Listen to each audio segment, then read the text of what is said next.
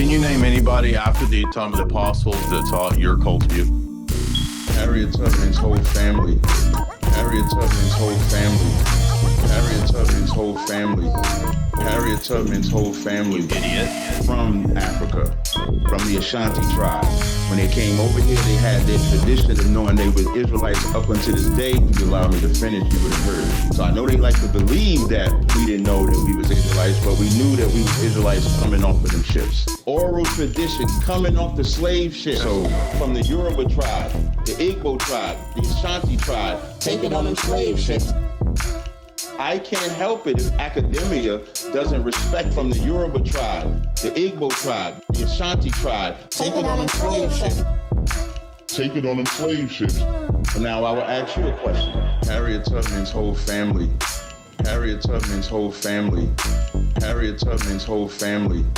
Harriet Tubman's whole family. You idiot. Because he thinks that Harriet Tubman has a tradition of superstition that is the basis for his cult's historical lineage, you idiot. Harriet Tubman. Stop yapping and let me answer your dumbass question. So he won't shut up. So this guy's... I know you're not talking about somebody shutting up. I know you're not talking. Now this idiot thinks that the word Gentiles there means Israel because the word nation or Gentile can also refer to Israel because it just means nation. You idiot. From the Yoruba tribe, the Igbo tribe, the Ashanti tribe, taking on them slave ships. Harriet Tubman's family. I can't help it if academia doesn't respect from the Yoruba tribe, the Igbo tribe, the Ashanti tribe, taking on them slave ships. Taking on them slave ships. And now I will ask you a question. Shut your mouth. You don't have to talk during my time. I didn't talk during your time. He's the most ignorant white man. Is this where we can just disrespect and call each other names? Do you not understand grammar? When you look up Valentine... It's Valentinus, you idiot. Irenaeus, however you say his name. You idiot. The ad homs, the consistent Harriet Tubmans, the mocking my voice. The engine is starting up.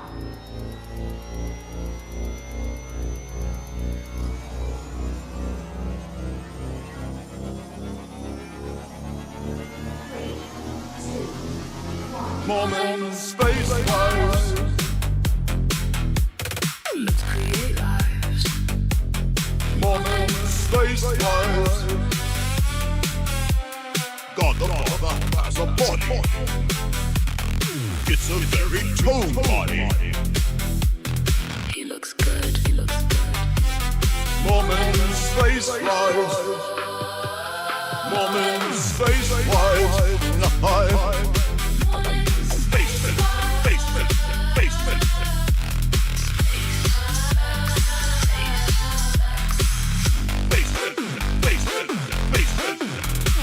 Magic underwear fitting tight. Magic underwear is feeling right. Space wise. Moment space wise.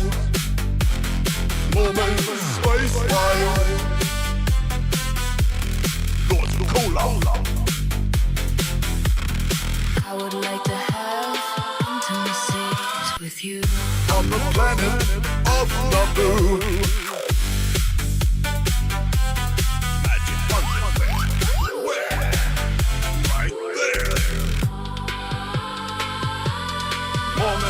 Space lives.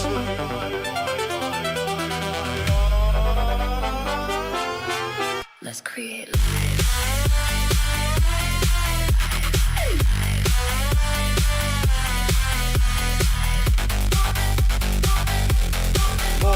Space lives. God the Father has a body. It's a very tone body. He looks good, he looks good, he looks good, he looks good, good, good, good, good.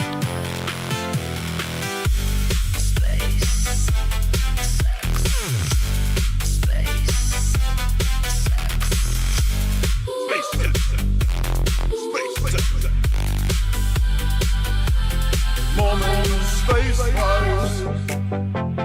Moment, space-wise.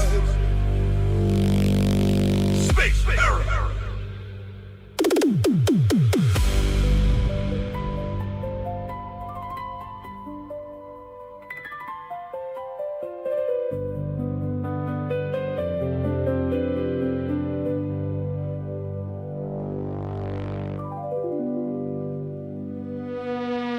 Moment, space-wise.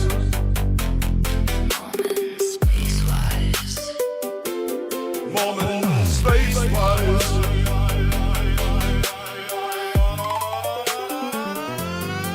Let's create.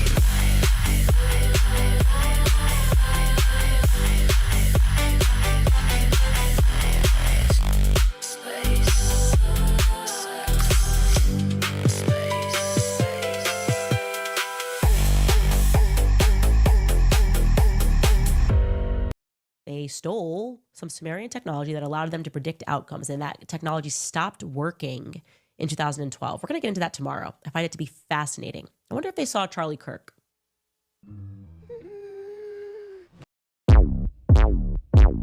Black kings, black bishops, black players, people of the chocolate persuasion. Black kings, black bishops, black players, people of the chocolate persuasion. Black kings, black bishops, black players, people of the chocolate persuasion. Black kings, black bishops, black players, people of the chocolate persuasion. But the Dark Ages was a time when black people ruled Europe. So when you go into the real history, you'll see King James was... That's King James right there. That's James LeBron. That's King LeBron right there. black. He was not a white guy. You'll see his whole lineage of kings. Black kings, black bishops, black players, people of the chocolate persuasion. Black kings, black bishops, black players, people of the chocolate persuasion. Black kings, black bishops, black players, people of the chocolate persuasion. Black kings, black bishops, black players, people of the chocolate persuasion. Who was a homosexual himself, who was in love with his sister Lucretia, who they made the image of Lucretia to be Mary. And that became the Renaissance era. Lucretia. So hold on, you telling me Lucretia? That's a black name right there. How you gonna say that the people that was framing the black people were also black? That don't make no sense. Lucretia is a black as hell name. Lucretia. The church even allowed it, you know what I'm saying? The church allowed for straight pimping, but that have been suppressed. Listen to my brother. In the 1500s, it was legal to be a pimp. Black kings, black bishops, black players, people of the chocolate persuasion. Black kings, black bishops, black players, people of the chocolate persuasion. Oh yeah. Welcome everybody. The drama didn't die down. Everybody's even more slay queen in today, or I should say trying to be a slay queen. We got a lot of pretenders to the throne of Byzantium. We got a lot of gay evangelicals out here trying to make a stank, trying to pull up on a sister, a diva. We got David Wood calling me out. We got AP calling me out. We got, of course, interesting silence from God Logic when a lot of people are asking him, hey, why are you sending people to synagogues, bro? Is that where they find Christianity? At weird messianic synagogues, many of which are actually anti-Trinitarian? Now, maybe this one isn't, but that's not the point. The point is that we already did the whole Judaizing heresy thing in the first century. It was already settled. And what's the big heresy that has a stranglehold on the entire grip of modern America? Evangelical Zionism. And these people are pretty much promoters of that. Now, we know that with Apostate Prophet and David Wood, they're open Zionists. And why is that? Well, because they cannot accept the teaching of the Orthodox Church that the Orthodox Church is the one true church. And as I said the other day, of course, this is a stumbling block. They want a Jesus that doesn't direct them to any church. They want a DIY Jesus that allows You get to kind of make it up the way you see fit. Oh, you don't like this or that doctrine? Well, then craft your own fake rhythm church. It's 'cause it's the rhythm of the church, my church. Oh, yeah. Boop, boop, boop, boop, boop, boop, boop, boop. 'Cause it's the rhythm of the church, my cash. Oh, yeah. Now let's look at Jay Dyer hates anyone successful. This is all Ridvan has. This is the most leftist, effeminate response I've ever seen from anybody who's supposed to be a dude in this whole sphere. This is exactly the way women think. They think that and leftists, the only way that you would ever criticize somebody is because you're jealous. That's the only reason that I would ever criticize somebody. Well, Jay acts like this and then says that we have to join Orthodoxy. Yeah, but what I did that was so horrible was to ask any of these people to defend their doctrine or version of the church. That's that simple. And I thought of a kill shot today, which is another kill shot for all these people. Can you name any single person that was a parachurch or churchless apologist in the first millennium? Name one. Oh, there isn't one. Because this is a thoroughly Protestant idea that you can divorce Jesus from his body, from his church, and from his sacraments. The entirety of why people are converted is to live the life in Christ. And so I'm going to recommend that if you've never read this book by St. Nicholas Cabasilas, everybody should read this because he's I think 14th century, isn't he? And if you're wondering why my copy is not marked up, it's because I read this in 2007 and I gave it away and I bought a new copy recently. So that's why this one isn't marked up, but I have read it, and it gives you a window into what was the attitude of Christianity in the 1400s in Byzantium. And what you're going to notice is it's the exact same attitude that you get in Orthodox Christianity today. And that book is about our participation in the mysteries, namely the sacraments. That is how you live the life in Christ. You don't live it by a mental assent to a new bunch of propositions. Oh, I was formerly believing in the Quranic propositions, and now I believe in the Bible propositions. No. It's a life lived sacramentally. None of these people promote a sacramental life. Now, they might say, oh, well, we believe you can do whatever you want. Yeah, that's just as bad. That's even worse. Whoever thought or gave the impression, again, name a person in the first 1,000 years that taught a churchless apologetic. There's not one. It doesn't exist. In fact, we're going to look at some quotes today that demonstrate that. We're going to see the attitude of the church throughout that time period. And you're going to notice that, lo and behold, the Orthodox Church has the same view. Let's start with the creed. We all know the creed says one holy Catholic and apostolic church. And we know how the Cappadocians interpreted that. They're the ones that helped author that section at Constantinople I and added to the original Nicene Creed. Well, here's an icon. And this is the icon commemorating the fathers of the 6 ecumenical councils, the first 6 before the 7th. And you'll notice that there's nothing Calvinist or Lutheran about this. And when we go read the councils, there's nothing Calvinist or Lutheran about these. In fact, we saw last night that the Canons of Nicaea, for example, talked about the Eucharist, talked about excommunication. They talked about the threefold office of presbyter, deacon, presbyter, bishop. They talked about the offering of the Eucharist as an oblation, a sacrifice, etc., etc. And I want to call attention to another fascinating thing that almost nobody talks about. And hopefully the epilogue is included here. Let's see.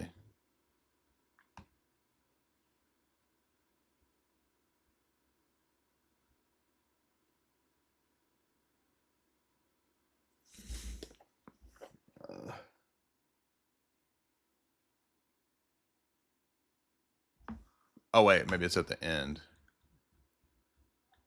Okay, yeah, here we go. So this is a local synod. We're just using this as one example. And Gangra is like between 325 to 380. So right after Nicaea, there was a local synod called the Council of Gangra. And we're going to notice something interesting that Protestants never want you to discuss or never talk about. So after all these canons, which by the way, many of them include canons that are very similar to what you see in Nicaea. Obviously, there's canons about monastics, living a life of virginity, canons about the priesthood. I think there's canons about the Eucharist as well, if I'm going from memory. If anyone shall condemn marriage, let him be anathema. So you had the Gnostics still promoting Tatian's type views, I think, or somebody else's views. I think Tatian ended up condemning marriage, but look at the epilogue. So after all the canons, and by the way, notice the fasts and the feasts. If anyone condemns the feasts of the martyrs in the liturgy and the commemoration of the saints, let him be anathema. You see Canon 20? So this is right after Nicaea. The local synod of Gangra is excommunicating heretics that would condemn sainthood, martyrs, commemoration of martyrs, and thus by extension their intercession. Now this is the pet doctrine that Gay P Uncut incessantly talks about, as if there's no patristic evidence, even though it's right here in the Council of Gangra, because they're commemorated in the liturgy. Now, what's the epilogue? This is one of my favorite parts. And I remember when I was a Protestant and I was trying to grapple with this back in the day, I had a hard time with this one. It says, thus we write, not to cut off those who wish to lead in the Church of God an ascetic life, but who want to carry on a pretense of asceticism. So this local synod, which is still a very prominent local synod in the early church, it was actually dealing with radical ascetics, people that wanted to eschew all marriage, right? Again, the thing that Paul says, there will be false teachers coming, they will forbid marriage. And so this is still going on in the 300s, and that's why this local synod is dealing with this. And it goes on to say, these people exalt themselves above those that live simply and against the scriptures and the ecclesiastical canon. So notice right here, by the 4th century, there's already an understanding of a connection between the interpretation of the scriptures in church law or canon law.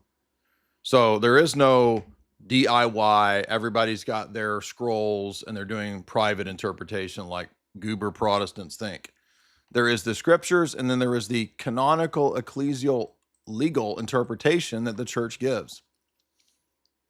We admire virginity with humility, and we have regard for continence, but you can't take an extreme view, is essentially what this says. Now let's go down to the bottom here, because this is the key point. We approve the gathering together in the church for common profit, and we bless the charities done to the brethren and to the poor, according to the traditions of the church. And to sum up in a word, we wish that all things that have been delivered by the scriptures and by the apostolic traditions be preserved in the churches. Why would this early on the Council of Gangra say this? Because they weren't sola scriptura. Yes, there is a high view of the scriptures, but there is still not at this late or at this early stage a universally recognized canon of scripture.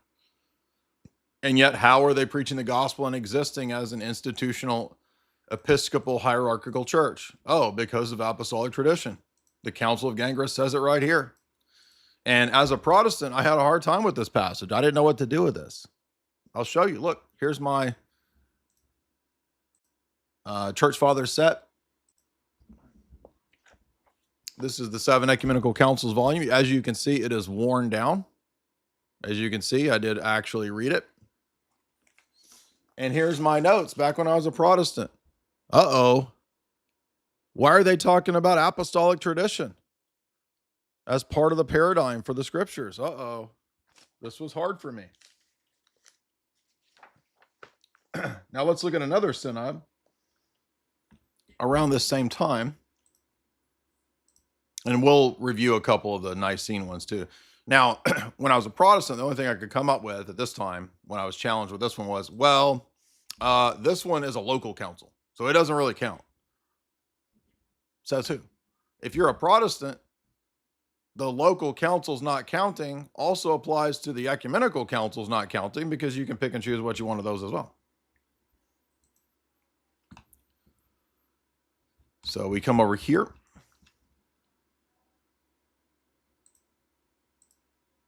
And I'm showing you that the reason that church law matters is not whether or not the church law is, quote, infallible. That's not the point.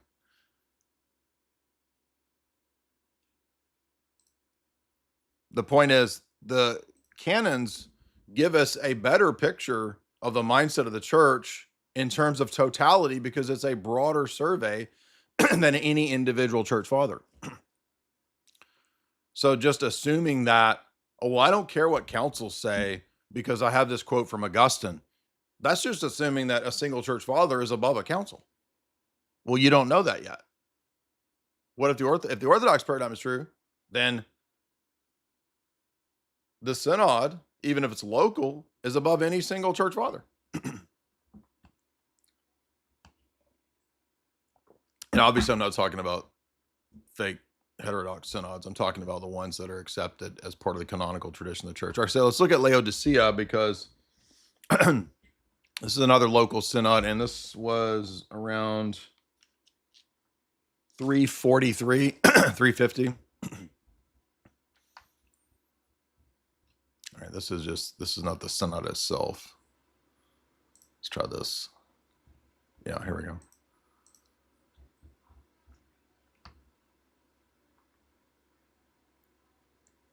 Canon 6. It is not permitted for heretics to enter the house of God while they are in heresy. Does that sound like anything that God Logic, Rid Von, or even the post-Vatican II Protestantized Roman Catholic Church would hold to? Now, obviously, we don't copy paste read the canons without some nuance or without some equanimia. So this is probably talking about notorious public heretics, right? Like Arius. We don't let Arius come to church, right? He's been excommunicated, or someone of that stature, right? Because there's going to be people, obviously, who have wrong ideas who can come to church. So this is talking about public known heretics. Obviously, otherwise you couldn't identify who they were. So public known heretics are not supposed to be attending the liturgy if they've been excommunicated. What Protestant church upholds this?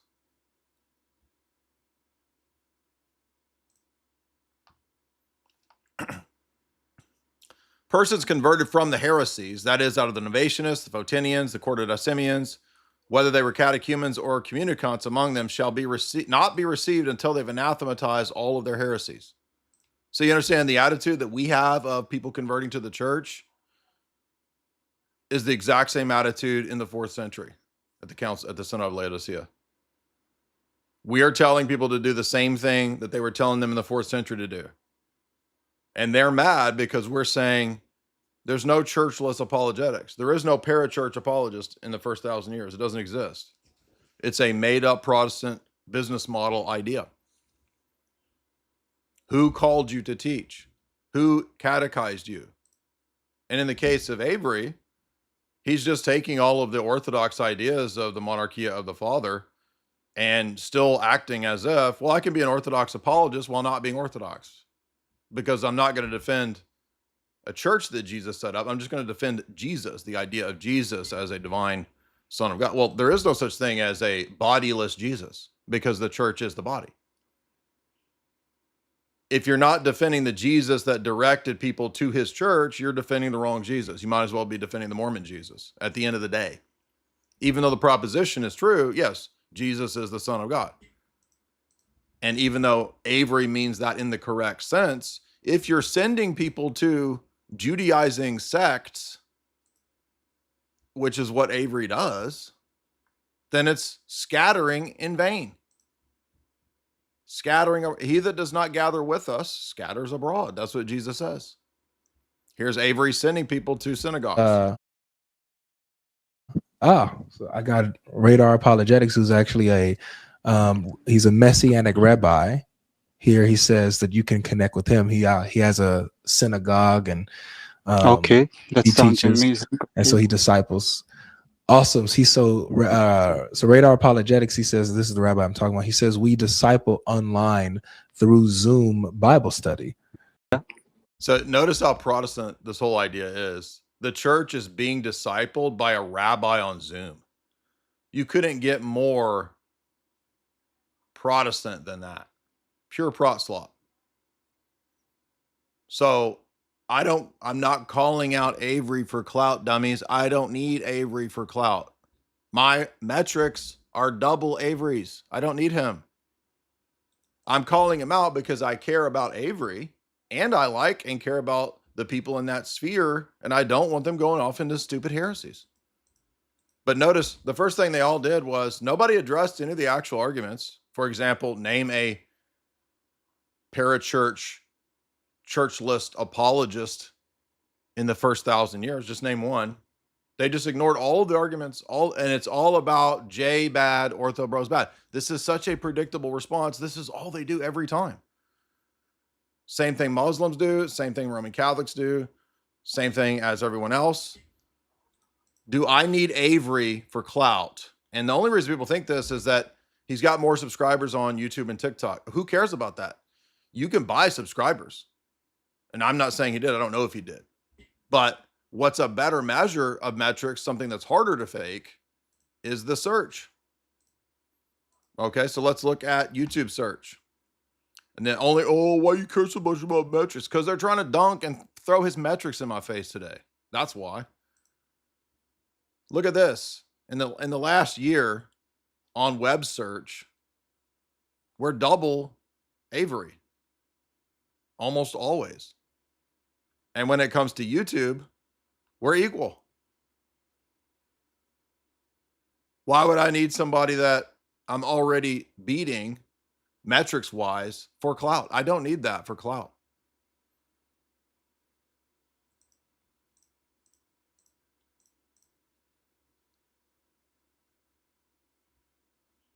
So then this whole stupid drama today was just like next level ridiculous, because I don't even know who the Muslim was, right? So some Muslim dude said, Dyer has a good point because he's calling out God Logic and David Wood to defend some actual church and some actual tradition, and not the easy grift of anti-Muslimianity and churchless Jesus. And so then all of these people then make, especially David Wood, their whole thing is, oh, he's a Muslim sympathizer and supporter. He's with the Muslims now.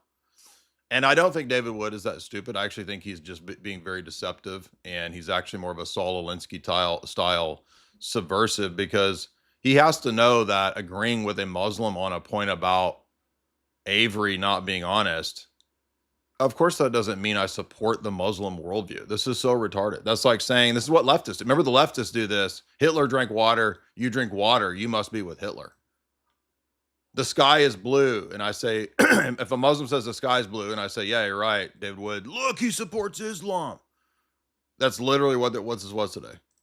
And I'm like, what are you even talking about? And he's like, this person supports doxing and this and that. And I'm like, no, I don't even know who the person is, but what does that have to do with whether what he said was correct? If Judas says, and he's being, obviously didn't believe it, but if Judas went out with the apostles and preached, if I say what Judas said was correct, assuming that he said things correct, does that make me an antichrist Judas goat? I'm supporting Judas because Judas said, this is a genetic fallacy. Or it's just fallacy of guilt by association. And he has to know that that's a fallacy, because he's done enough debates to hope surely he would know basic fallacies. So agreeing with somebody's point is not an endorsement of the worldview. But he knows, and I'm beginning to think more and more this is what's actually going on. This is exactly like the Christian Prince nonsense from last year. Remember that? Remember when Christian Prince said he didn't know who Athanasius even was? And icons are idols. And he said, I don't care who Athanasius is. What does that have to do with me and my Bible?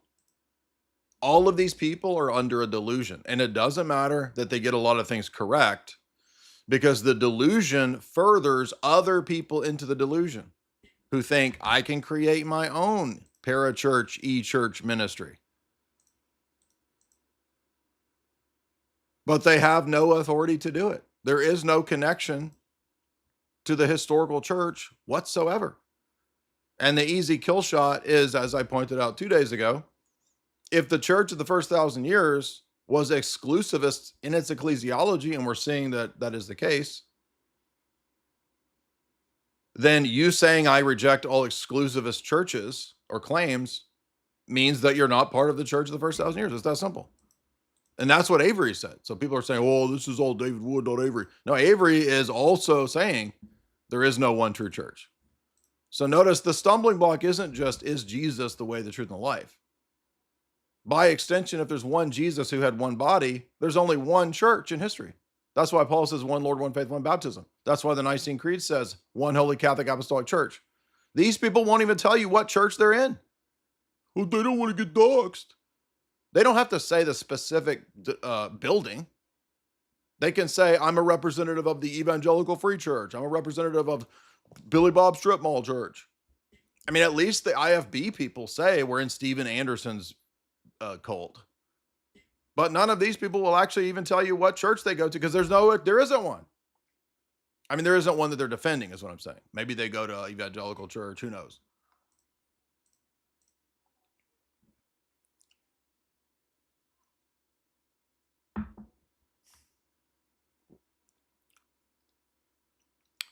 So these people will live stream all week long with 30 viewers, and then they get propped up by all these goobers just because it's a racket, dude. It's nothing to do with theology. That's why Mahler and Christian King and their little foot soldier minions, Gay P, they won't actually debate. Everybody has asked them to do formal debates, and they won't do it because it's not even about that. Mahler or not, JP even said, I don't really care about theology. Ruse-lan said the same thing. Of course not. We saw last night the Peter Drucker model is that dogma is antithetical to a numbers game for megachurches. And they're all using the Peter Drucker megachurch model. I thought this was a funny little own, by the way, cell phone. I asked on YouTube the same question. Any evangelical parachurch apologist, name one apologist or father or anybody as a representative in the first 1,000 years who had a churchless apologetic. Name one. Oh, there's not one. So they're all doing a self-appointed business church model. And it doesn't matter if you get a bunch of things correct. Because if you're sending people to synagogues, it defeats the whole purpose. You're sending them from one book-worshiping sect to another book-worshiping sect. They went from Sunni Islam to Rabbinic Judaism, but just Messianic. That's another heresy, a sect. Judaizing is the first heresy that the church dealt with.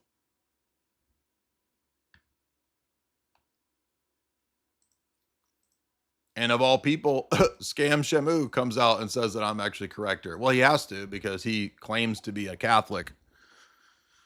But he's just made up his own invention of apostolic Christianity of ancient churches, which is a fallacy.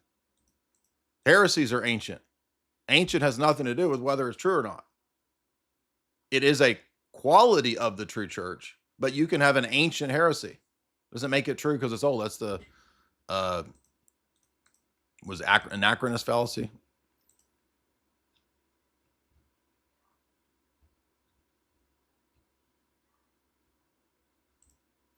So here are these heretics. Here's this guy being a Nestorian. And notice how they default to Nestorianism. She is not the mother of the person of Christ. Way to be a Nestorian, dude. Call in, goober. None of these people will call in. Oh, now I lost it. Here we go. Call in, Nestorian.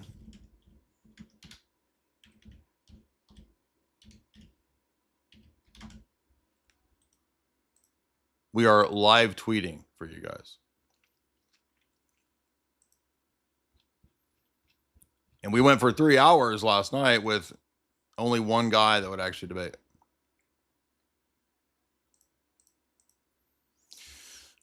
Okay, so then we'll get back to the councils in just 1 second. I mean, this is just such a leftist style, effeminate projection here. They just respond with the way that they think, right? They think it's about numbers and clicks. And when you find out that, oh, actually I have bigger numbers than God logic, that doesn't even make any sense. Now notice how they talk about the 4-letter words and piety signaling, and then they turn around and do it.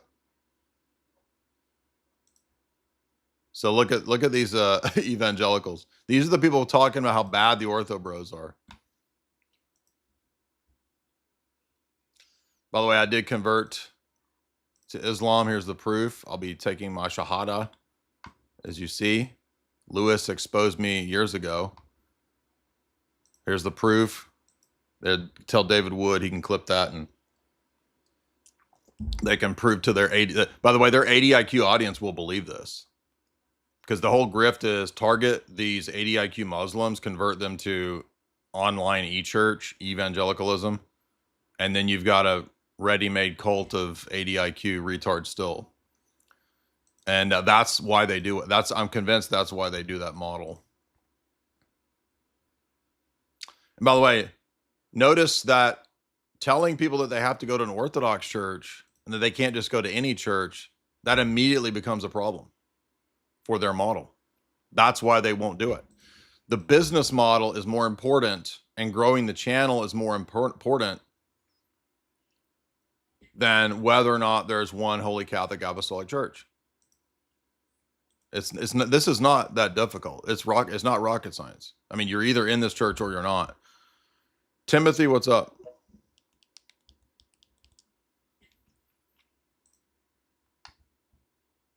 What's up, man? I'm mute. Oh, hey, Jay, I was just going to call and let you know, if you let me finish real quick, I just want to give you a huge shout out and kind of say we're all here for you, man. I think a lot of people have been coming at you lately, but, dude, we love you. You know, our parasocial relationship is that you're my friend and you have no idea who I am. But in my mind, you know, you're my friend. Like Rachel Wilson and Andrew Wilson, they're sticking up for you, too. We're all here for you. And to be honest with you, like, I want to bring up a historical point because you're bringing up, you know, obviously that's a grift. It's like, well, it always has been, right? If you go back to the Crimean War, which I'm sure you have at least a passing interest in, you know, the entire world dogpiled Orthodox Russia to stop them from destroying the Ottoman Empire and liberating millions of Christians. Why? Because it was their grift. Right? No, I'm making money off these guys. No, I use them. And that was Catholics. That was Protestants. You know what I mean? You're talking about World War I, really, before World War I. That France jumped in there. England jumped in there. It's nuts. And they're going to sit here and say, we're teaming up with Muslims. It's like, no, you asshole. We're the victims of the Muslims. Mm-hmm. The Orthodox Christian Church, it's the Antiochian bishop who was killed by jihadists. No, these guys are frauds, right? The jihadists they supported rising up. So I don't want to hear shit about exactly. You came up with exactly. I appreciate that. The Serbs have fought the Muslims for centuries, and they're going to act like we're Muslim sympathizers because of an online comment where I said he's correct criticizing God logic. These people are retarded. By the way, notice here, Canon 8 of Laodicea: persons that convert from heresy amongst the Phrygians should be baptized and instructed by the bishops. So this heresy was notorious enough that they needed to have special care with these heretics. Notice how different the attitude of the church in the 4th century here, right after Nicaea, how different that attitude is from these goobers who think that there's a churchless Jesus and you just send them to whatever church. What does this terminology sound like? They would be calling all the people at Nicaea and Laodicea and Gangra orthobros. Now, Hefele, who's the famous commentator on canon law, says this synod is actually dealing with the invalid baptisms of the Montanists. Montanists had, in fact, created an entirely weird, different version of baptism. And so the economia here didn't count. There wasn't economia here because the Montanists had so mutilated the theology and the form of baptism that the baptism is not valid. And my point there is that's the rigor that you hear us talk about. We don't automatically de facto grant that everyone has baptism, nor did the church of the early centuries, which is the same view as the Orthodox, telling you that we have the same view as they do, as the fathers. Now, look at Canon 9. Let's see if this is an ecumenist canon. The members of the church are not allowed to meet at cemeteries nor attend the martyries of heretics. You cannot pray at the heretics' services. So notice they're doing intercessory prayers, saint intercessory prayers, which shows they believed it at this time, refuting gay P. And they're saying if you go to the martyrs of the schismatics and the heretics, you're excommunicated. Does that sound like the ecumenist Christianity of these frauds and these people doing their grift? No, it's what orthodoxy says. Now, maybe you disagree. You don't like all this. Fine. Just admit that you don't believe the church of the first thousand. Just admit your position is Anabaptist. I will respect the Anabaptists more than these people because the Anabaptists, who are absolutely insane lunatics, they'll at least admit this is not the right church. And this is the Orthodox Catholic type stuff. And we don't like that. That's Antichrist. So all of these people are heretics. They're more consistent than you on this point. Canon 10, members of the church shall not indiscriminately marry their children to heretics. Imagine God Logic saying that. Imagine David Wood saying that. Imagine Wes Huff saying that. They can't say that because there is no visible body that can say who's in and who's out. Because everybody's in. Oh, except Mormons. Why? Because they don't believe in the Trinity. You don't believe in the Trinity. You believe in the Protestant Martin Luther Augustinian Trinity. You don't believe in the Orthodox Constantinople I Trinity. What are you talking about?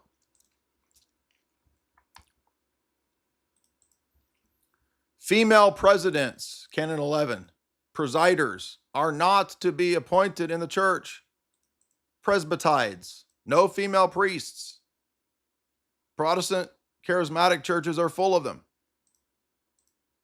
Now remember, this is also because the previous canons were dealing with the Montanists, and the Montanists were the first heresy in the early church who believed in ongoing, continuous divine revelation. They ended up snagging Tertullian, who apostatized and became a Montanist. They were also some of the first to promote women pastors, women preachers, and teachers. So they were early feminists. Okay.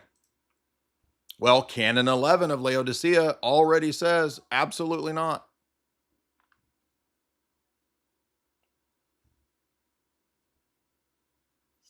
And by the way, this is also showing that they wouldn't want a continuing office of the deaconess. Also not necessary. Canon 12. Bishops are to be appointed by the ecclesiastical government in the judgment of the metropolitans and neighboring bishops, after they've long proved their foundation in the faith and conversation of an honest life. The only Protestants who could even pretend to say that statement are Anglicans. And they're all full gay. So they're already done. What Protestant could say that? And by the way, it refutes Roman Catholicism and shows that they didn't have a papal idea, because in the Roman Church after the Middle Ages, the Pope appoints every bishop in the world. How come there's no mention of the Pope appointing any bishops here? How come it's local and decentralized?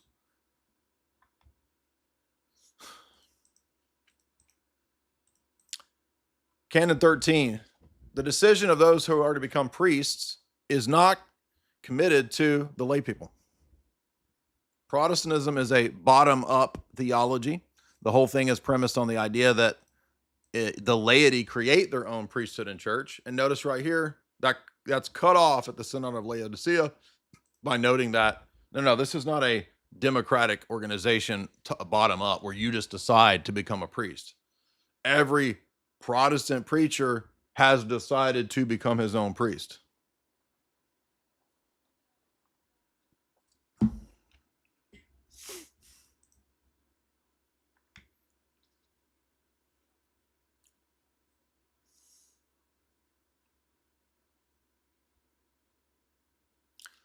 But what I wanted to note was Canon 9. Note that the celebration of the martyrs and their intercession and their feast days already exists, and you cannot do it amongst the heretics. That means there's one true, holy, Orthodox, visible apostolic church.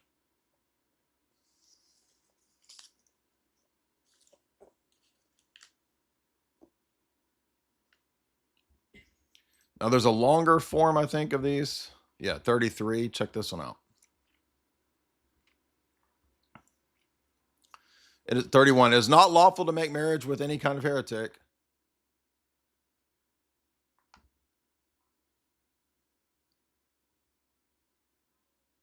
Canon 33.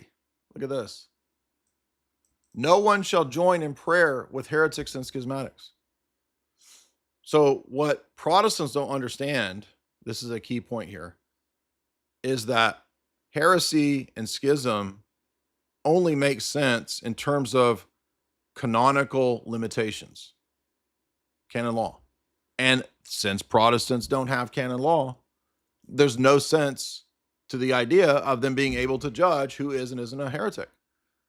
For the Orthodox, the canonical churches, the ones that follow and are in communion, that follow the canons, and the canons, by the way, are not interpreted by the individuals, they're interpreted by the bishops, as Trullo says. And Trullo says the bishops have the authority to tighten or laxen up, make a word up, the application of the canons, not the laity and not the priests. The bishops have the authority to do that. But how is a heretic or a schismatic determined? Canonically. Those that are not in the canonical church are the heretics and the schismatics. Do not forsake Christian martyrs and turn to false martyrs amongst the heretics. This is why I said that may angered all the Copts. I said, well, as Orthodox, we can't accept Coptic martyrs. I'm sorry. I'm just being faithful to my tradition. And then, like the Muslims that they are, the Coptics all lost their mind and they acted like the Muslims that they are. Christians must not forsake the Catholic Church of God and go away invoking angels, gathering assemblies, etc. So this is saying you can't go into weird angel theology and rites. You cannot enter the priesthood and be a magician, an occultist, etc. It says mathematician, but at that time that just meant a person that was associated with sigils, right? It is not lawful to participate, we'll say, in the feasts of Jews and heretics.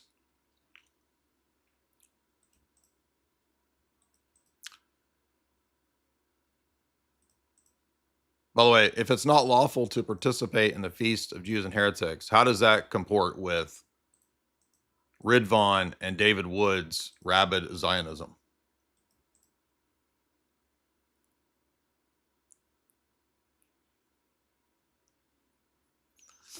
No one amongst the priesthood or the clergy may travel without letters that are canonical. This means that you get permission so that you don't invade and go into other people's jurisdictions. That's what this is talking about. Look at Canon 44. Women may not go to the altar. Protestants don't have an altar. What Protestants are forbidding women to be at the altar and on the altar? None of them, because there is no altar. So who has the church? that's the same as the church of the 4th century. We do.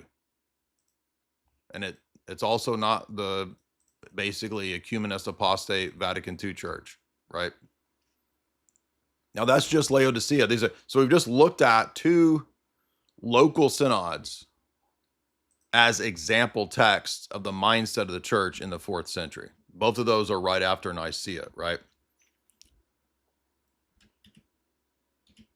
And as a review, we'll look back at the Canons of Nicaea really quick.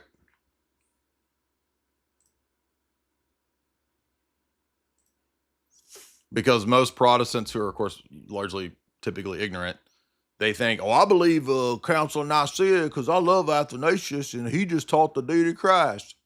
No, that's not all he taught. That's not all Nicaea teaches either, by the way. So we'll note in the Canons of Nicaea 1, 325, there's limitations on who can become clergy based on the canons at that time. In other words, if you castrated yourself like Origen did, you cannot be amongst the clergy. Canon 1. But have you ever heard of anything like this? Do Protestants even have canon law? Of course not. Then they're not in line with the church, the basic functioning of the church at Nicaea, which they all claim to love. The whole Protestant, the evangelical ethos is just based on you being ignorant. The whole thing is based on you not actually seeing and knowing what they actually said at Nicaea. And once you go and look, you can either become a radical Reformation person and say the church died, like Ann Lee, George Fox, Paul Washer, or you become Catholic or Orthodox. And if you become Catholic, we got about 1,000 videos on the problem that you're going to encounter that way. So, let's see if we got any callers. Michael, what's up? Michael, what's up? I'm mute. Hey, Jay. How you doing? Good. Yeah, I'd like to just say I'm with you on this. I kind of see, like, this is just pure craziness. Like, comparing us to jihadis. I think he knows better than that. He's just reaching for the most. He knows that his low IQ audience will fall for emotional appeals and guilt by association. I mean, the entire audience that he has is like evangelicals that have converted out of Islam. So that's it. That's what they respond to: emotional appeals and guilt by association, not argumentation and logic and facts. Facts and logic. Well, I'm going to be heading. I'm planning to head because I live in California to St. Herman of Alaska Monastery, the same monastery St. Seraphim Rose was at. And I'm going to see if I could bring back something with me so I could send it to you. Yeah, I hope you have a good time. That's cool. I've heard good things about that place. I've never been there myself, but I did really enjoy many years ago the Rocourt Cathedral in San Francisco where they have the relics of St. John. That was really cool. Christopher, what's up? Christopher, gabagoo, Christopher, gabagoo. Christopher, gabagoo. Can you hear me? Tony. I'm doing Christopher and Tony. Go ahead. Hey, what's up, Jay? I have 2 quick things. So the first thing is all these Protestant grifters who do their like apologetics and say, oh, just become a Christian. And it's like, okay, well, you know, they're evangelical. So what kind of church should they go to? Should they go to Gavin Ortland's, Calvinist church, or do they go to the charismatic? No, they need to be under. They need to be under. They need to be under Dr. Russell Moore and Gavin Ortland's gay pastor Albury or whatever. That's the true church. The true church is the butt clapping pastors. That shit just makes me so sick because people watch them online and they're like, oh, they're so base. They're converting Muslims, and it's like the Muslim walks into the charismatic church and he's exactly. Like, I'm going to become a Christian. Yeah, they convert them from Islam to from one book worship to another book worship. Ref Beezy, what's up?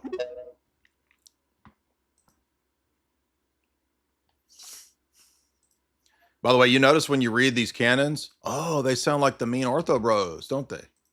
They sound just like the mean ortho bros. What's up?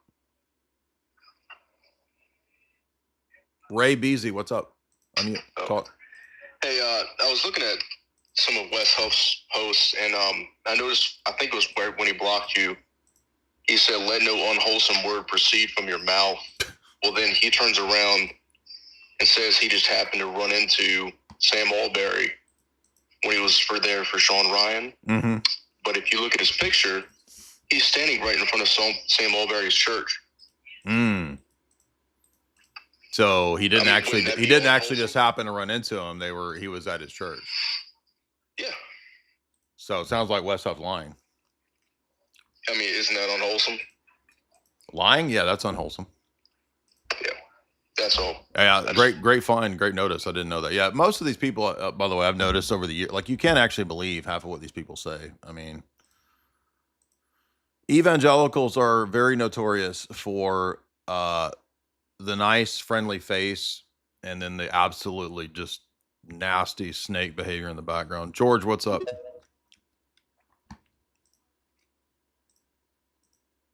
So you'll notice, look, I know people, oh, this is the traditions of men.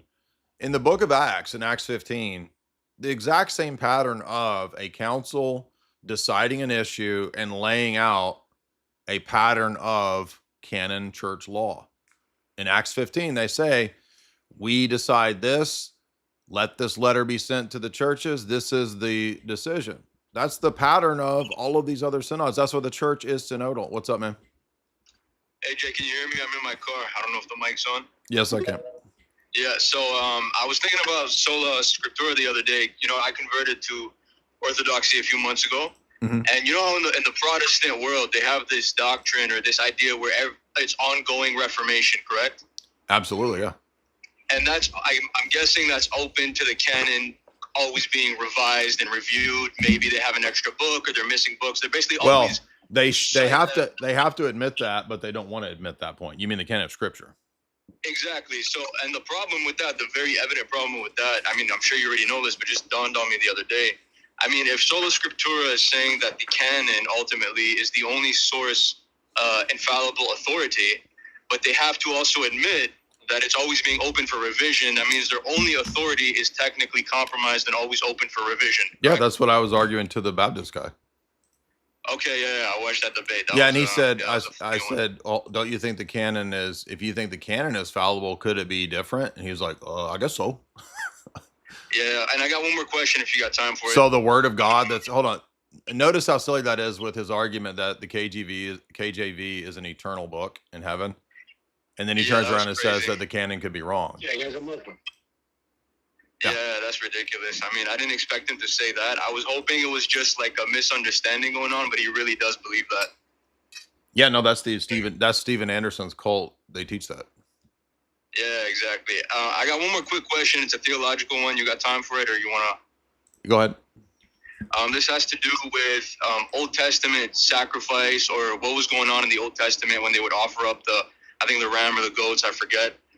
In the Orthodox mindset, in our paradigm, because I used to believe in PSA, and I used to always trace PSA back to the Old Testament and say, oh, you could see it in the story of Abraham and his son. You could see it in Cain and Abel. Mm-hmm. So what's going on in that sacrifice in the Orthodox mindset? They're simply typological. That's it. And by the way, if you watch the stream that Alex did with Father Stephen DeYoung. That's like a 4-hour stream where they just spent 4 hours on PSA. Father Stephen DeYoung is one of the best on that topic of the animal sacrifices. So go check that stream out. Just looking, what's up? Hey, Jay Dyer, can you hear me okay? Uh-huh. Hey, I have a question for you, brother, but before I do, I just want to say God bless you, man, and thank you. It's a big part of my conversion from Roman Catholicism to Orthodoxy was your complete dismantling of the system. I used to be comfortable with that Sam Shamoun apostolic generic church, and you just made that intellectually untenable. So I want to thank you, brother, and I want to encourage you to keep doing what you're doing. I think it's great. And my question for you, Jay, and forgive me if it's a little off topic, but I joined the Orthodox Church via the Ukrainian Orthodox Church under the Patriarch Bartholomew, the ecumenical patriarch. right? And you know, they have beef with the Russian church. I know that you're in the Russian Orthodox Church. But what does that mean to me? Like, I've been Orthodox since December 2025. Like, what should I? Nothing. It has no effect on you until there is an official breaking of excommunication. So there's been many periods in the history of the church when various patriarchates were out of communion with other patriarchates, and nobody held the laity accountable. The only time it would become a situation and be accountable would be if there is a giant split in the church, if the MP and other patriarchates excommunicate Bartholomew, then at that point, after the excommunication, the churches on our side would not accept the sacraments of your side. So until that happens, it's not a problem. Soul Glow, what's up, dude? By the way, here I found the patron saint of the online evangelical apologists. This is Saint Dunning-Kruger of the Holy Shofar. And he's got a Ruse-lan Godly Ambition t-shirt, and he's got the John Hagee Shofar. So for those of you that are evangelicals that are looking for transcendent help, you can ask for the intercession. Tell Gay P Uncut he can ask for the intercession of Saint Dunning-Kruger of the Holy Shofar. What's up, man? Hello? Yep. Yo, so what's going on, Jay? Can you hear me? Yeah, what's on your mind? Hey, yeah, so I've been watching your stuff for a few weeks now. I'm like currently on a journey trying to figure out really what the true church is. I was raised Southern Baptist all my life. Me too, dog. Like kind of evangelical-y. Me too. And you know, I was looking around, and all I really ever knew of was the beef between the Protestant church and perhaps maybe the Catholic church. I always thought it was just either or with those two. I never even heard about an idea of an Orthodox church that followed tradition that wasn't Catholic up until my mid-20s or even recently. And I'm just really curious, and I want to kind of get your perspective on it. I know I can just Google it maybe, but I guess I don't understand really, because the more research I do, the more I'm seeing that a lot of this orthodoxy is rooted in real history that we can trace. And a lot of this Baptist stuff and, you know, these strip mall churches don't really do the same. But I don't understand why not just be Orthodox if you're going to be Baptist and go with most of the right teachings, but then not take some of the extracurricular things from other apostles or. Well, I mean, there's like a myriad reasons why a person might not convert. They might have family members they don't want to upset. They might have a wife, a husband that will get mad if they get into it. They might lose their income. They might have an ideological ego commitment to having 1,000 Protestant scholar books that they've written. I mean, there's a million different reasons why they wouldn't convert. Right. They've perhaps invested too much in their life. I guess. Yeah, sunken costs. Yeah. Intellectually dishonest, having so much information available that they would perhaps refuse to even look into this. Well, that's why. That's why so many people are converting. I appreciate your call. Is because it takes like 2 seconds to go look on New Advent and see what the Canons of Nicaea teach, and guess what? They don't teach Baptist stuff. So there you go. So much for I'm in line with the church fathers and Athanasius at Nicaea. So let's look at a couple more. Canon 2 of Nicaea says, if you convert out of heathenism, things should still be done according to the church canons, the church law. Okay, slow boys, this is not talking about the Bible canon. This is church canon. There's canon law before there's Bible canon. Do you guys even realize that? The church is working an apostolic tradition before there's even a Bible collected together. So the people that are converted from heathenism, they have to be instructed. This is the catechumenate. And it says, do not immediately advance them to the episcopate or the priesthood. You need to be in the church for a while before you become a priest or a bishop. That's what this is saying right here. And catechumens need a longer trial. Citing St. Paul, do not let a novice be converted, because in pride he will be lifted up. How much more applicable is this to the online e-apologist sphere? who are all self-appointed preachers and teachers. And notice the threefold office of priest, bishop, and then later in this, it'll say right here in Canon 3, we forbid any bishop, priest, deacon to have women living with them that aren't mothers or sisters or wives. See that right there?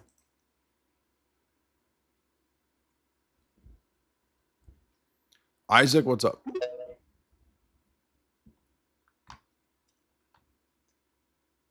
There's no Protestant churches, except for maybe some Lutherans and some Anglicans, that have bishop, priest, deacon. Right there, you can see you don't have the ecclesial structure of the church at the Council of Nicaea. What's up, man? Isaac. Hey, can you hear me? Uh-huh. I just had a couple of questions. I'm not Orthodox, but I've been going to my local parish for a little over a month now, and I've been able to talk with the father there about getting into catechesis and being a catechumen.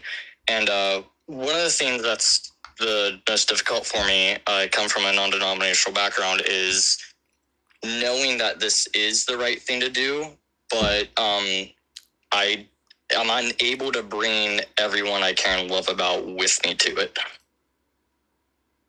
Well, I mean, that's just part of the nature of the gospel. I mean, Jesus says, I came not to bring peace, but a sword to divide one household against itself, mother against father, children against parents, etc. So that's just part of it, man. And you can, continue to pray for them, and eventually you might win them over. Space Lift, what's up? By the way, do we have any evangelicals that disagree? Hey, can you hear me? Mm-hmm.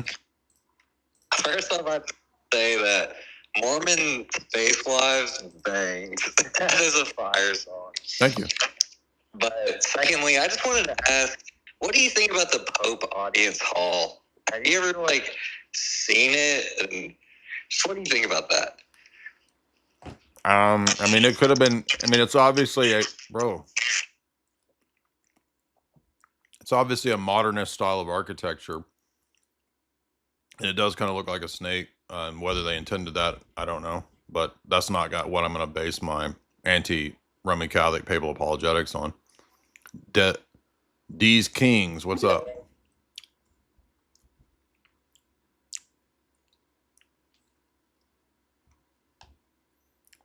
Unmute. Des King, unmute. Can you hear me, bro? Yeah, what's up?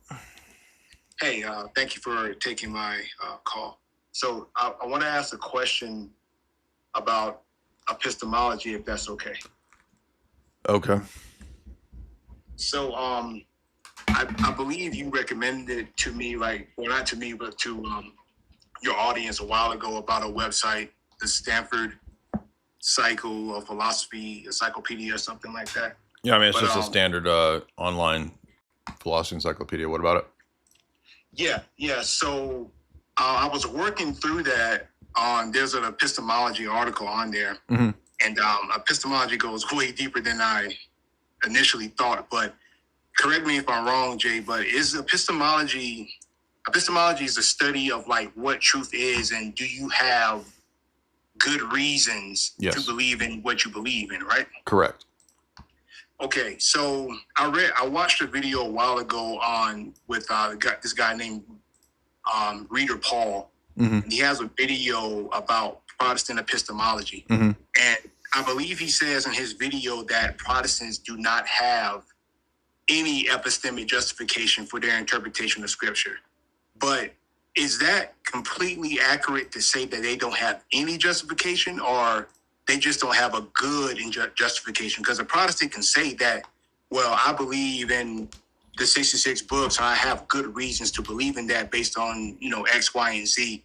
But that could still count as a justification, just not as a thorough one as would be us Orthodox Christians. No, I don't think we would even grant that is a justification, because justification typically is JTB, justified true belief. If you go with the classic view, which I think we typically would, with some qualifications like the Gettier problem. But so I mean, they are offering a justification, but whether it is a good justification is the very thing in question. Okay, but yeah, like I said, and I appreciate that, but they still have, it's a bad justification, but it is a justification. It would be inaccurate to say that's not a justification, but it's just not a good one. Does that make sense? Well, but I mean, that's the whole thing, right? I mean, I can have, if it's not a good justification, then it's really not a justification at all. That's the whole point of epistemology, as you already said, is to hammer home the good reasons for a belief, not just any old reasons. But great question. Appreciate that. Tingu, what's up?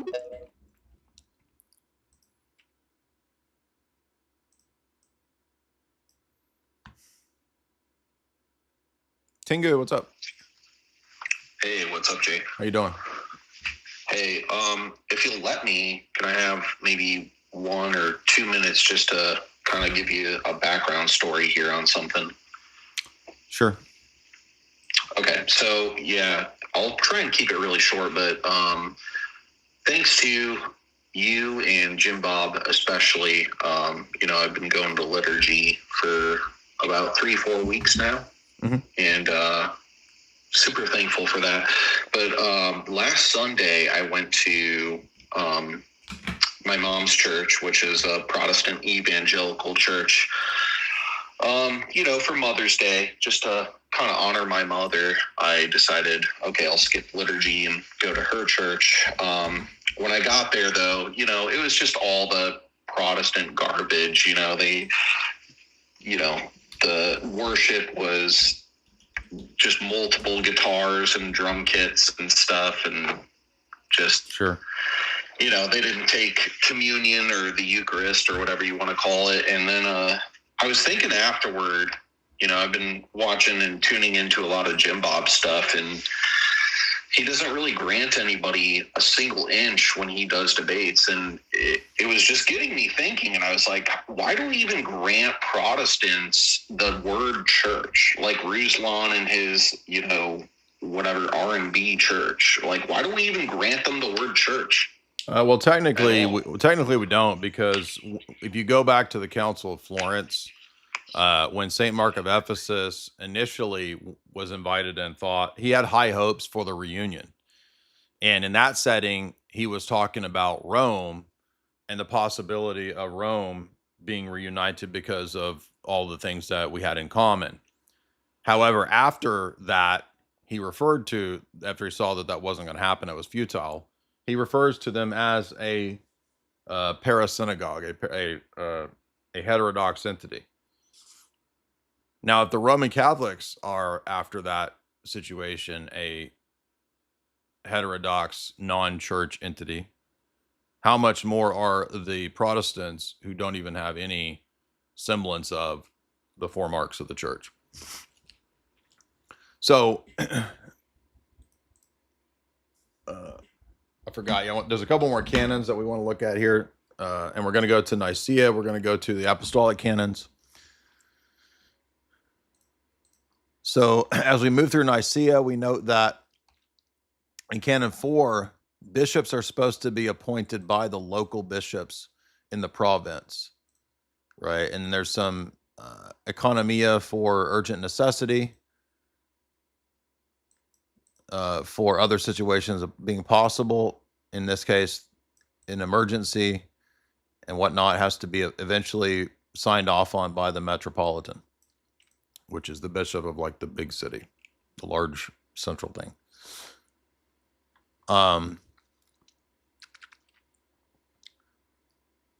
Where are the metropolitan bishops of amongst Protestants? Is there anything like that? I've never even heard of that. And notice, by the way, there's nothing about the Bishop of Rome confirming all the bishops in the world here. Canon 5 deals with cases of excommunication, how to deal with people excommunicated. Again, Protestants don't have that. Canon 6 is the ancient customs of the Bishop of Alexandria having a jurisdiction comparable to the Bishop of Rome, as well as Antioch having its comparable jurisdiction. And these are three Petrine sees, right? Rome, Alexandria, Antioch are the ancient Petrine sees. And this is according to what? Ecclesiastical law. Right there. See that? And then it says, let the choice of the majority prevail in certain situations. When there's jurisdictional squabbles amongst these bishops and bishoprics. So canon law and synodality right there. Not Roman Vatican I papalism in Canon 6. But notice, as our main point today is, not about papism, but nothing like Protestantism at all. All of those things that Redeemed Zoomer and Wes Huff and Ruse-lan and David Wood and all of these people think Gavin Ortland are the accretions are there, right there at Nicaea 1. The next one is about people who were lapsed in persecution. Talks about bishops, priests, and deacons again. Excommunication again. Then there's another one about don't ordain people to the priesthood too quickly. Don't ordain people that are ignorant is another one.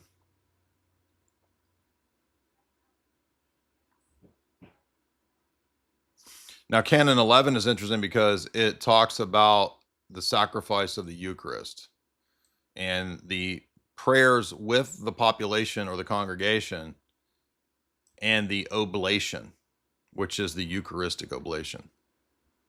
And we're going to see, by the way, in a minute, proof of the real presence as well.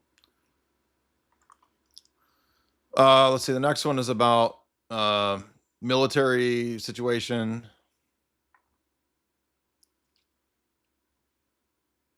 Canon 13. Concerning those that are dying, the ancient canon law is still to be maintained. So notice at Nicaea, they're already maintaining earlier canon law, church law. To wit, that if a man is at the point of death, he should not be deprived of the indispensable viaticum. And that's just Eucharist at deathbed. That's your final rites. So notice at Nicaea, they're already talking about final rites. But if you're restored again to health, then he can also communicate. But in prayers only. In general, in the case of a dying person asking to receive the Eucharist, let the bishop, after examination, give it to him.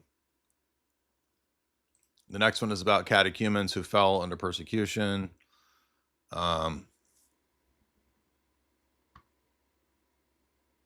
next one is about bishop, priest, deacon moving outside of their jurisdictions, and that can cause scandal. 16, same thing. Bishops, priests, and deacons shall not go amongst all the other jurisdictions and cause problems and squabbles. Wait a minute. Where's the exception for the Bishop of Rome, who has universal autocratic jurisdiction, supposedly? Canon 17 is about usury, and clergy shouldn't engage in usury. Canon 18 is about, this is a great one, check this out. This proves real presence. It has come to the knowledge of the synod that in some districts, deacons administer the Eucharist to the priest, whereas no canon or tradition or custom permits this. They have no right to offer to them that do the offering. So the priest is the one that does the Eucharistic offering. Thus, the deacon has no right to offer it to the higher, since he's the lower. And also, this has been made known that certain deacons touch the Eucharist before the bishops do. Oh, interesting. That's not Protestant at all. That's the real presence, goobers. Let all such practices go away. Let deacons remain within their own bounds. They are ministers of the bishop, and they are the inferior of the presbyter. Bishop, priest, deacon, the threefold office that the Orthodox Church still has. Notice it's not super bishop, Rome, bishop, priest, deacon. It's not the fourfold office of Vatican I. It's just bishop, priest, deacon. Now check this out. Let them that receive the Eucharist according to their order after the presbyters, and let either the bishop or the presbyter administer it. Furthermore, Let not deacons sit amongst presbyters. And if they disobey this decree, they are deposed from the diaconate. Does that sound like do-it-yourself, Bible Baptist, Presbyterian, Emmanuel Church theology? Does that sound like Ruse-lan's Rhythm and Blues Church? Does that sound like Rap Church? Be honest. Chase, what's up?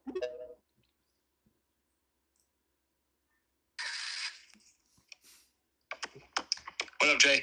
Hey. Hey, I got one for you. You remember, this has to do with like Ruse-lan and stuff. You remember that old saying where it's like sticks and stones may break my bones, but words will never hurt me? Mm-hmm. I don't think they know about that. Well, isn't Ruse-lan from a supposedly rough gang lifestyle background? No, like seriously, I think it's like feminism and all this enlightenment philosophy. It's just baked in. Like everybody's becoming a wimp. Yeah, they're all faking gay, dude. Exactly.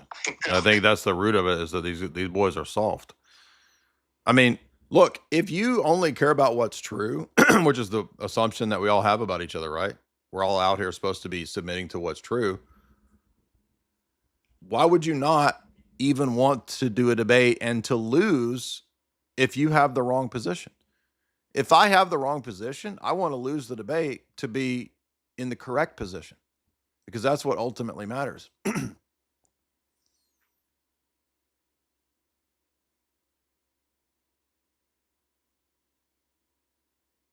Your major point is Justin Martyr. That's 150. You call that early church? Yeah, I do call that early church, goofball. Dan, what's up? Yo, Jay, can you hear me? Mm-hmm. I got two questions. First, if the priest spills the Eucharist and it's on some carpet, you got to burn that carpet? They have to eat it up really quick. Oh, like lick it up? Yeah, that's what they do. Okay. I've seen them. I've seen it happen in church, live time. Absolutely. Dragos, what's up?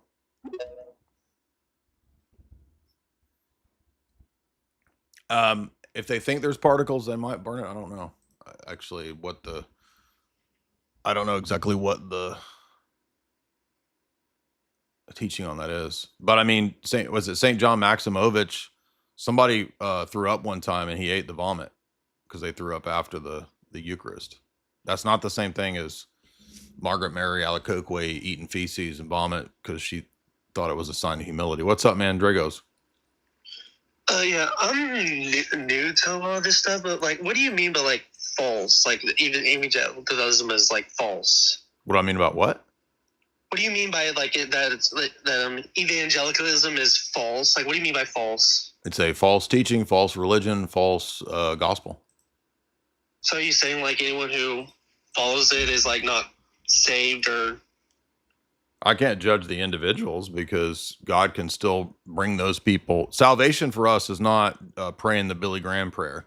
Salvation is, did you persevere until the end?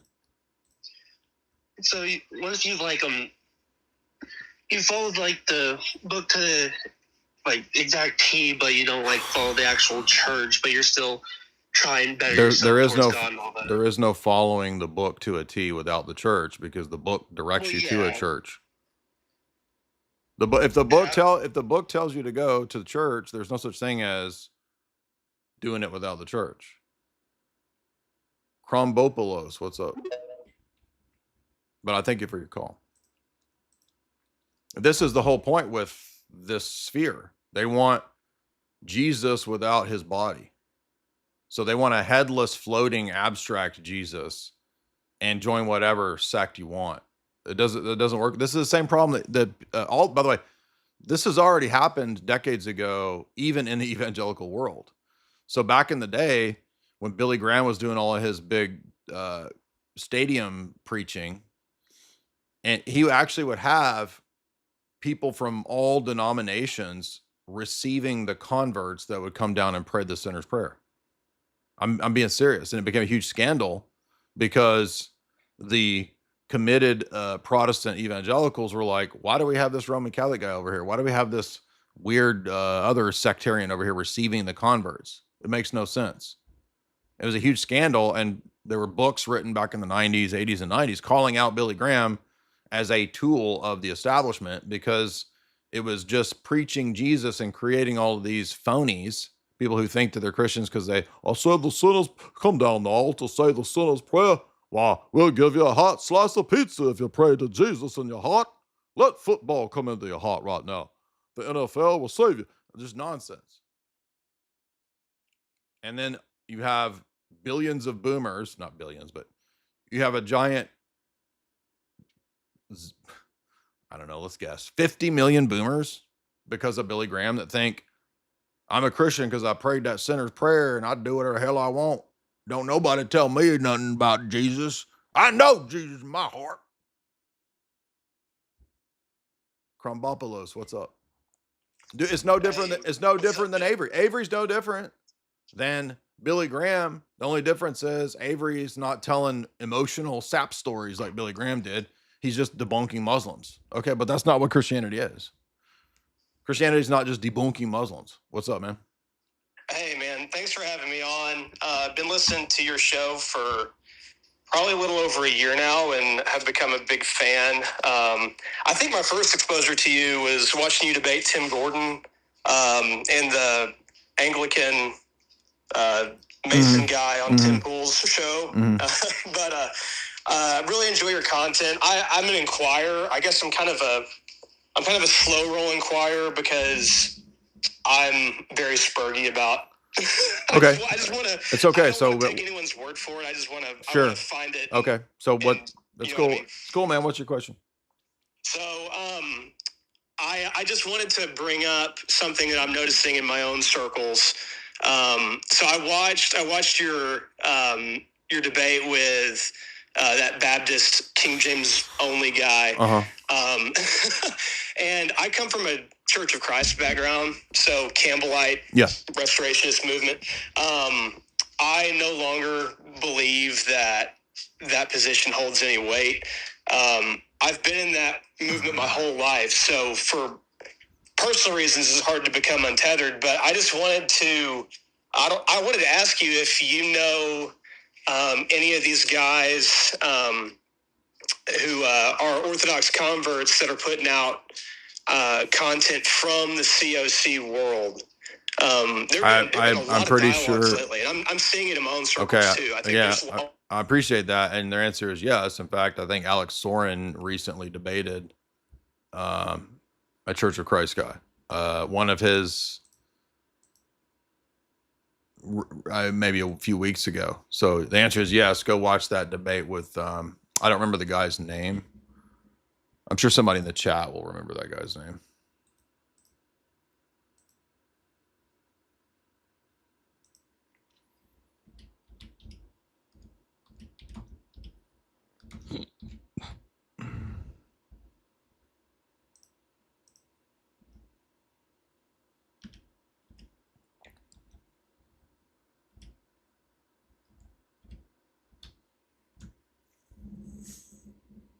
Yeah, here it is.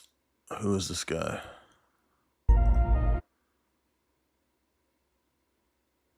Aaron Gallagher. So Alex Soren debated Aaron Gallagher, who is a Church of Christ, I guess, pastor or something. When I hear the word pastor now, I cringe now. It's like immediate, just when I hear just pastors. I'm a pastor. Together with 1,000 pastors, we met the men in black and the Airbnb to get disclosure for the pastors. Okay, I know all the ortho bros are eager to call in, and I love you guys, but we're looking for some evangelicals today. Chris 8 Limbs, what's up, dude?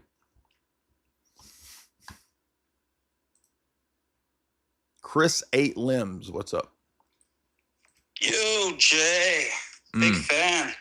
I got your book, but I fucked up and got it on Amazon, so my bad. All right, well, you and Bezos once again teamed up against me. Yeah, that's my bad. I'll get it from your website next time. Cool, dude. Just want to say good job on these last couple of weeks. You debated these two Mason guys, and then you got this Baptist pastor on the brink. So awesome work. Well, that's led to the whole evangelical online world just losing their minds. They're having a crash out. And now this week it's David Wood. So awesome job. Thank you. Yeah, appreciate that. Guys, if you disagree, I'll go bring to the headline. If not, we're going to go into more of the canons here. We'll notice that in Canon 18, again, we saw that the deacons are not supposed to touch the Eucharist because they don't offer the oblation. That does not sound like any Protestant church I've ever even heard of. Here's a canon about kneeling on the Lord's Day. Do Protestants kneel in the churches on any day? Maybe some of the charismatics do, but and then there's a letter anathematizing, excommunicating Arius. When's the last time you heard of a Protestant church anathematizing and excommunicating anybody?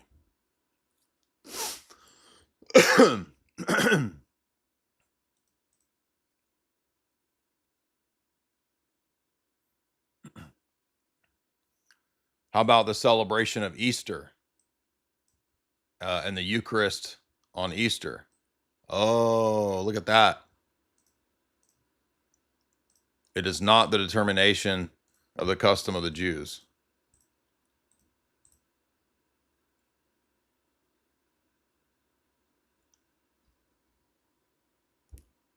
Low quality, what's up?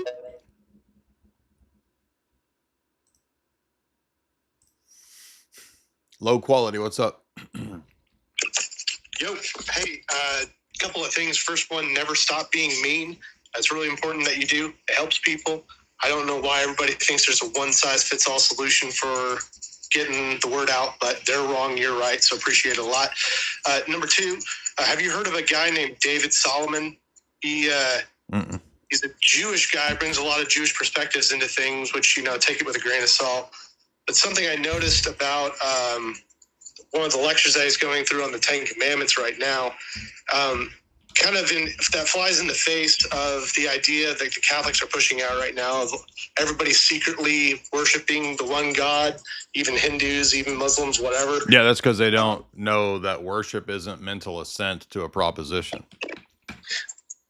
Yes, and on a rudimentary level, if you read the first commandment, if you get into the Hebrew of it, God never denies the existence of other things out there that are being worshipped. He doesn't say, hey, you're secretly worshiping me. The commandment is don't worship anything else that is out there. Mm-hmm. It's an interesting distinction that seems to be lost on a lot of the Catholics because, look, it's not that everything is God. It's otherwise, why would he bother commanding you not to worship whatever else is out there? So that's all I got for you, man. Appreciate you. Yeah, thank you. Yeah, I think the entire argument, and by the way, a lot of Protestants agree with this argument, that they just assume that worshiping God is the same thing as mental notional assent to, quote, there's one God. That's not worship. And when I brought that up, a lot of them had to kind of, oops, right? When this whole debate was happening in the last year between when the Roman Catholics were all having meltdowns because they can't make Vatican II square with their stupid theology because it doesn't. So they had to try to work really hard to make it fit. I wish that there was an easily accessible list of the statements out of the Council of Rome. I usually end up having to go to like these Tradcat sites. I don't know what this site is, so I don't know if I trust this. This looks like some kind of goofy Protestant thing. Let's see if there's anything here.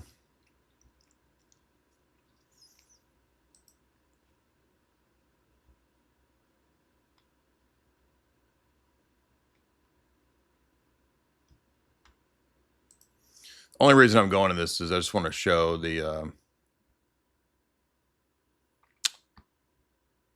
what the canon is, and this is just giving me Roman Catholic websites talking about the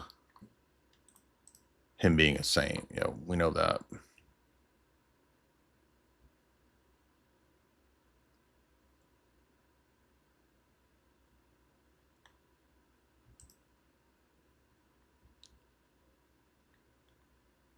No. Let's see. I think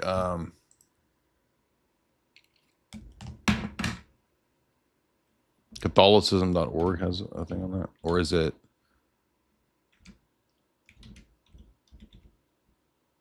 I think it's Taylor Marshall's website that has that, actually.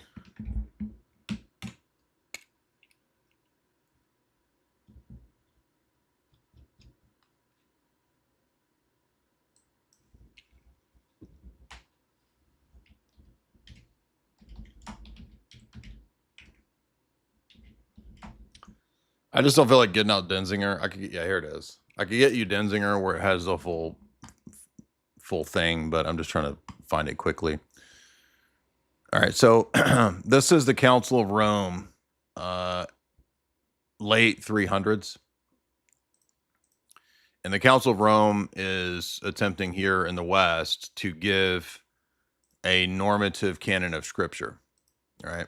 Now, the apostolic canons, as they are called, is the canon of Scripture that's normative in the East, according to the canons in the 4th century. So I want all you slow boys to listen very closely to what I'm saying. I'm not saying that either of these, quote, infallibly establishes the canon for the whole church, because they differ in small ways. Okay.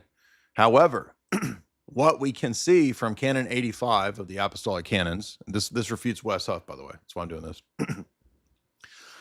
is that the normative canon in the East, according to the Eastern canon law, the Apostolic Canons are the norm in the 4th century in the East, because remember, for us, the church is decentralized, right? So we're not going to say that just because Pope Damasus is in Rome and Augustine and he agree on the Deuterocanon, that that's necessarily the universal teaching. That's the Roman Catholics reading Vatican I into the first several centuries.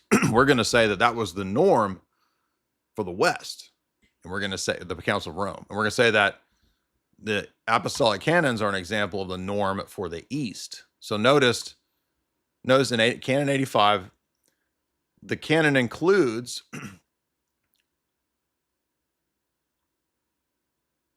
Judith, the Maccabees, all 3 Maccabees,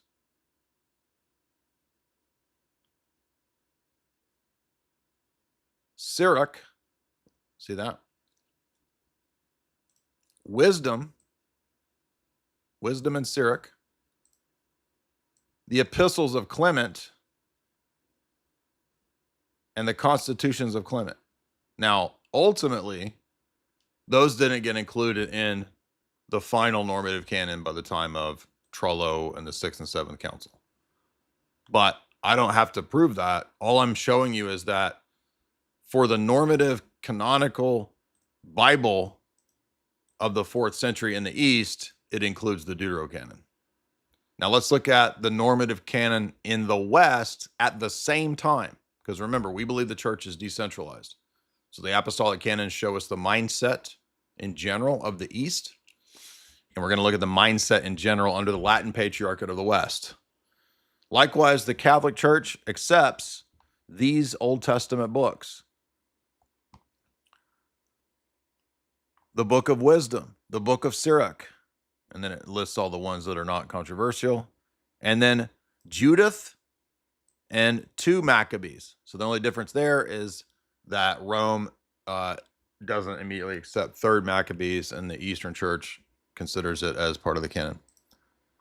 And then we read that the New Testament, did they include, let's see if they include the Apocalypse. Yeah, they include the Apocalypse. By the way, they include the Apocalypse here because of Athanasius arguing it, as well as the Catholic epistles.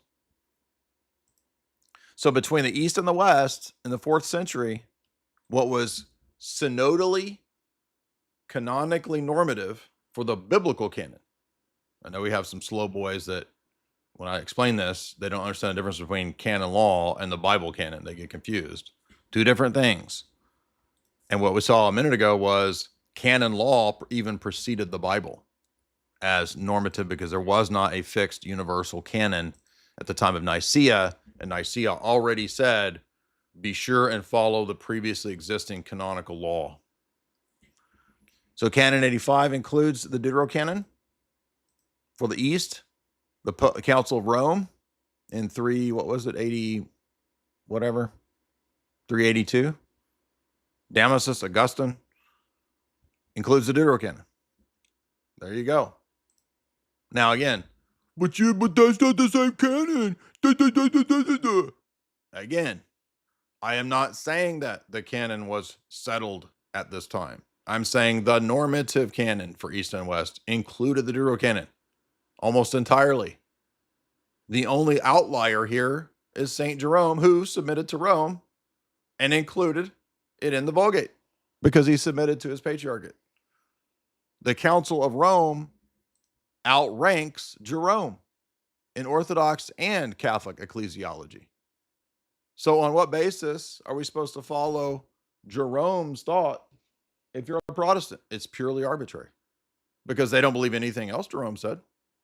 In fact, according to them, if they're consistent, Jerome is a heretic because he doesn't teach the Bible and the solas.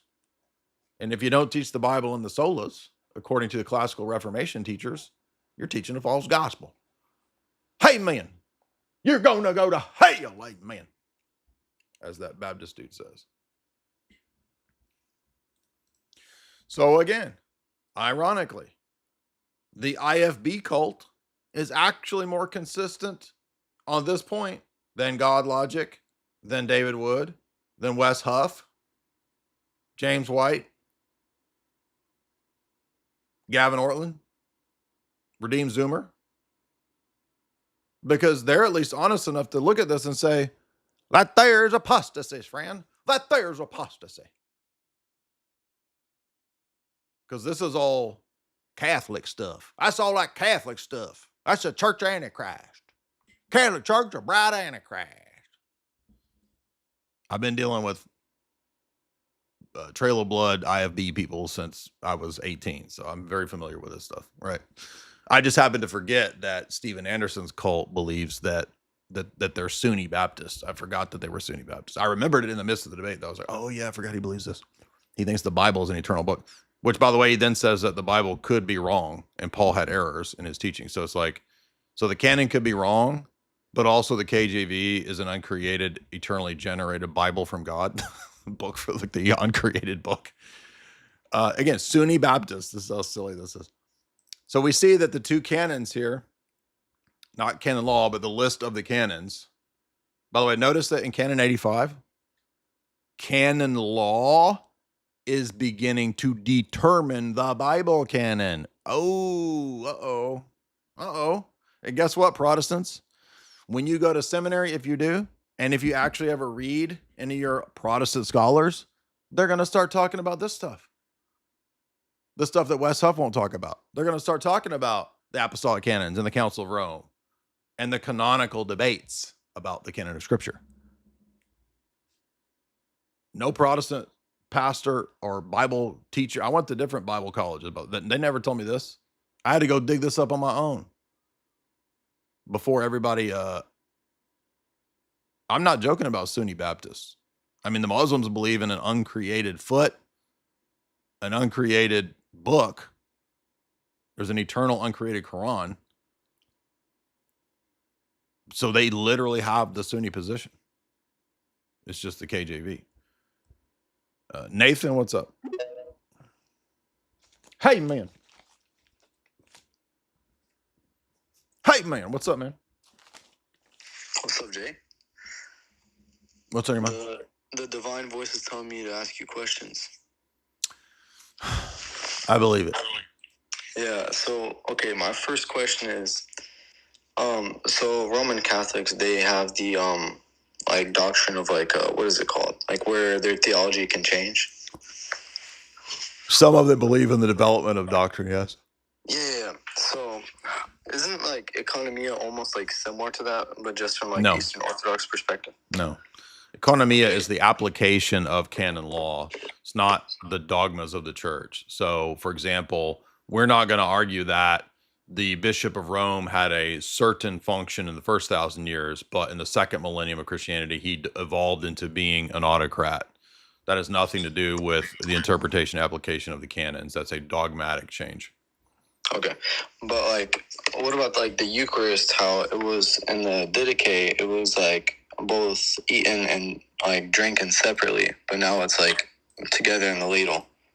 Well, the Didache is not, it has things that we don't adhere to. There's heterodox ideas in the Didache. The Didache is just an attestation to the practices of the early church. It's very valuable, but it's not like part of the scriptures or part of the canon. It's not canon law. It's just an early witness. I mean, you could say the same thing about Tertullian. Tertullian is a heretic, but his works are very valuable because we can see, for example, when before he was a heretic, he was defending the Trinity. And he wrote treatises about the Trinity in the 2nd century. So that refutes, for example, Jake, the Muslim metaphysician, or people that say that the Trinity was created at Nicaea, or all this nonsense. So again, those people are useful. Didache is useful, but they're not canon law. They're not, again, everybody's got to get out of the mindset of the Protestant idea that picking and choosing this dude is somehow a better, higher tier over a synod. The mind of the many, even as we saw in the Canons of Nicaea, trumps the mind of one. And that doesn't mean in every case. Obviously, sometimes the majority can be wrong. But typically, usually, when it comes to synodality, the principle that the majority are correct holds. Not always. It's not infallible. Sometimes you can have a false synod that, persecutes St. John Chrysostom or whatever. But normally speaking, and for example, the Orthodox Church, the bishops have regular synodal meetings to govern the church. And normally speaking, they're going to accurately assess the problems in a council and in a synod much better than were they to just do it individually on their own, right? And that's the model of Acts 15. All of this stuff is just the model of Acts 15. Do you guys know? I mean, all you Protestant Bible worshipers, I mean, do you not worship Acts 15, where it says the council decided something and they sent out the decision of the council to all the churches? I mean, that's all this is. It's like no different.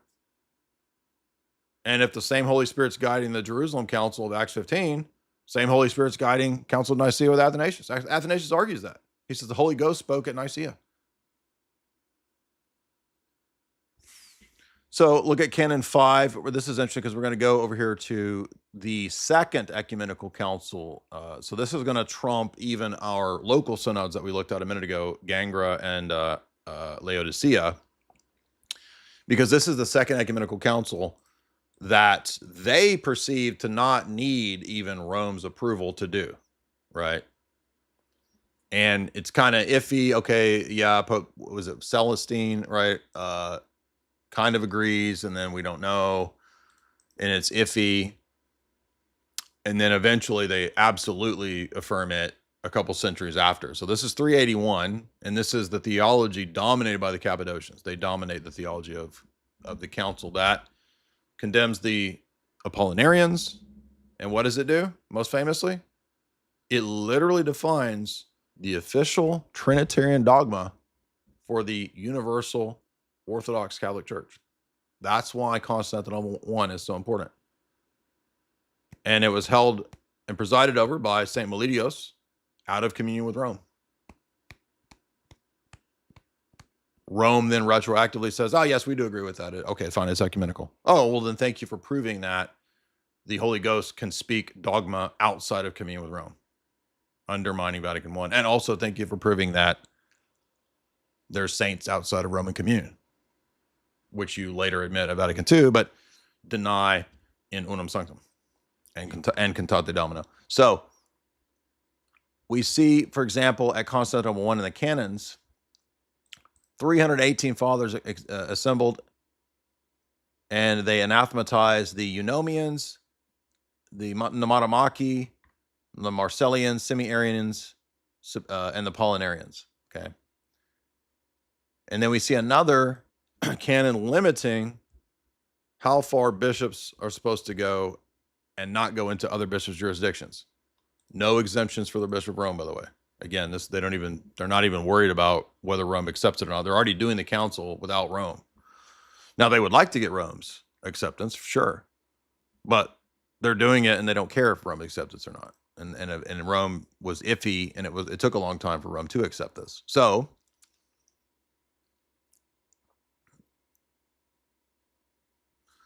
Canon 4 is important because it says, in regard to the tome of the Western bishops, we receive those in Antioch who confess the Godhead of Father, Son, and Holy Spirit. So this is an earlier canon, presumably relating to another. Wait, that's not the canon I'm looking for. Hold on, which one is it? Is it? Okay, here we go. Where's Canon 3 though? The one about Rome, New Rome.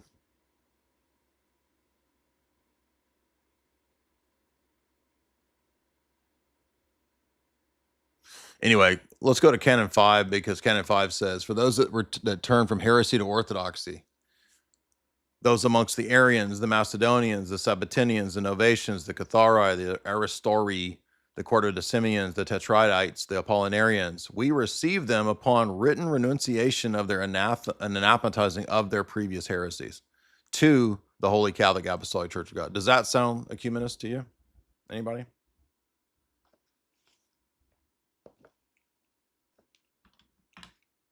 Where is the ecumenism in that?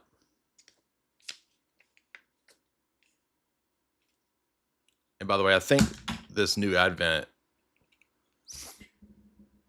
this has a different numbering than what's in the shaft set, because in the shaft set, this is Canon 7. And I'm looking for the canon.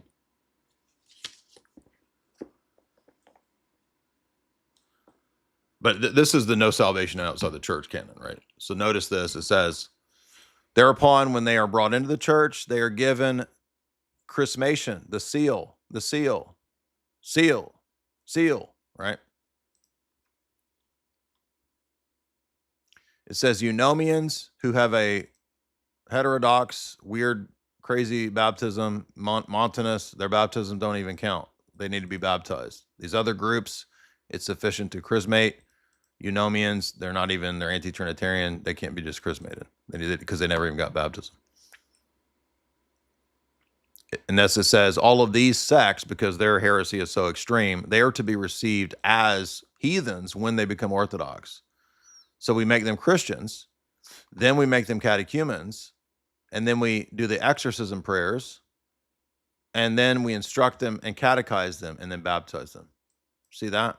Does that sound like Redeemed Zoomer's magisterial Protestant church? Does that sound like any of these people's made up Protestant church to you?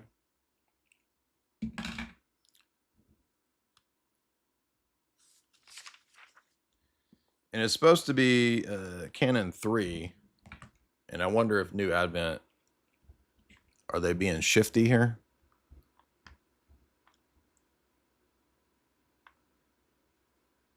Look at Canon 3 at New Advent. It doesn't have the New Rome canon. Of course, they're numbered differently, so let's see.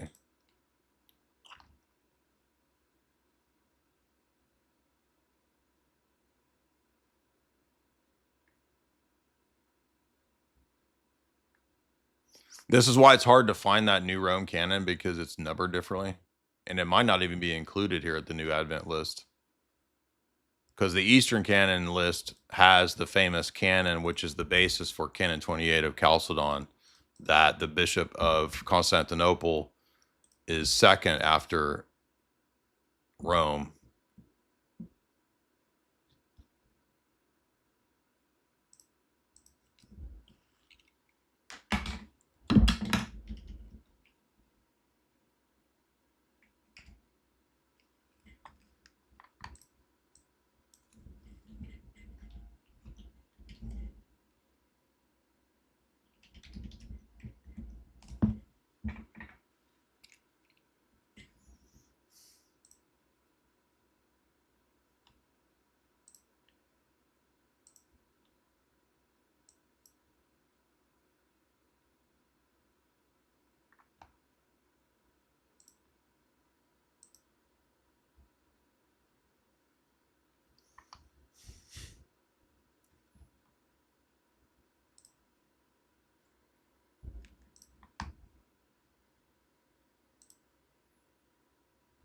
Here we go.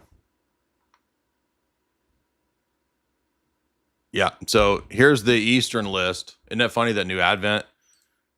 Why does New Advent not have that on there anymore? I know I've read it on New Advent before, and I've screenshotted it. I wonder if they altered that.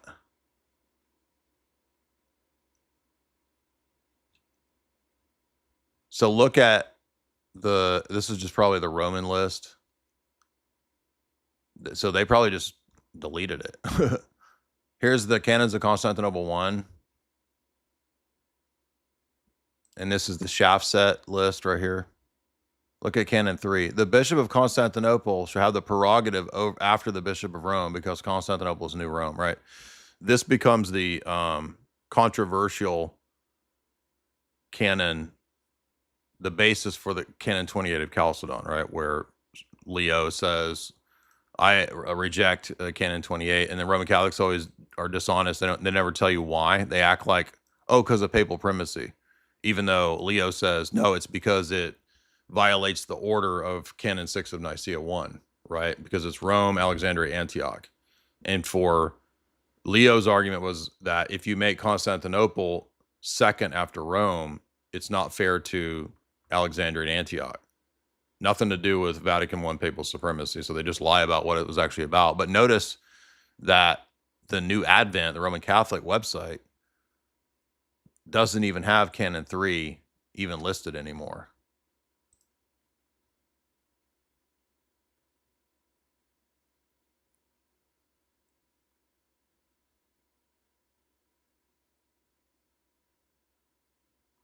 But the shaft set, which is based on presumably the Eastern listing of the canons, puts Constantinople as number 2, not just at Chalcedon, but at Constantinople 1. That's the reason why at Chalcedon they just inserted it, because they were like, well, it was already at the previous ecumenical council, which Rome had not officially really totally accepted yet, right? So there you go.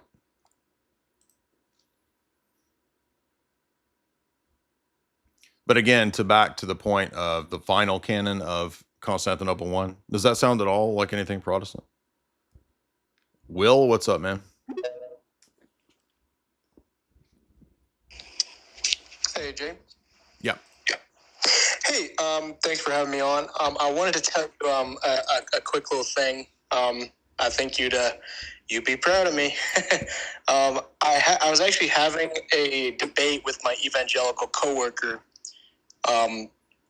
and he was telling me that, well, I'm a Catholic for reference. He was telling me that, praying to Mary and the saints is not biblical. And instead of spending, 14 hours trying to explain to him that it was, I used a kind of transcendental argument. And I was like, well, if you're using the Bible as your authority, then you would need to give me a justification for why that's the case, Mm-hmm. Yeah, and he couldn't give me an answer. Mm-hmm. Well, hey, that's good. But I mean, transcendental arguments don't really work in the context of Roman Catholic, classical foundationalist epistemology. So I would say you need to become Orthodox. Alex, what's up? One thing I want to say too about people making a big stink about this. How come you didn't call God Logic or any of these people out till now? You did streams with it before, because they didn't attack Orthodox until now. Duh. What do you think? What's up, man? Alex, you want to mute? Hey, sorry, my bad. How's it going? Good. What's on your mind? Hey, I just wanted to say, I guess you were a big reason why I started attending liturgy. It's been going for about 6 months now, about to become a catechumen. Cool. I was actually, one of my buddies, he's, thinking about becoming Catholic, and I was kind of talking about, kind of the craziness that's under the hood. Most people don't even realize that are Catholic, some of the stuff you pointed out with the histrionic female saints and such. Mm-hmm. And it really came down to, I genuinely don't understand the appeal of Roman Catholicism unless you want the social community or you want to LARP as a crusader, which is no longer the case. I think when you break it down, I don't know. I just can't understand the appeal behind it at all once you actually look under the hood. Well, the appeal is the way that the pop apologists sell it. And I know because I fell for the same sales pitch when I was 21 and became a Roman Catholic, right? I think, oh, the Pope solves these issues. We don't have division anymore because he solves the issues, and now we have certitude for the dogmas, and on and on and on. And then when you actually go into the world of Roman Catholicism and you see, because you think that it's going to be this church that you've read about in the Church Fathers, right? This glorious, grand church militant like the Middle Ages, and I'm going to be like Thomas Aquinas and sit in a scriptorium and just write with a quill pen and create theology treatise, and it's not like that at all. That's not the reality. What's up to our boy Cleve? What's up, dog? About to play some of you tonight. Cleve talking to me as we cover Cleve. What's up? What's up? What's going on, Jay? Thanks for having me on. Yes, sir. Yeah, so I wanted to chime in on something that I realized a lot of these guys that have these massive platforms that are basically just ecumenist Christianity. It's nondescript, non-denominational, whatever the case may be. They're just appealing to the most broad audience they can. Mm-hmm. These guys are really getting nervous about the growth of orthodoxy. Right. So it seems like their strategy is just to, well, one, they want to avoid the debates. So what they do is when they critique orthodoxy, they do it under this dog whistle of ortho-broism. Right. So they want to sow division amongst our ranks, yes, but they also want to critique Christ's church in a way that doesn't cause them to lose their following. So it's just this kind of shady, subversive way for them to attack the church and not have to engage in debates. Yes. And then what they'll simultaneously do is they'll take their massive platforms and they will promote these other more rabid, more radical anti-Orthodox guys like JP. That way they don't have to do any debate. They can just deflect it all to them. That's very perceptive. That's very perceptive. That's very perceptive about the cunning strategy that they're employing. I didn't even notice that. But that's actually a good point. Rather than saying that they just disagree with Orthodox Christianity, it's the ortho bros that I hate, right? And Sam Shamoon did the exact same thing too, by the way. He said, I hope that the ortho bros die. Remember when he prayed that the ortho bros would die and people were defending it? They were like, he's not talking about Orthodox. He's just talking about ortho bros. It's like, so they're Orthodox. So what are you talking about? Yeah, exactly. And what do they mean when they talk about Orthodox? They're talking about anybody who is not an ecumenist. So anybody who holds to Orthodox teaching, basically.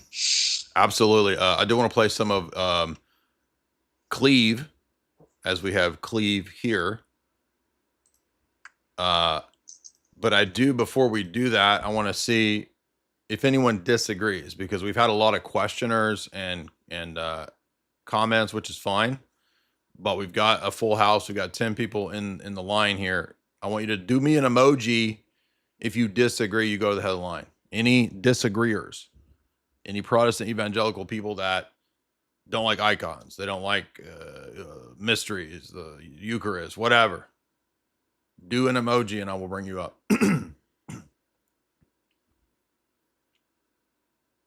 None of y'all? Are you serious? Out of all 10 of y'all, nobody disagrees? Come on now. How can we have no evangelicals for 2 days straight calling in, except for that one Noah dude? He was the only one. Nobody? I guess I'm just cooked when it comes to debate. Nobody else will debate. Okay, here we go. Devin, what's up, dude? Can you hear me? Yeah. So this might be slightly deceptive because I agree with you with almost everything, and I'm not quite Protestant any longer. Okay. But I'm not Orthodox anymore. Hey, Jamie. Yet either. But a huge issue I'm having is, and I guess, like I said, this might be deceptive. It's not even that I don't disagree. Is that I have a serious struggle with looking at seeing Mary as a perpetual virgin, and that she was sinless. And like I said, this could just purely be from the standpoint that I grew up in a Protestant church, and that's all I've been taught. But that's something I am extremely struggling with that idea. Okay, well, I would say read Jerome's little treatise about the perpetual virginity. It's a classic. It's still good. And then watch the video that I did called A Veneration of Saint Mary, which is like a 40-minute just arguing from the Bible about Mary. Those are classic there. Patristic PTSD. What's up, dog? I mean, I remember when I was struggling with that too. When I was Protestant, I was getting into Roman Catholic theology. And once as soon as I read Jerome's treatise, I was like, oh yeah, okay. And then the typology, I think, is a good argument too. Patristic PTSD, what's up? Hey guys, thanks for having me on. Yo. Long time listener, InfoWars, I think I recognize you from that, Yeah. long before I knew you did like apologetics and stuff. But yeah, I came from my stepdad was like a Pentecostal preacher, but the rest of my family was like, Baptist, non-denominational type, So I come from that, reformer background, and it wasn't until like I started getting into apologetics, like online, I ran into some Orthodox people, and it's like they had me inquiring and questioning, a lot of things that I never really thought to ask myself, when it comes to like traditions and just the historicity of the church, the theology and things like that. And, it's no wonder, like, when we have such good apologetics for orthodoxy, that's what they say, Ortho Bros, but it's just Orthodox Christians online, you know what I mean? Like, there's a lot of fake accounts and things like that, sure, but, for the most part, we have really good apologetics. Like, I have a group of Orthodox buddies on here. We have a channel called the Great Schismatics of the 21st Century. We just talk with anybody on there, so, and it comes to the question, there's a lot of people, like in the Baptist sphere, not wanting to have these debates because, they don't really have a grounding for, a basis for all the things that they're arguing. It's just comes back to their own traditions or their own preferences. Sure. Yeah, well, that's stuck in their own worldviews. Right. Well, that's why I think, seems like it would be incumbent upon the representatives from that group, like Gavin Ortland, to do some sort of public debate.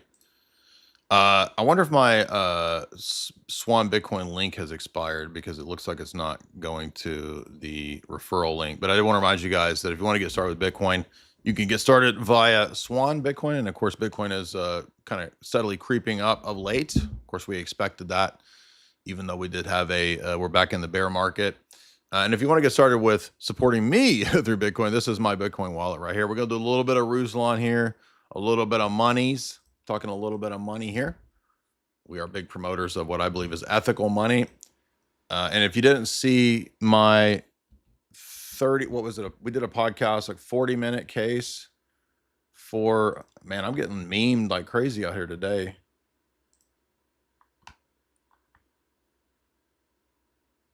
Look, and this is, by the way, a reminder of who does God Logic send the converts out of Islam to? Synagogues, Messianic synagogues, where they let Ruse-lan preach, that's ruled over by some LARPing Mexican dude, Rabbi Eduardo. Okay, whatever, dude. Well, I forgot what I was going to pull up here. Thank you. Appreciate that. Yeah, just put over there.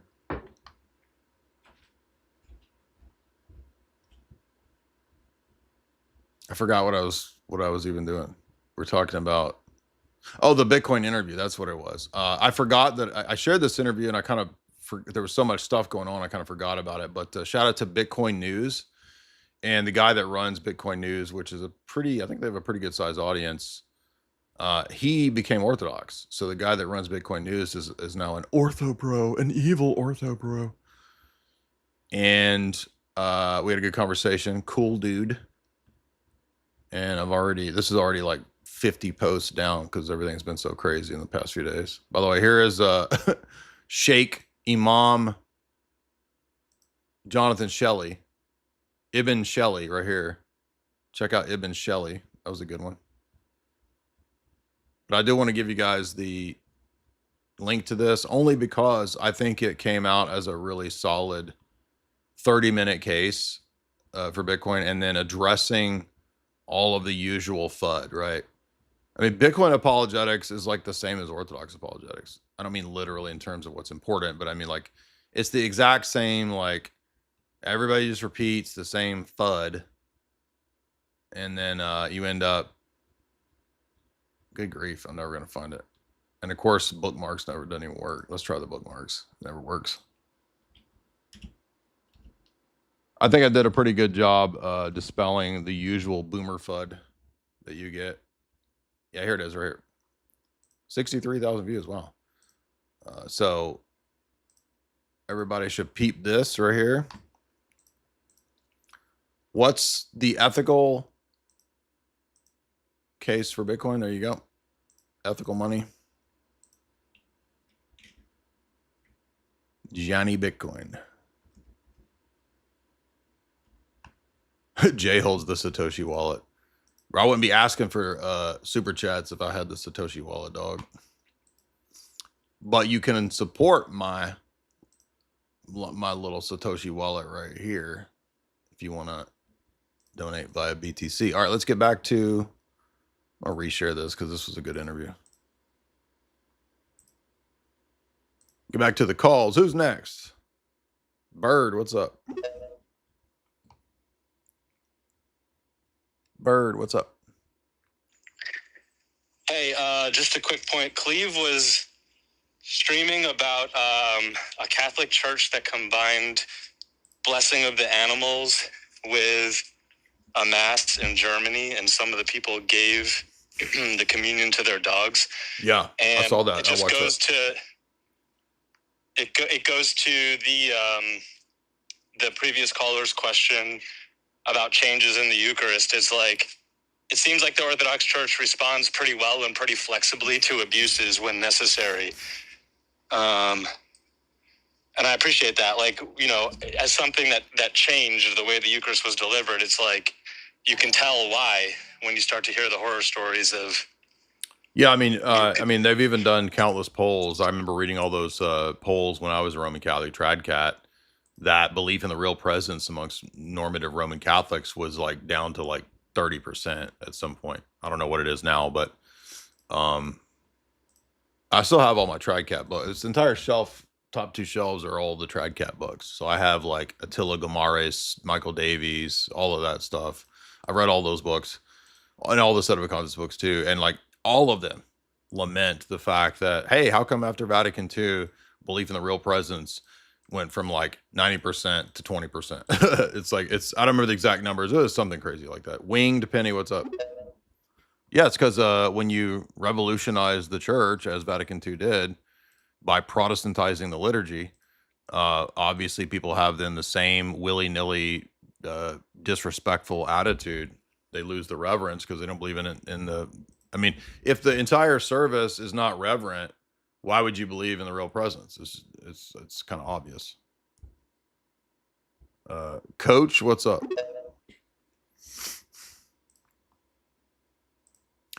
And yes, I did offer, because I know they're not going to, I can just basically freely offer everyone in the world a formal debate now, knowing that I have nothing to worry about, nothing to prepare for, because no one will do it. So it does me no damage or disservice, or I don't get nervous, because I can just say, here's an offer for public formal debate with Wes Huff, David Wood, God Logic, Gavin Ortland, IP, Frank Turk, Mike Winger. And people said, how come you didn't tag Mike Winger? Because he blocked me a long time ago. So no point. You can't tag people, I don't think, if they blocked you. Coach Pill, what's up? What's up, Jay? I donated to David Wood when he was in fear about the Muslims and all this stuff. And I came on here since they're too cowardly to argue against our positions. By the way, I'm Orthodox. But I have a few arguments to completely destroy your positions. I think Jude and Esther should be the only books in the Bible because it feels like it. Yeah. I'm also very soft on the inside, and I have a lisp. Okay. So that means that my heart's been changed. That means your heart's in the right place, right? Finally, right? Also in Thessaloniki, it's really like archaeology. We actually found bass drums and like bass guitars and like all kinds of stuff that we dug up over there. So like, that's how I know it's Protestant. Oh, you know, you just heard it, guys. You finally heard Dyer get crushed in a debate. Coach Christ Pill crushed him. Did you guys see it? It was epic.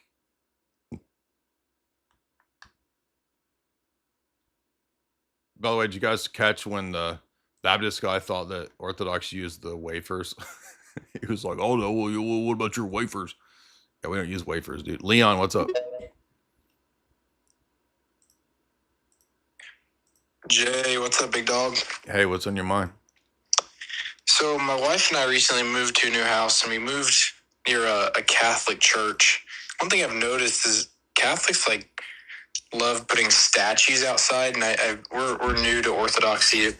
Haven't noticed many statues in Orthodoxy, if there's any at all. I was wondering what the reason is, why there's so many Catholics and why they love statues. And is it pagan or what is No, it? I just think that over time, because Rome never accepted the theology of the Seventh Ecumenical Council, basically they just accepted verbal credence. Yes, we affirm that you can have images, and so that kind of let them run crazy with what is and isn't appropriate. But the Seventh Ecumenical Council actually has a pretty fleshed out theology of what's appropriate in the liturgy, right? And since Rome didn't accept really the theology, they just kind of nominally give acceptance to the icon council, quote unquote. And of course, they don't have any idea about what the Council of 843 is, which is a reaffirmation of the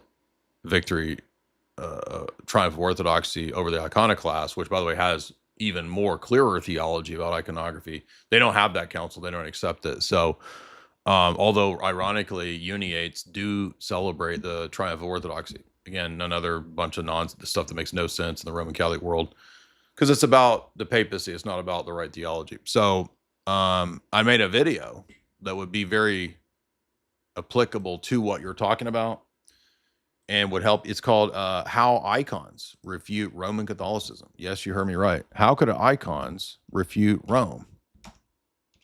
Well, precisely because Rome doesn't adhere to the actual theology of the Seventh Ecumenical Council, it becomes a situation where you're correct.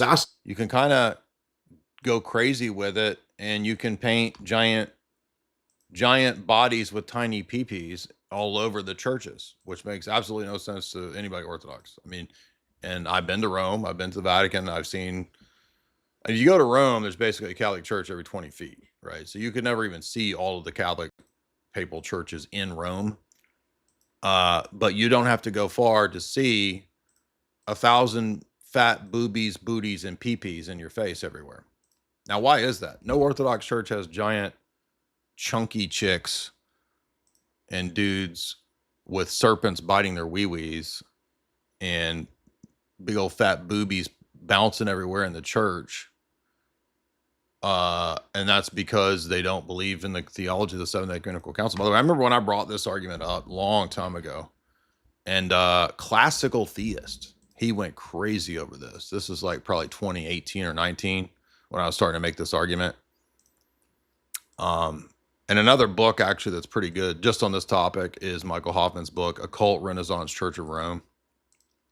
Because Hoffman goes to Latin Mass, at least last I heard. I don't know if he still does or not, but he actually figured out, even though he's not Orthodox, all of the stuff that we criticize about the second millennium of the papacy, like the Renaissance papacy, Borgia, Medici, all that stuff. Like, he noticed all that. He's like, wait a minute. Ecumenism actually begins with the perennialism of the Renaissance theologians, Pico della Mirandola, all those characters. That's where ecumenism actually begins to seep into Rome.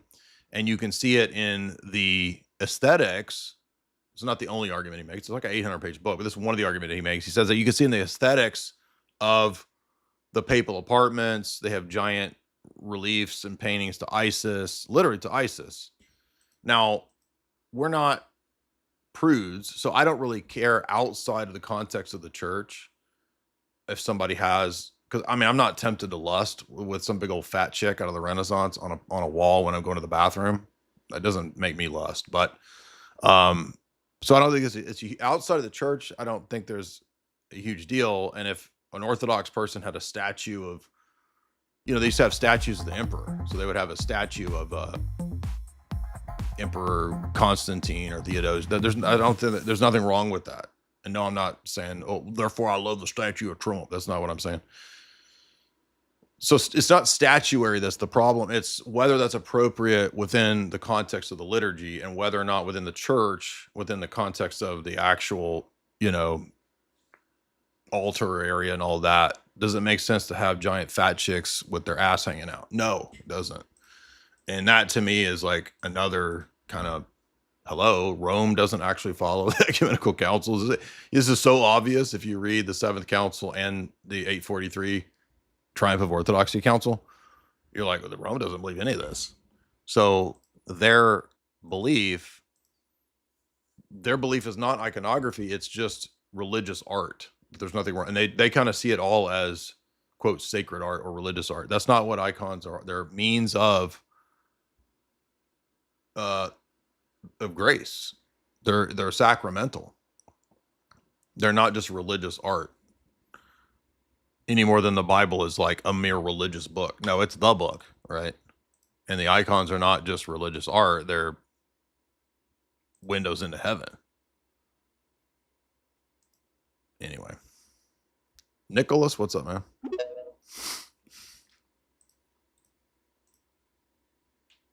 Hey, Jay, can you hear me? Uh-huh. Okay, so I became a catechumen, I think, February of this year. Uh-huh.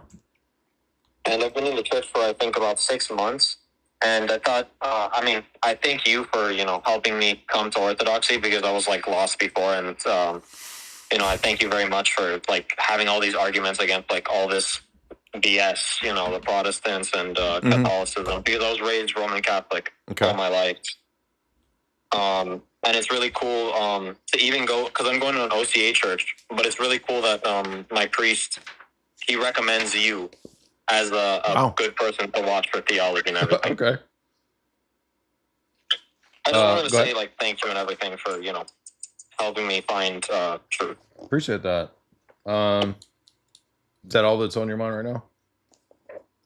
Yeah, that's pretty much it. Thank you. Let's see if we can find this doozy here. This is a great one.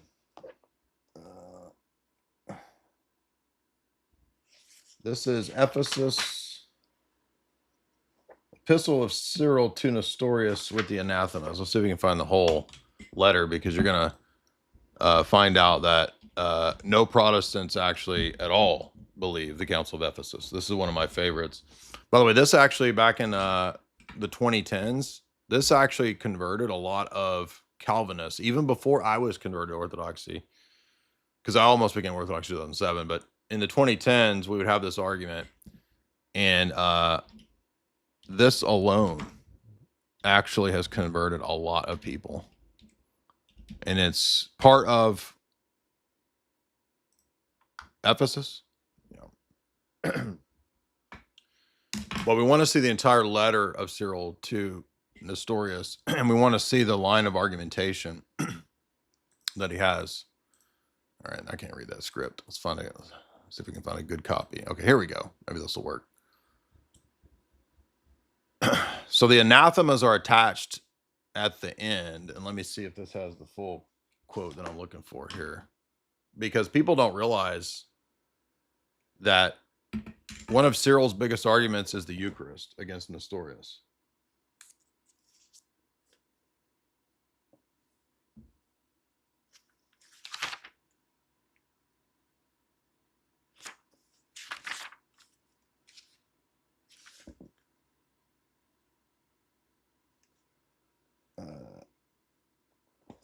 He's going to argue that deification in the Eucharist refutes Nestorius. I hate these screens.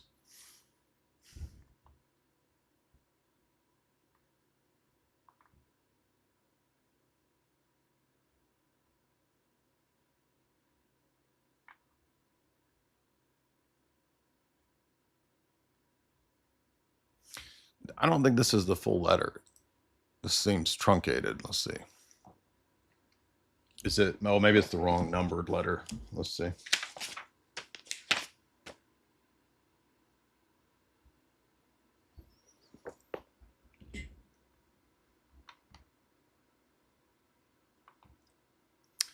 It's always a challenge, dude, to try to find the frickin' shaft version and list with what people have on their websites. This is a nightmare. It always happens. I think this is the first epistle. Let's see.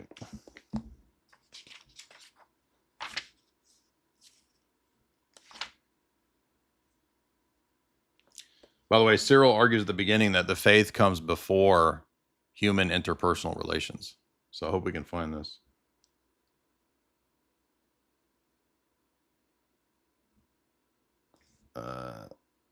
Let's see. It's when he says, when our Savior says. Let's see if this is it. Oh, I think this is it. Okay, so this should be.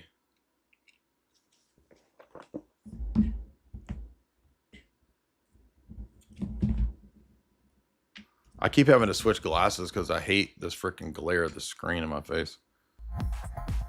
All right. Following the declaration of the Holy Fathers, this is.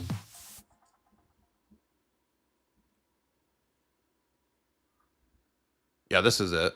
Okay, so notice here he says the Holy Synod in Rome, in Great Rome,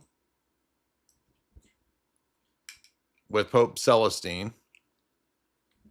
And he argues that the faith is more important than interpersonal relations. The right faith rejected and the flocks torn into pieces. By thee, we ought to preserve them if thou wert a lover of right doctrine, tracking the piety of the Holy Fathers, and all who have been by thy piety severed for thy faith's sake, both lay and cleric. So he's saying that together with Pope Celestine, they reject and anathematize Nestorius. And he's going to talk about the line of argumentation to prove that. And he's going to say that we feed on the flesh of the God-man. And how could we feed on the flesh of the God-man if Nestorius's dual subject Christology was true and he was just some dude?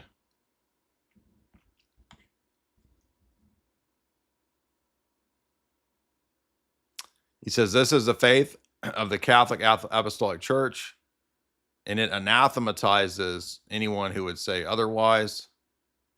I think it's right here.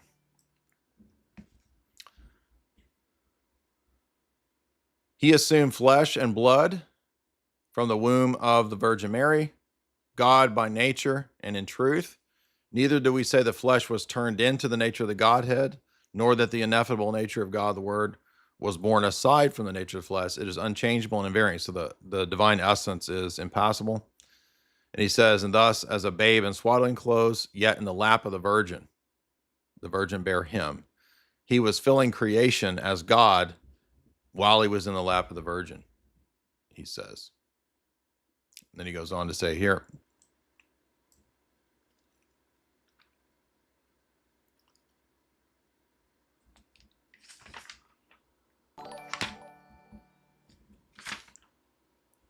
it's hard to tell where this argument actually starts.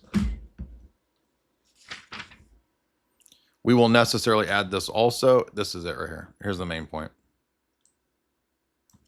He says, declaring the death in the flesh of the only begotten Son of God, that is Christ, confess that he lives again from the dead, we celebrate the unbloody service, some translations say sacrifice. This is the Eucharist. And thus we approach the mystical blessings. They're sanctified. And we are rendered partakers of his holy flesh and blood, not as though receiving the flesh, God forbid, of some man connected with the Word by a unity of dignity, that's the Nestorian position, or as a divine indwelling, but as truly quickening deification, the flesh of the Word himself.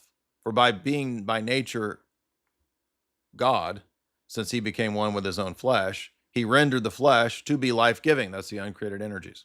That's the real presence. And by the way, elsewhere he argues in it for the energies explicitly. Verily I say unto you, except you eat the flesh of the Son of Man and drink his blood, you will not have life. Thus, truly, he has become our flesh and is called Son of Man. In other words, he's saying, if Jesus was not the flesh of Christ is not the deified flesh of the Son of God, then you're eating the flesh of some man. which would be cannibalism and which could not save you. So deification proves, according to St. Cyril, that Christ is a divine hypostasis of the sole subject of all the incarnate actions. And then he makes these same arguments in the anathemas from the Eucharist, where he says that consuming some man wouldn't save us, but consuming the flesh of the God-man would save us. And thus he says the Eucharist refutes Nestorius. Anathema 12 says, if anyone does not confess that God the Word suffered in the flesh and has been crucified, and that the flesh tasted death, the flesh has been made firstborn of the dead, inasmuch as he is life and life-giving, let him be anathema. That's in the context of the Eucharist, what he calls the sacrifice.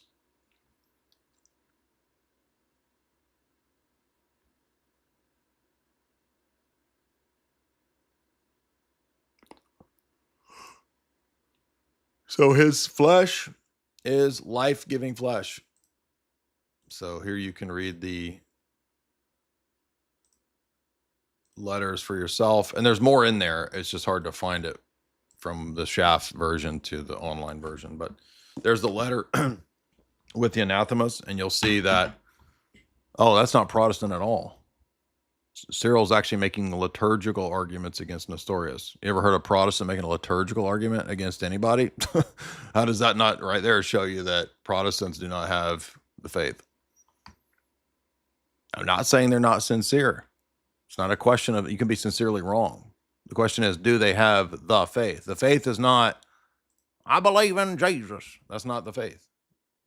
You have that belief in your head, but the faith is the faith once for all delivered to the saints. The faith confessed at Nicaea, Constantinople 1, Ephesus, Chalcedon, Constantinople 2, Constantinople 3, Trullo, and Nicaea 2, and Palamite Synods. So, G, what's up, dude?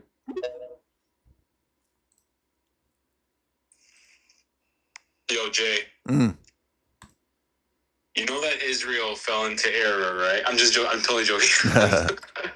No, a genuine question here for someone who has landed at the position that Protestantism is not the faith, kind of like you just said, or sola scriptura just has no grounds, but is not clear on like east or west. For example, would you say getting clear on the filioque and the papacy should be like primary as next steps, or like what would you say to that?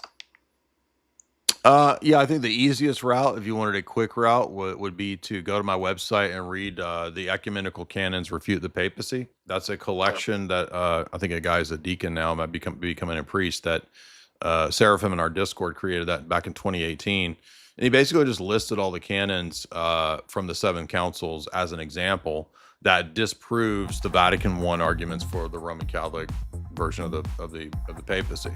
So that's the quickest route that I could say to see that in all of these centuries and all these councils, they don't have the attitude of Vatican I, and so therefore the Vatican I arguments for the papacy are obviously out of accord with the 7 ecumenical councils idea of the papacy.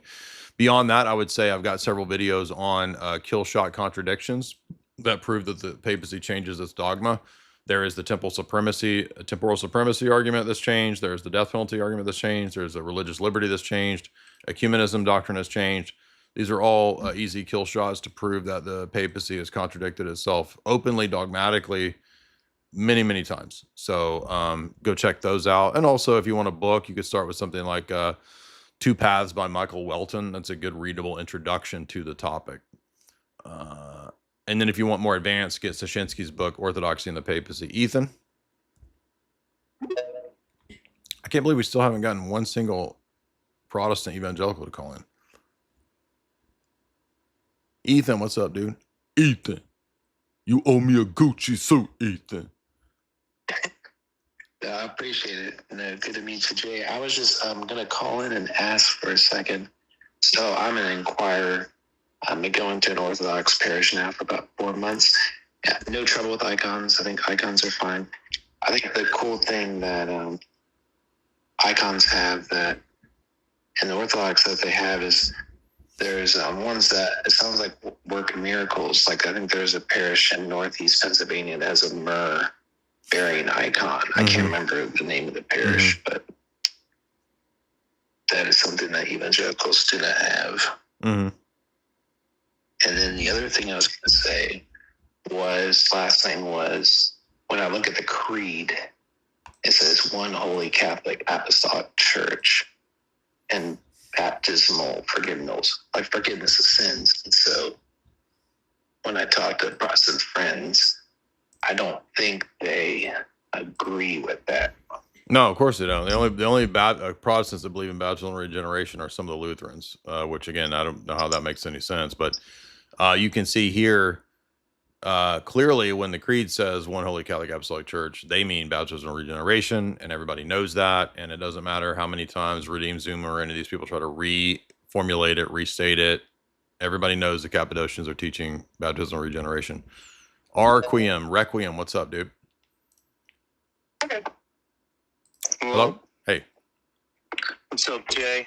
What's on your mind? I'll say my issue with Orthodoxy is the priests. They have the beards. I think they need to have the Doug Wilson goatee. I think that would be like more manly. Oh my gosh. So dude's literally out here trying to argue for the Gen X church. If you don't have a Gen X goatee, then you aren't authentically apostolic, right? Because we all know, and by the way, you notice in my fat dude who I said, this is Saint Dunning-Kruger, the patron saint of evangelical apologists. Notice he's got the boomer goatee. I mean, the Gen X goatee. The only thing I would change on this, I should have given him a like a professional sports jersey cap, or I should have made the Godly Ambition t-shirt, the Ruse-lan t-shirt. It should have been a jersey. That's the thing I should have added, right? It should be a jersey, and he should have a, I don't know, a Star of David in the background or something. Drizzy, what's up? Hey, what's going on, Jay? What's on your mind? Sorry, say that again. I said, what's on your mind, man? What's going on? I really like your content. I've been an Inquirer for maybe 2 months now. I was just wondering, is there a book set for the for like ecumenical councils that you would recommend?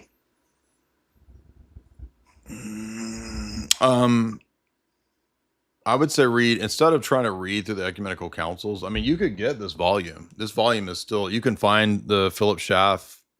You can sometimes buy just the volume, say, on the ecumenical councils. But I would say read volume 1 and 2 of Pelican set over that. That would be more relevant to getting a full picture of the first 1,000 years of Christianity. And those are really good. 1 and 2. I mean, they're used in seminaries, so they're good. I don't know about one single book just on ecumenical councils, but there could be one that I just heard about this Saint Nectario's book on the schism. I didn't even know that existed until Pano told me to get it the other day. So there could be one that I'm just not even aware of. Mitch, what's up? Again, evangelicals, you need to ask for the intercession of Saint Dunning-Kruger. What's up? Hey, Jay. So, former evangelical pastor here. So you finally have an evangelical calling in. Former to what? Former to what? Non-denom. No. I mean, former and now what? Now an Inquirer. Okay. Awesome. Okay. Yeah. So we had our former, or I guess now former pastor of this non-denom church. Are you there? By the way, I'm Sheikh Ibn Dyer now. Lewis exposed me a long time ago that I made my Hajj to Mecca. And I am now called Ibn Dyer. Sheikh Ibn Dyer. We lost you, dude. Call back in. Anthony, what's up?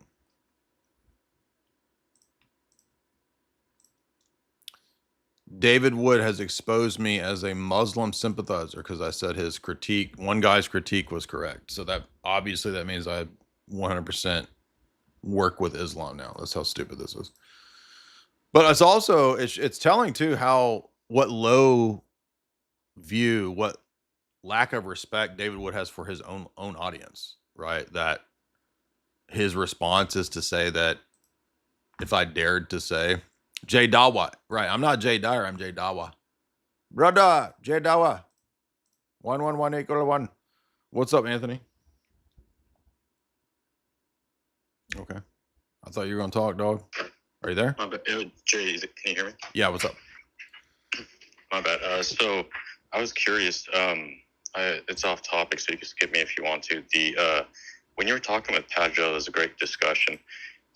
I know you didn't elaborate at the time because it wouldn't really be appropriate, but when you said, because I'm debating with one of my Roman Catholic friends, when you were saying it's better to not attend the Roman Catholic Church than attend it, can you elaborate on that? Do you remember that part? I think it was at the end of the conversation, and he had a more liberal attitude about that question. I think that, as you saw from the canons earlier, Orthodox are not allowed to participate in the liturgical worship of heretics and schismatics. So we saw that. If you go back to the first hour, we went through the canons of Laodicea, we went through the canons of Gangra, we went through the canons of Nicaea 1, we went through the canons of Constantinople 1, and you can immediately, and the apostolic canons, you can see right away there's strict limitations on what it means to be heretic and schismatic, and it's determined canonically. And this is what Protestants don't understand.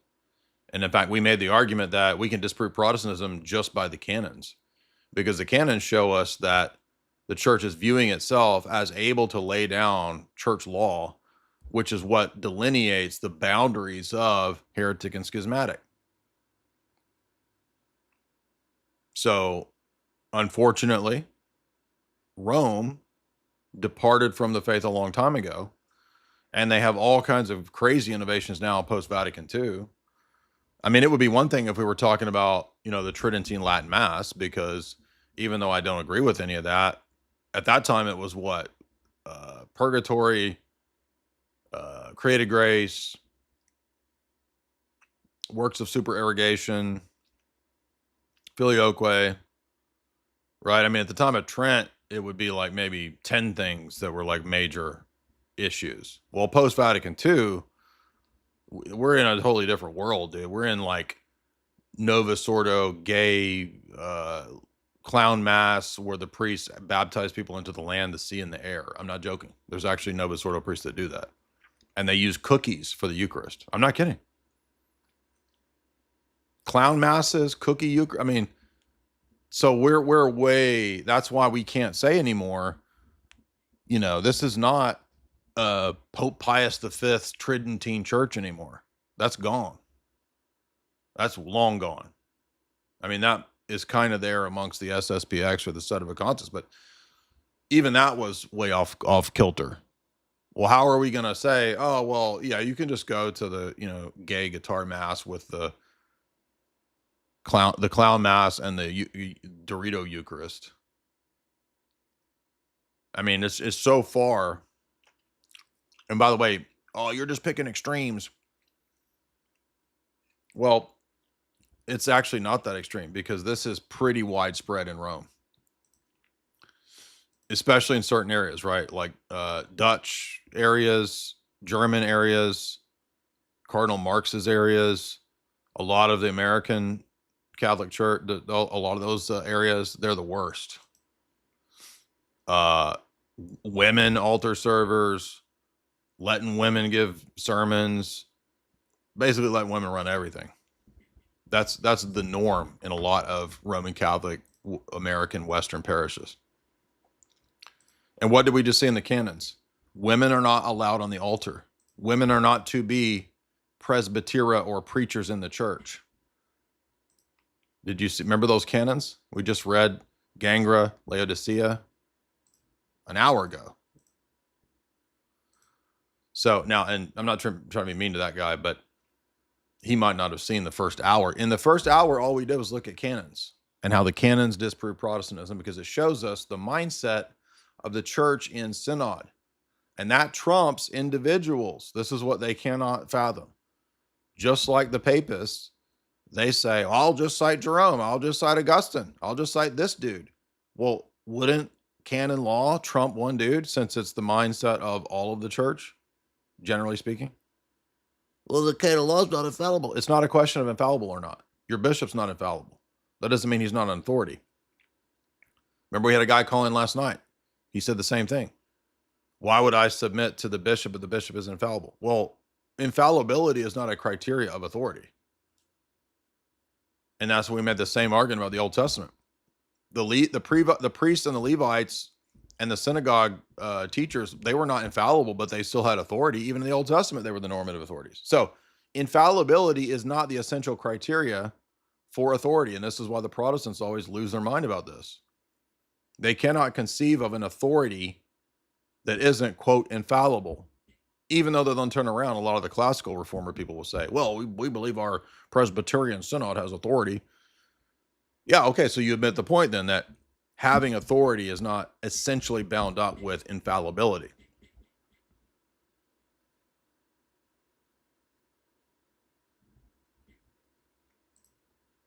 And it turns out, this is breaking news as well. Let's see what Lord Voldemort's saying. The rumint is that Daily Wire is about to close. Woo! Another small victory. Let's see what he says. A year ago, they laid off 50% of their employees. Last week, they laid off the other 50%. So that means they have 25% of the employees they had a year ago. And it's all because Ben Shapiro is a known front for the Israeli government. Massive funding. That's all they push, and people are sick and tired of it. But here's the bigger story that nobody's covering. The collapse of the Daily Wire and all other neocon ratings, like Mark Levin on Fox, almost no viewers, lowest ratings on Fox, is emblematic of the collapse in major polling for President Trump. Now, I mainly am interested in the Daily Wire point of this. Why? Because Daily Wire is an outlet for evangelical Zionism, because the funders, those Texas billionaire funders, are Aryan Messianic cult leaders. They're in the area. I forget the name of those billionaire whatever brothers. That's who, the money behind Daily Wire. And I'm happy to see that heresy outlet is going under. Good. Their shit sucked anyway. I mean, if you ever watch one day for fun, I watched like 40 minutes of Ben Shapiro just to see what he even does. Dude, the show is so boring. All he does is play a clip and then tell you what he just saw in the clip. It's not even like Arnold Schwarzenegger is entertaining on the DVD commentaries because he will tell you what happened in the clip, but he's funny as hell because he's retarded and he's drunk when he's doing the DVD commentaries. You don't even get that with Ben Shapiro. It's just, yeah, we just watch a clip and what are the transgenders? And one of the transgenders going against facts and logic. So we just watched a clip where two transgenders were saying that. Blah, blah, blah. It's like, yeah, I saw the clip, dude. I don't need a Wikipedia summary, an AI summary of the clip. We just watched it. So, I mean, Arnold Schwarzenegger is more entertaining than Ben Shapiro. Look at me, yeah. That's when I was talking to the guy, and this is the bad guy, and we tried to stop the guy, we're like Peter Parker with the good guys, but then we tried to fight the bad guy. Yeah, we know that you're the good guy, Arnold. Everybody has seen your movies. Thank you for giving us a play-by-play. It's like, remember we were watching this clip the other night. We were all dying laughing at, because people didn't believe me. They were like, "Nuh-uh, there's no hilarious, retarded Schwarzenegger commentaries." Yes, there are. There's a bunch. They're actually really funny. You should watch them. That's the same thing that Ben Shapiro does. He just watches a clip and tells you what was in the clip. It's like, dude, what?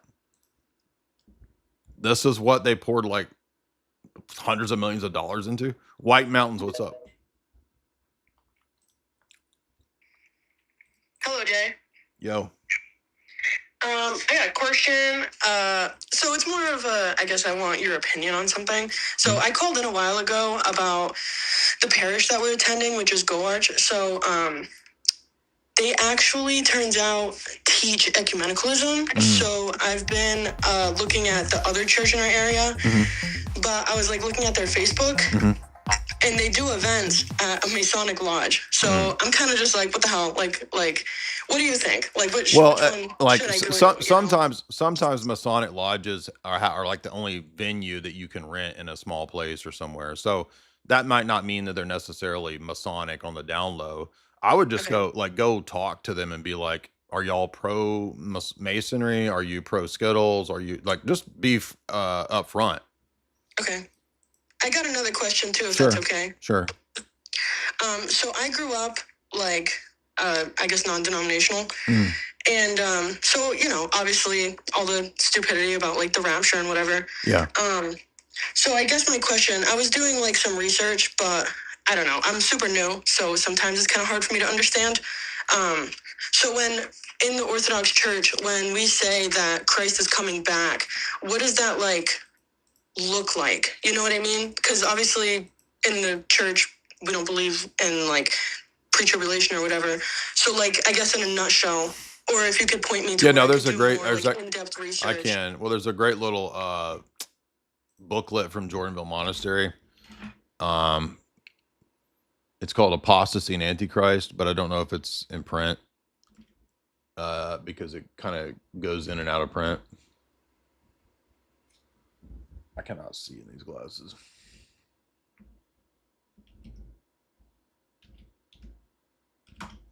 And since it's out of print, there's a couple channels that have done audio versions of the whole little booklet. It's like a 60-page booklet. By the way, it has personal preterism in it.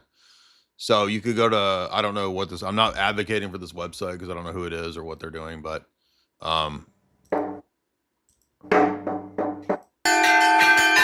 God, living in Holy Trinity, being. So this little booklet is right here online, and you can listen to the audio right there. And it gives basically just a bunch of quotations from church fathers and saints and elders and whatnot of the Orthodox Church and bishops giving the overall outline. So it begins with preterism and saying that 70 AD is the immediate context of Matthew 24, Luke 21, etc.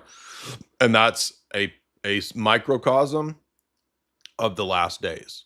So some of the signs of the end of the world from the Orthodox perspective would be mass apostasy in the church, attempting to ban the divine liturgy, obviously Antichrist figure, conversion of the Jews is another one that's listed very clearly. All of those are some of the key elements, as well as the attempt to rebuild the third temple. When you see those things, that's pretty much the universal indicators amongst the fathers that, okay, this is looking like it really is the end. I'm not dissing the prophecy bros. I mean, I just don't study all the elder saint prophecies. I'm not against them. It's just not, it's not my domain. I try to stick with more of the patristic and biblical approach, but that doesn't mean I'm dissing Conrad or Kotel or any of those people. It's just not a domain I've spent much time in. So that's the great thing about what we do in Orthodoxy. Like, there's different gifts. Not everybody has to be an aggressive debater.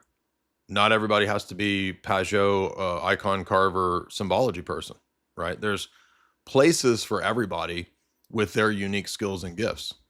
Yeah, not everybody has to be a debater, Mando, bluegrass, philosophy, bro. Not everybody has to be Professor Deacon Logic. I'm trying to think of other. I mean, how does Paul describe the gifts? Right, they're all apportioned for different functions, right? And the eye can't say, "I don't need you, hand." Right, the hand can't say, "I don't need you, eyes," because they all work together. So, you know, we need people debating politics. You know, Andrew's really good at that. We need people debating feminism. Rachel's great at that. We need people debating logic. I wish Father Deacon would do more debates. You would be the best cool, calm debater if we could get you to do more debates. Well, if I get paid, somebody pay me. Okay. That's actually all right. Well, I saw there was a comedian, Ari Spears, was bitching that he hates doing podcasts because they won't pay him. And then it was like he was asking for like $5,000 for every appearance. It's like, dude, you're not that popular anymore. It's like $5,000 or something, some crazy amount. That's what I want. I want So $5,000. you should have a every syllogism I get 5,000. Yeah, have a minimum of like, I get paid per syllogism in a debate, so I expect at least I don't know, 1 Bitcoin per syllogism in a debate. I'm kind of joking, but I'm serious. Like, I'm just grading right now while I'm doing this. I had 240 essays. I have 8 classes. I serve 2 parishes. I have a wife. I actually have a life. But do you know what I mean? Like, that stuff, other than my wife, I get paid for. So it's like I have to take time for, like, everybody just wants you to do free stuff. It's like, I like debates, but it's got to be worth your while. I've never even thought about charging. I've turned down certain debates of somebody because it's not worth your while, and I don't necessarily mean even monetarily, but no, this is something that a lot of like internet goobers and randos don't understand, that not every person is worth a debate. And then everybody on the internet thinks, no, you have to debate and respond to every single person. Well, dude, I'm the only one out here in this sphere of apologetics who literally does the open calls where anyone can debate. So I'm like, nobody else will do that as far as I'm aware. Now, Cleves kind of does it. Alex will do it. But I'm saying, like, none of these other people, Trent Horn won't do open forums to talk to all y'all. Gavin Orland, as far as I'm aware, he doesn't do open forums where he lets anybody call in and challenge. What? We're not scared. Like, I'm not worried about anybody calling in and bringing their challenges. Oh, but you block everybody. You block everybody. No, I block the people that talk smack and won't debate. That's very different from just blocking everybody.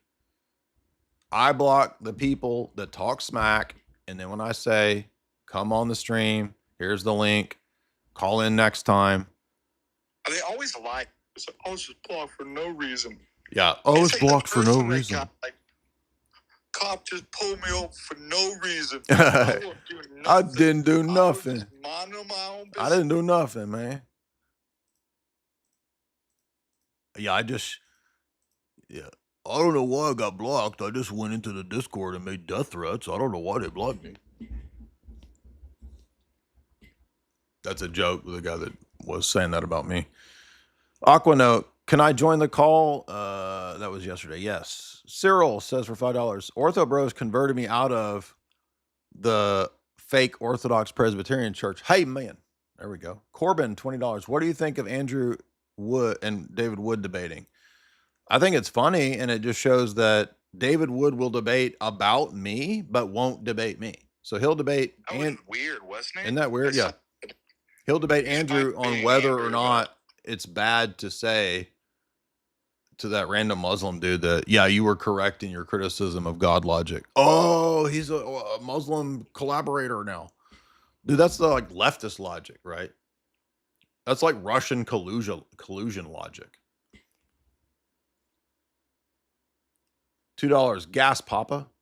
Well, $2 ain't going to get me far in gas, but thank you. Burning Bush, $10. Jay, I want to apologize. I used to critique your demeanor. I let that obfuscate the bigger picture, which is that these Prot liberal channels are actually not acting in good faith. Christ is, thank you. Yeah, I think, again, and FDA knows this. I'm sure everybody in the debate sphere, Rachel and Andrew, and we've all experienced this. A lot of people that you interact with put on a good face, and they are very nice on their streams or publicly or whatever. In the background, so many people in media are just absolutely backstabbing snakes, man. They're just no morals, no qualms. They will stab you in the back in a heartbeat. That's why, luckily, thank God, I rightly know how to interpret faces. So, yes, Father Deacon has a degree from FBI University in facial physiognomy recognition. Well, it's crazy. So we just finished up on office hours. We were doing. You were on Tim Heidecker's show? What? I'm joking. We did the last 2 office hours with the seminary with Jordanville. We were doing the David and Adjunct debate, and we're going through Chalcedon and Ephesus and these things. And I didn't even think about this. I first got the idea when I was doing logic class at Carroll. We were doing a debate with Alex O'Connor and the Richard Swinburne. Yeah. And I was like, well, Alex Connor has the fallacy of like gay man leg crossing, right? I'm like, I don't know why he's so like honed into those details, but I'm like, I don't think any man should, you know what I'm talking about, do the kind of like crossover leg. We all know what that is. Sure. You can do a right angle, or you can do your feet behind kind of tucked in. And I'm like, it looks gay and effeminate. I don't know. I like your new approach, right? So we're not even gonna just do. We won't even do debates anymore. We'll just do a physiognomy check, and that's it. That's what I've been doing. Yeah.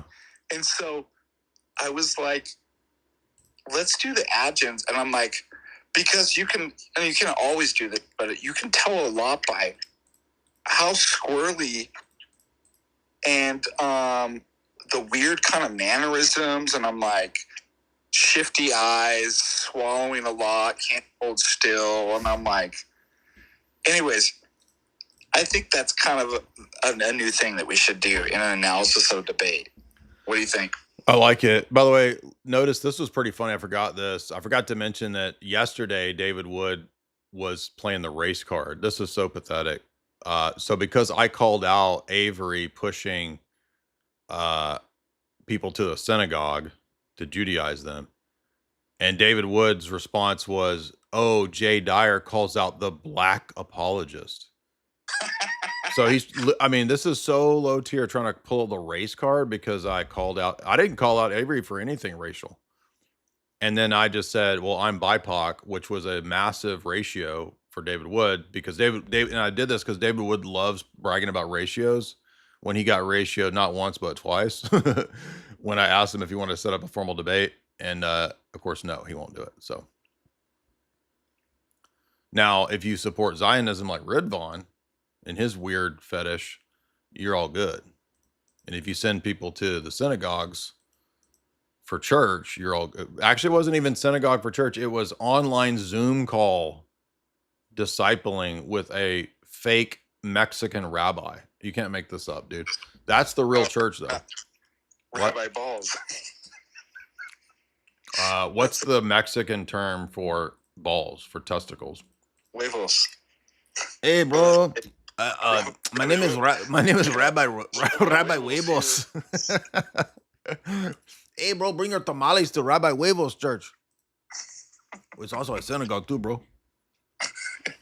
It operates as a. It's a food truck. It's a food truck church. It also operates as a bank, an ATM, and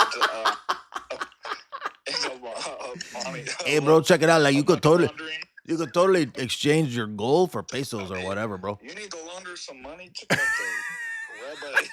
Hey, homie, you need to launder a little bit of cash or whatever. Dude, come. You're just buying a taco, Come to St. Tamales food truck on the corner of Wilson Avenue.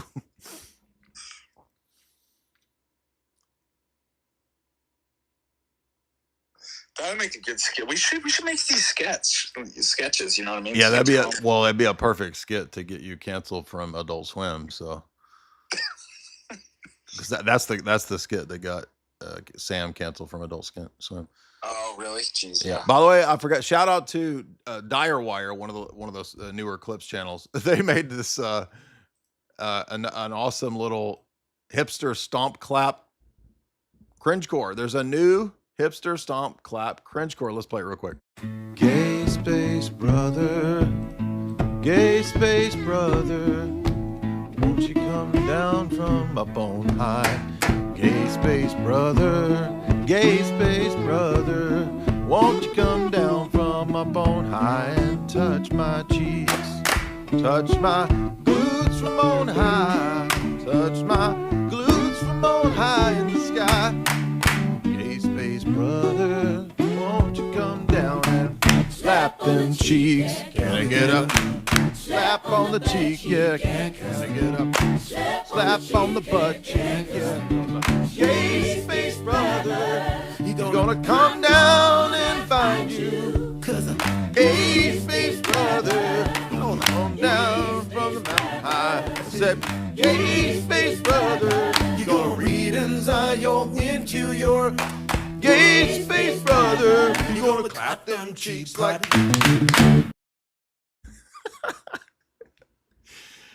Anthony, what's up? Gay space brother, gonna clap them cheeks from up on high.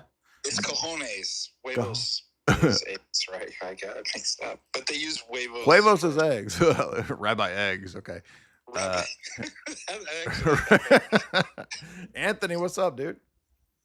Yeah, Jay. Yes. No, I just have 2 points since you have Father Deacon here. 2 questions. One of them, would you say that the Roman Catholics, when they have Mass, are they participating in the eternal heavenly liturgy? No. No, absolutely not. If we talk about liturgy, sorry. Well, we speak about liturgy as patterned off the worship in heaven. So if you have a different pattern, how could it be partaking in the liturgy in heaven? Gotcha. And I'm sorry, I'm ignorant in, the Roman Catholic, however they worship, but can you give me like a point or two about like the main difference besides obviously, I know there's no essence energy distinction and dude, you got to keep in mind, Anthony, I'm not trying to be mean, but like the modern Roman Catholic Church, most of the quote masses, they're worse or equal to Anglican services. They're basically just Protestant services. PJ, what's up, man? I wasn't laughing at you, by the way. I was laughing at the huevos, calling them Rabbi Eggs instead of Rabbi Cojones. It's way better, huh? It's actually, Rabbi Eggs is funny. What's up, man? PJ, Pajamas, what's up? Hey, can you hear me? Hey, bro, I can hear you, dude. Hey, homie. Hey, homie, you think I can't spot a cholo within like 2 seconds, bro? Totally. I know you guys like you guys are my people, bro. Even though I'm BIPOC, I could tell you, I could spot you guys from a mile away, bro. Man. Yeah, you're a funny guy. I'm sorry. Let me get to the question about the ecumenism in the evangelical spaces. Mm-hmm. Have you noticed that these people are using mean girls tactics to? Yes. Yeah. Absolutely. In fact, I noticed that. I said today right here. Look, no, this isn't it. I said the apologists are just like the thoughts on the internet. I said it right here, dude.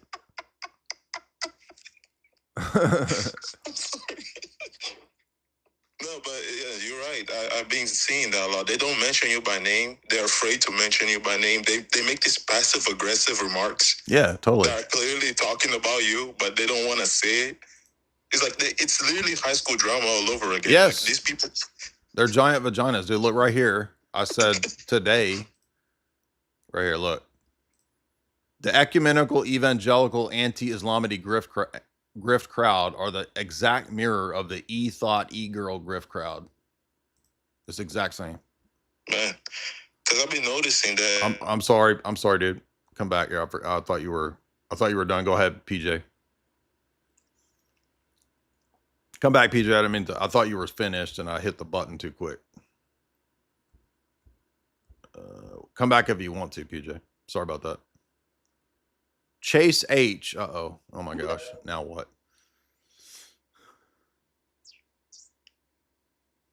Yo, what's up, girl?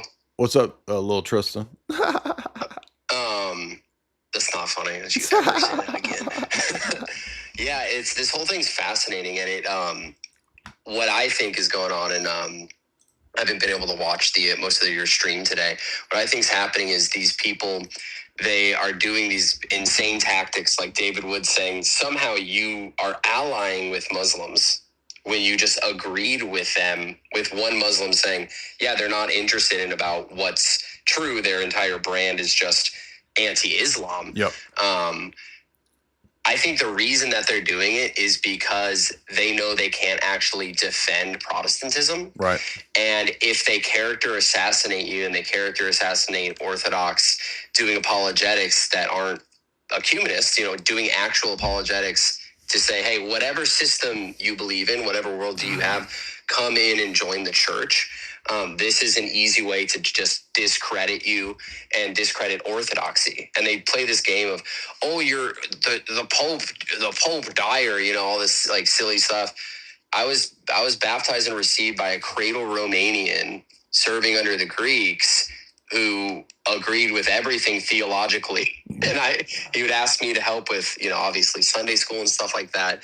But this is the point, is that they are using this just to try to stop Orthodox apologetics in general. That's what they want. That's why they ally with people like schismatics. And I tried to talk to John Claypool, and I wanted to ask him what bishop he's in communion with to show these dummies like the JP Uncut dude, this is a schismatic. But they're not interested in any They don't of that. care about They're none of interested that. in just stopping the Yeah, they don't care. conversation. Yeah, they I'm don't. going to correct you, not John Claypool. Nick Nolte. You're right, Father, and nice. My bad. Yeah, you're right. Well, I got a little question for you, Chase, because I noticed the name Haggard is suspiciously similar to Hagar. Are you in collusion with Muslims? Yes, and I actually I was at the grocery store the other day, and I saw a Muslim, and they also picked up milk. I enjoy drinking milk with my coffee. So I saw dog whistle, Muslims. Muslim dog whistle. You're drinking milk just like the Muslims. Yes. Islamic dog whistles right there. Yep. But what do you think about that? Like, it seems to me that this and the whole like ortho bro thing, which they can't ever define ever, or it's so loosely defined, it's anybody that's Orthodox that's online. No, you know what?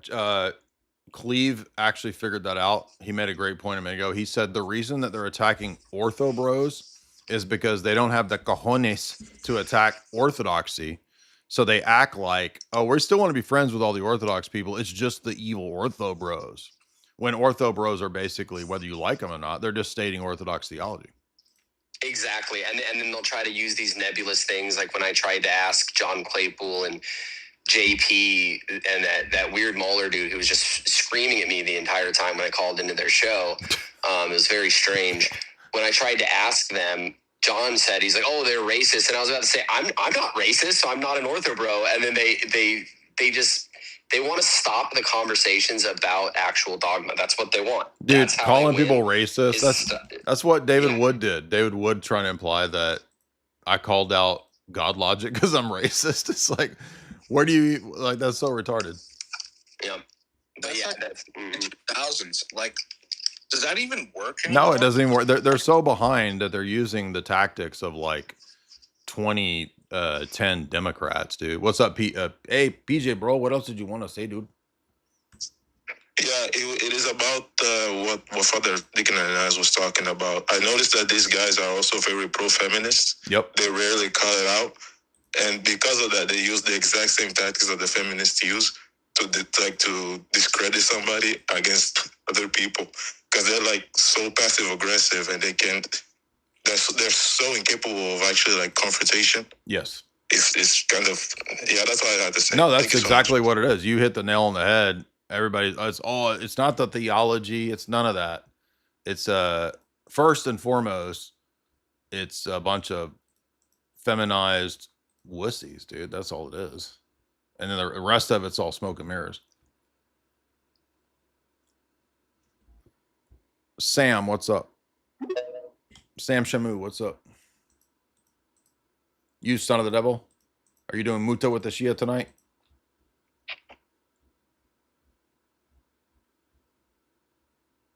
Is your mother doing Muta with the Shia tonight, you son of the devil? Oh, no muto, no, Holmes. That's bad. That's bad for you. No. Hey, I'm over here at Papa Pio's taco truck. Over here at Papa Pio's. Buenas noches from the West Coast, Holmes. For 2 for 1, I serve the Eucharistia on flatbread to you, Holmes. Okay. You know that it's the real Eucharistia because it's flat. The tortilla Eucharistia. That's how you know it's real, Holmes. In the full spirit of ecumenism, when you go over to my cousins, Rabbi Cojones. You go over to Rabbi Cojones, he'll serve you with the flatbread himself. It's Eucharistia and it's ecumenismo. I got the blessing from the Pope himself, Holmes. Actually, Come check it I out. appreciate it. The Pope would bless that, actually. That would be fully in line with ecumenism. Zet, what's up, dude? Gay space brother. Harsh word says for 40 weird currencies. I used to think that Jay and David Wood were the same person. Shit, dude. Let me prove you false. Could David Wood look like this? Watch this. I'm going to blow your minds right here. Talking about effeminacy and divas. Could David Wood look like that? Nope. Could God Logic look like that? Nope. So, no, I'm not the same as any of those people. Zat, what's up? Hey, can you hear me? Mm. Yeah, so big fan. Just called because I was wondering if I could take the Freemason position real quick. You're not serious. No, I'm serious. Are you debating to debate, or are you really a Mason? No, I'm not a Mason. I just have one point. Okay, go one ahead. of your arguments that you used in the debate. Okay, I go kinda ahead. Sure. Disagree with. Sure. Yeah. So it seems like one of the main things you pointed out was like the fact that they would not allow someone like a Satanist to join their group, or you had to believe in one God, or you have to believe in a religion that believes in one God to join, right? Mm-hmm. And so you were using that to say that it entails that you're pointing out a generic theism or generic monotheism or whatever. Right. And I don't see why that necessarily entails that. Why couldn't it just be, we'd rather you believe in a religion that believes in one God, because chances are, you're going to be a Christian or a Jew or a Muslim. And generally these people are okay. But like a Satanist, that's kind of like queer. No, first of all, the argument, hold on. It's culturally weird. Hold on. The argument was intended to show first that they don't just have one dogma of believing in monotheism. You also have to qualify that by all of these things that are excluded. That was the first point, to show that it's not actually one dogma, it's many dogmas. The second point is they actually dogmatize that the God can't be specific. So that's the problem. They have a dogma of generic theism. Really? Okay. Yeah, if it can't be specific, that makes sense then. And then also too, do you remember when I did that article and I was working with Garby? So with this common core, this generic thing, one of the things that it's about God is he's worthy of worship. But worship requires allegiance. Yes, So great point. You can't have a generic God. That's like saying there's two warring armies, and I'm allegiant to them both. I am with Army. So worship requires the exclusion to the exclusion of others, right? So it doesn't make sense that you can even say like, oh, I can have this generic kind of, or we accept this other worship. So worship, just like allegiance to an army, excludes all the others too. So that's another. And another way to show that this is false, and I should have brought this up in the debate and I forgot, is that when you go to Masonic lodges, they will put on their quote altar the Torah, the Bible, and the Quran, and even the Bhagavad Gita now. And I've got it up on screen. So when you are straight ecumenism. Yeah, when you join the Masonic lodge, any of those can be placed on the altar. Here's an example where they put the Bible, the Shinto text, the Bhagavad Gita, the Jefferson Bible, the Torah, and the Quran. So this proves my point.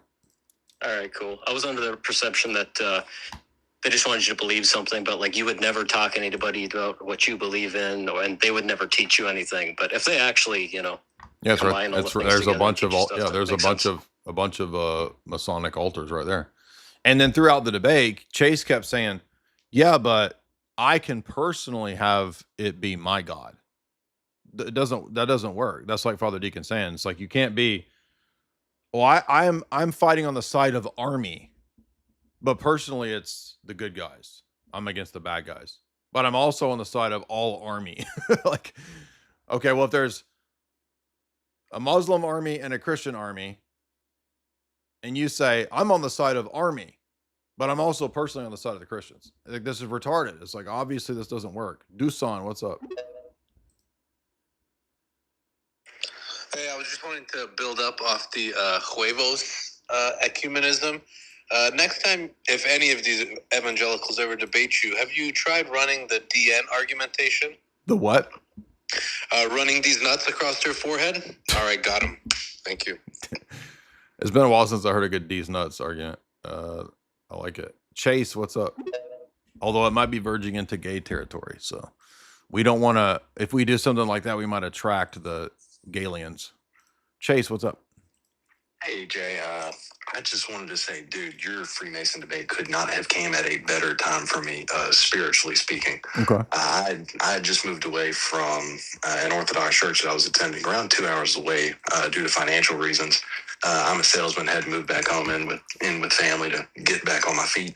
And one of my fleet managers is actually a Mason. He started telling me about how great it was. You know, we got a lot of Baptist pastors here in the South that are Freemasons. And so I was looking into it and thought it might be a cool thing to join. He gave me a bunch of Shriners magazines. I was like, oh, look, they're helping kids. You know, look really cool.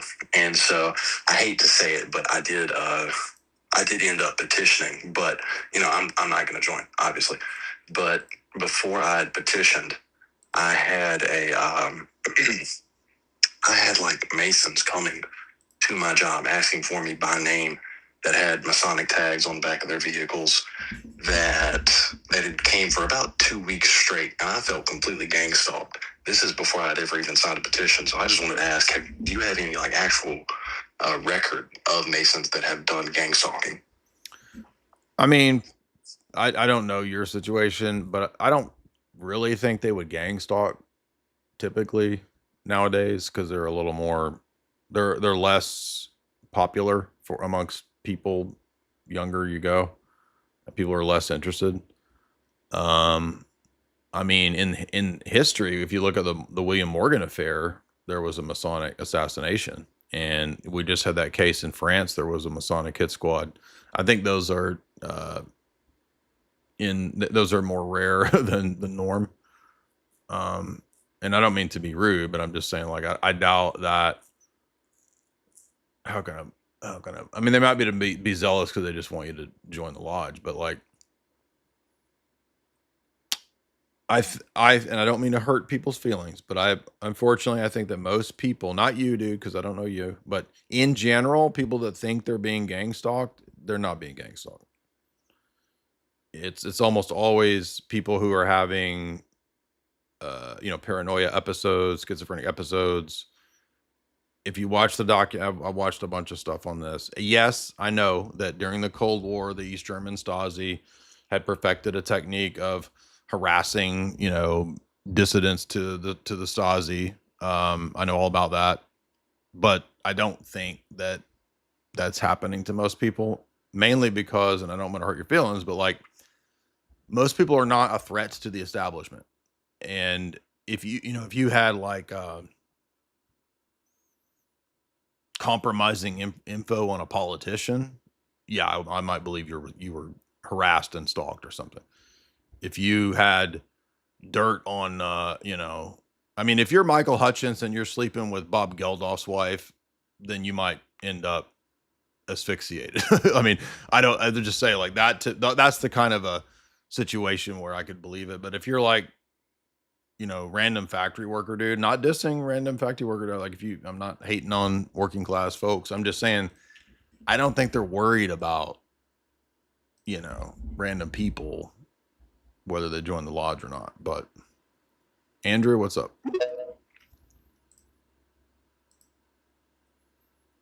Hello. I mean, who have we seen oft in recent times? Charlie Kirk, whatever you think about it, whoever did it. Jeff Stein McCaffrey. They attempted Trump, whatever you think of that. the Masonic hit squads going after organized crime or being involved in organized crime stuff. Guys in the chat, remind me, who are the more recent, people unalived? Benazir Bhutto was unalived because of Muslim stuff. Breitbart unalived, it seems, probably.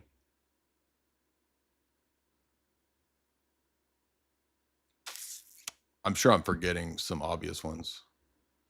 People around the Clintons. Who else is? Who was the guy? The famous. My godfather wrote a book about the guy that was in the circles of Hillary that was unalived. What was his name? I'm going blank on the Hillary dude.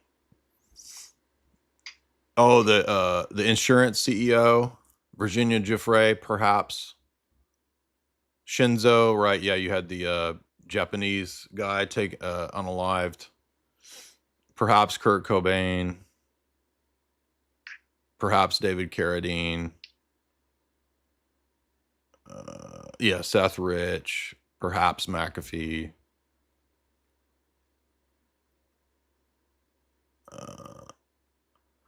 I don't mean people that we speculate about. I'm saying like known unalivings. Shinzo Abe, definitely. I mean, that kind of stuff's kind of rare, you know what I mean? So. Harambe. Cecil and Harambe. There we go. Oh, Justice Scalia. That's the one I forgot about him. Perhaps. Yeah, those are the perhaps, though. Andrew, what's up? Hey, sorry, I'm about an hour behind in the live, so I don't know if this was brought up or not. But you were looking at the Canons of First Constantinople and saw that the third one was different. I looked in the Wayback Machine, and it was changed all the way back in 07. Oh, you're saying that the New Advent deleted that canon? Yeah. Wow. In November of 06, it's there. Wow. In the next snapshot is in 07. It's gone. Interesting. I wonder who and why they thought to do that, because yeah, that's interesting. And by the way, when I was pulling up the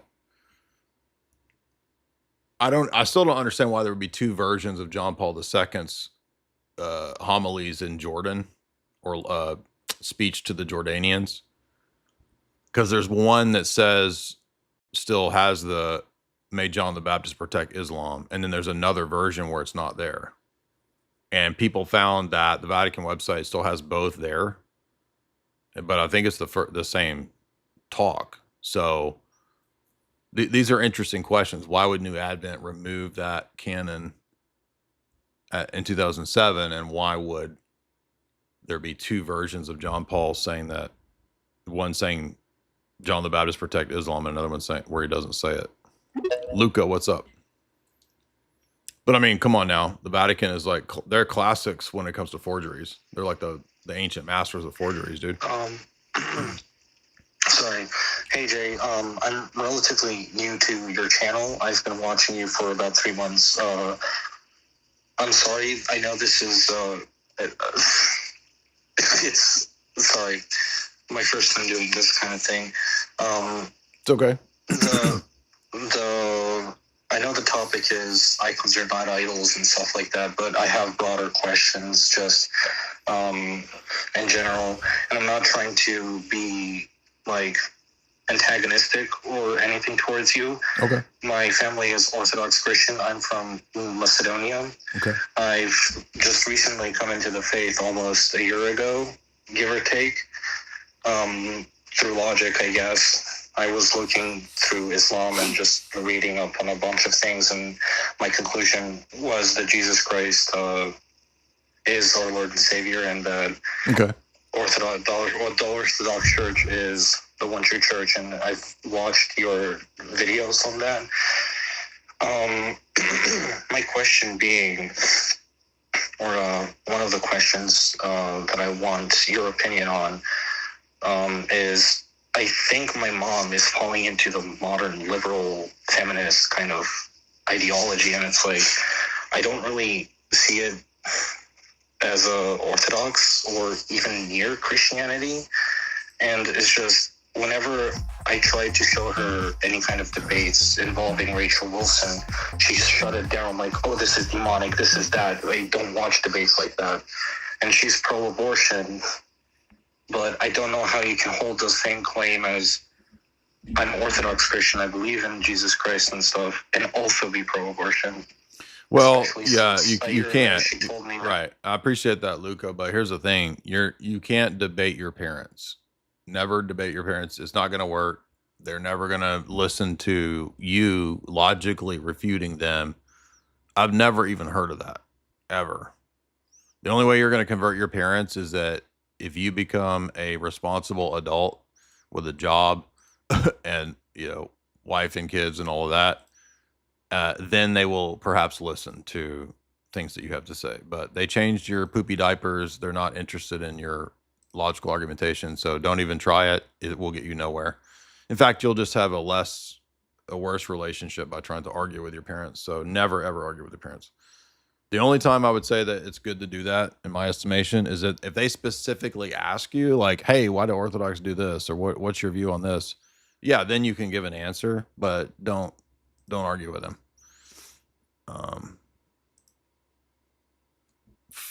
We're looking for people who disagree, by the way. Fugan, what's up?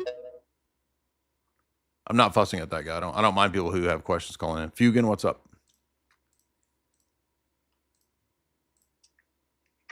Yo, Jay, what's going on, Father Deacon? I saw one of the Wilsons in the call. I just wanted to shout them out real quick. Love you guys. God bless. But I'm going to get right to the point. I'm still learning about ecumenism. I just picked up Orthodoxy and the Religion of the Future. I'm going to be honest, the shit that Father Seraphim Rose talks about legit scares the absolute shit out of me.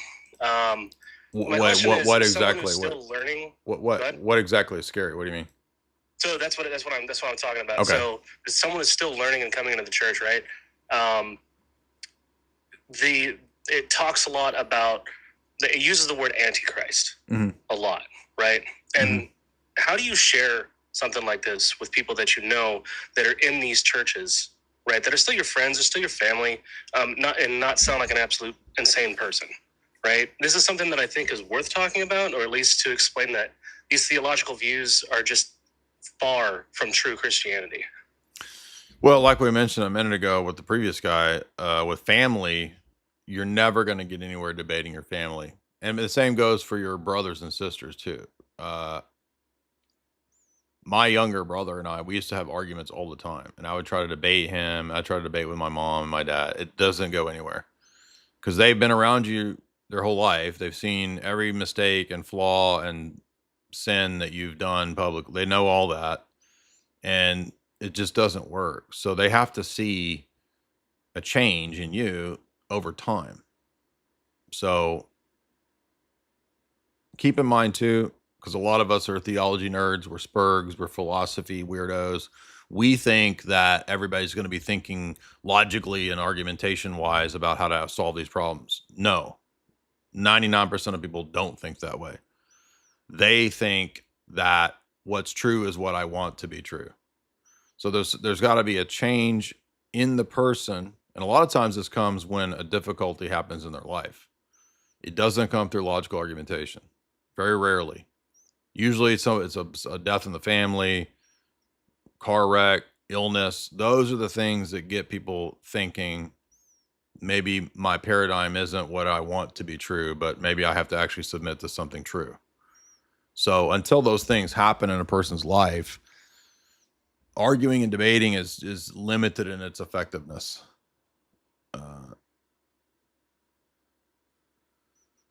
So the best approach with friends and family is feel them out. If they're open to it, then take hey, check out this documentary, check out this book, tell me what you think of it. Take that kind of judo approach. Let them come to you. Let them ask the questions. Don't be aggressive with your friends and family. You can be aggressive with your bros, right? Because bros can appreciate and take aggression. Your mom, your grandma, don't precept grandma. That's what I'm trying to say. Abide by the rule of don't precept grandma. Fway, what's up?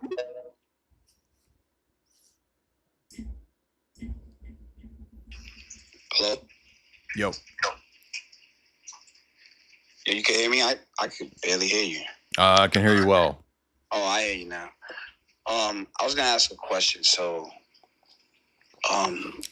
basically, I had started OCIA within the Catholic Church, but then, like, after really inquiring online and doing some like research, I wanted to pursue like basically inquiring of orthodoxy.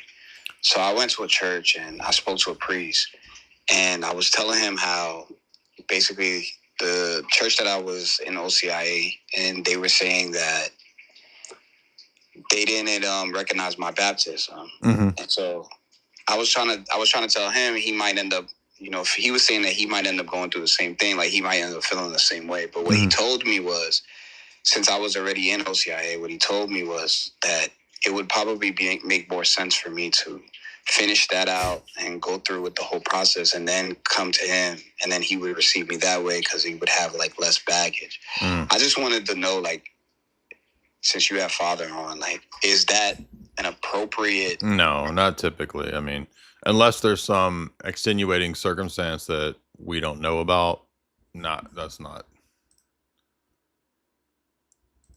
Is the stream still going? It looked like it. Did it cut off? Looks like it's still going. Maybe it just shut down on YouTube. FDA, would you say anything about that?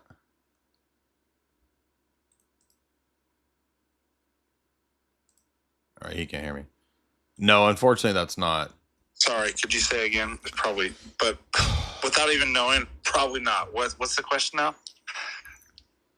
He says that an Orthodox priest told him to finish his Roman Catholic RCIA. Absolutely not. Yeah.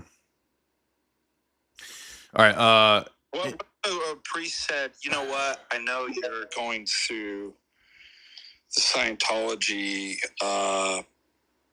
What do they call that when you do auditing? Auditing. I think you just finish up that program. Finish up whatever deals that you have with the cartel. Yeah, go ahead and get catechized in the Vatican II, Nostra Aetate religion, and then we'll. And then come in after you've done all the satanic stuff. Why don't you just come on in? Yeah. Jake, what's up, man? Hello. Hey, Jay. Can you hear me? Yes, sir. Hey, it was something either last night or the previous live. You said something about many or some of the, stories of the saints are similar to myth or legend. And I was curious because what got me into Orthodoxy was kind of a lot of the biographies and whatnot, Lives of the Saints. And I was enamored by it, but also very skeptical as well of some of the stories that I heard. Do you know any literature that goes deeper into what you were insinuating the other night? I don't. No. No? All right. I mean, I think it's obvious that there are legends. What the delineator is, I mean, I don't know. There's no easy answer to that.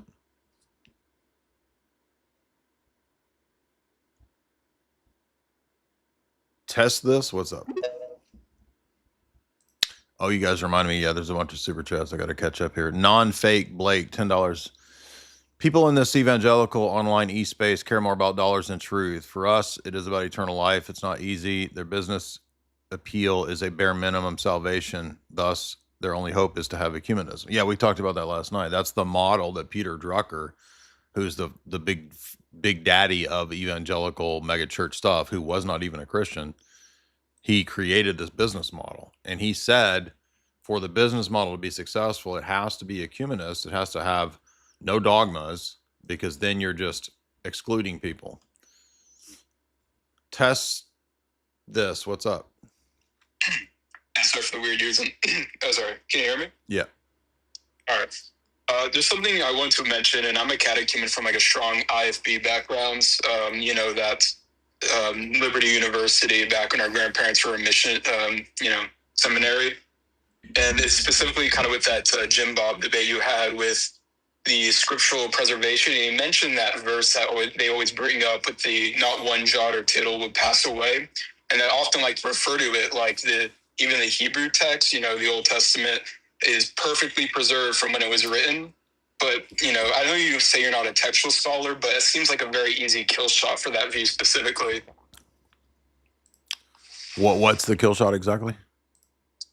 The whole idea that not one jot or tittle, so specifically every single letter, down to the letter preservation for the Old Testament is held up until today.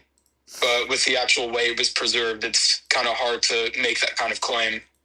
Yeah, there's just so many things that were mentioned in the debate, and you'll, if you end up doing a lot of debates, you'll realize that you can't address everything that a person brings up, especially when it's like not formal and just constant back and forth. And you have to choose in the heat of the moment which things you want to respond to and which things are more important, so that you don't let the opponent take you down a rabbit trail.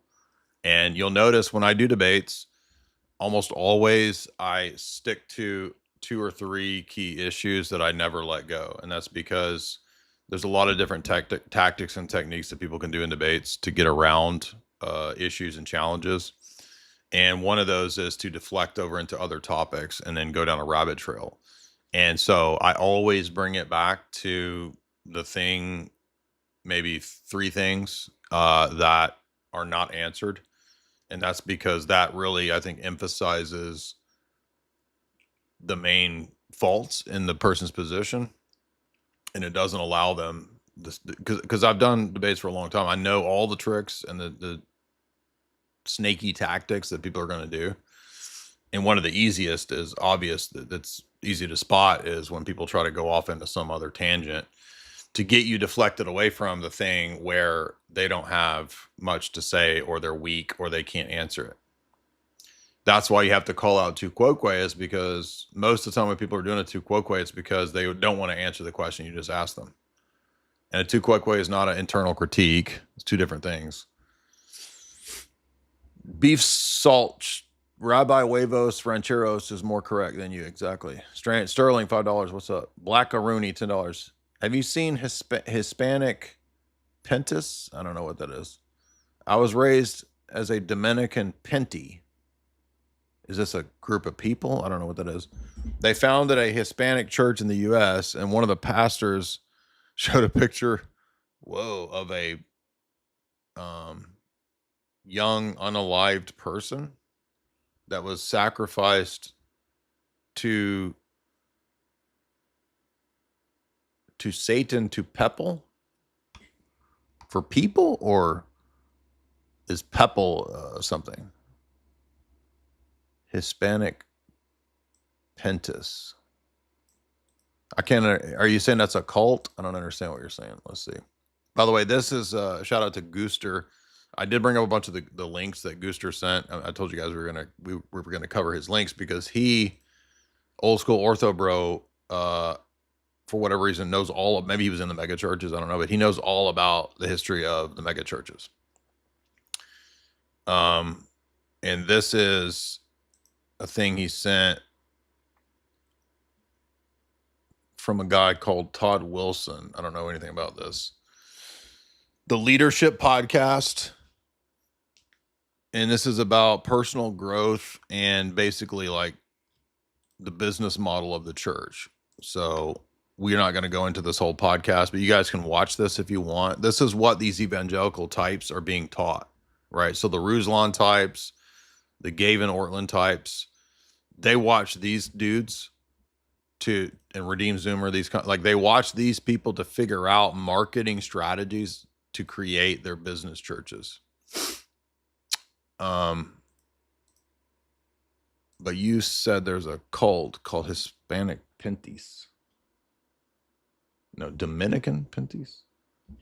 You mean like Dominican Republic? Or are you talking about the Dominican Order?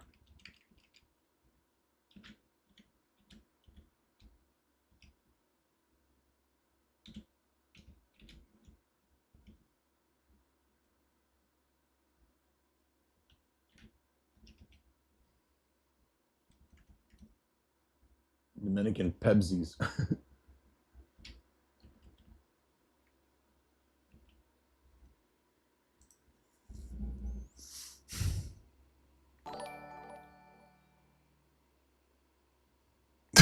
All that gives me is bad bitches misbehaving. Bad Dominican bitches misbehaving. I don't know what Dominican panties. I don't know what that is, dog. Dominican Pinty. And there's a Hispanic church. I don't know. Lucas, $5. Thank you, Jay. I forgot that YouTube doesn't allow that word. It's hard to know what they do and don't. I'm not sure. I'm interested in getting into debates. Thank you for sharing your knowledge. Appreciate that, man. Oh, Pentecostal. Blackaroonie says Dominican Pentecostal. The pastor showed a charred, unalived person to hype up people. Oh, against spiritual warfare. Interesting. So you wasn't talking about these bad bitches.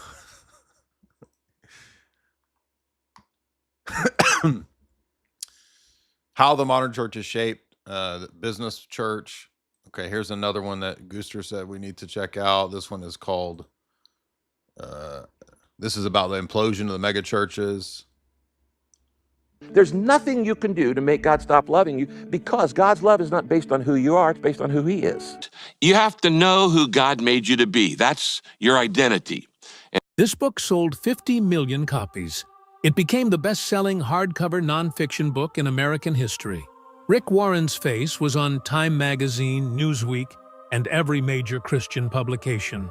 Presidents called him for advice, and nobody talks about the churches it destroyed. Between 2003 and 2010, thousands of American congregations adopted his program. Some of them grew, many of them split. And across the country, people who had worshipped in the same pews for decades found themselves pushed out the door. This is the story they didn't print on the book jacket. In 2002, Rick Warren was already a superstar pastor. His church in Orange County, California, had grown from a Bible study in his living room to a megachurch with 15,000 weekly attendees. But the purpose-driven life changed everything. The book was simple, 40 chapters, 40 days. One promise, you would discover God's purpose for your life. It sold 1 million copies in 4 months, then 5 million, then 10 million. By 2007, it had sold over 30 million copies in 56 languages. Publishers Weekly called it the best-selling hard... Damn. I remember, too, back in the 2000s or whatever, like, you would go in thrift stores, book hunting, and you would see, like, 20 copies of the Celestine Prophecy and 20 copies of Purpose-Driven Life.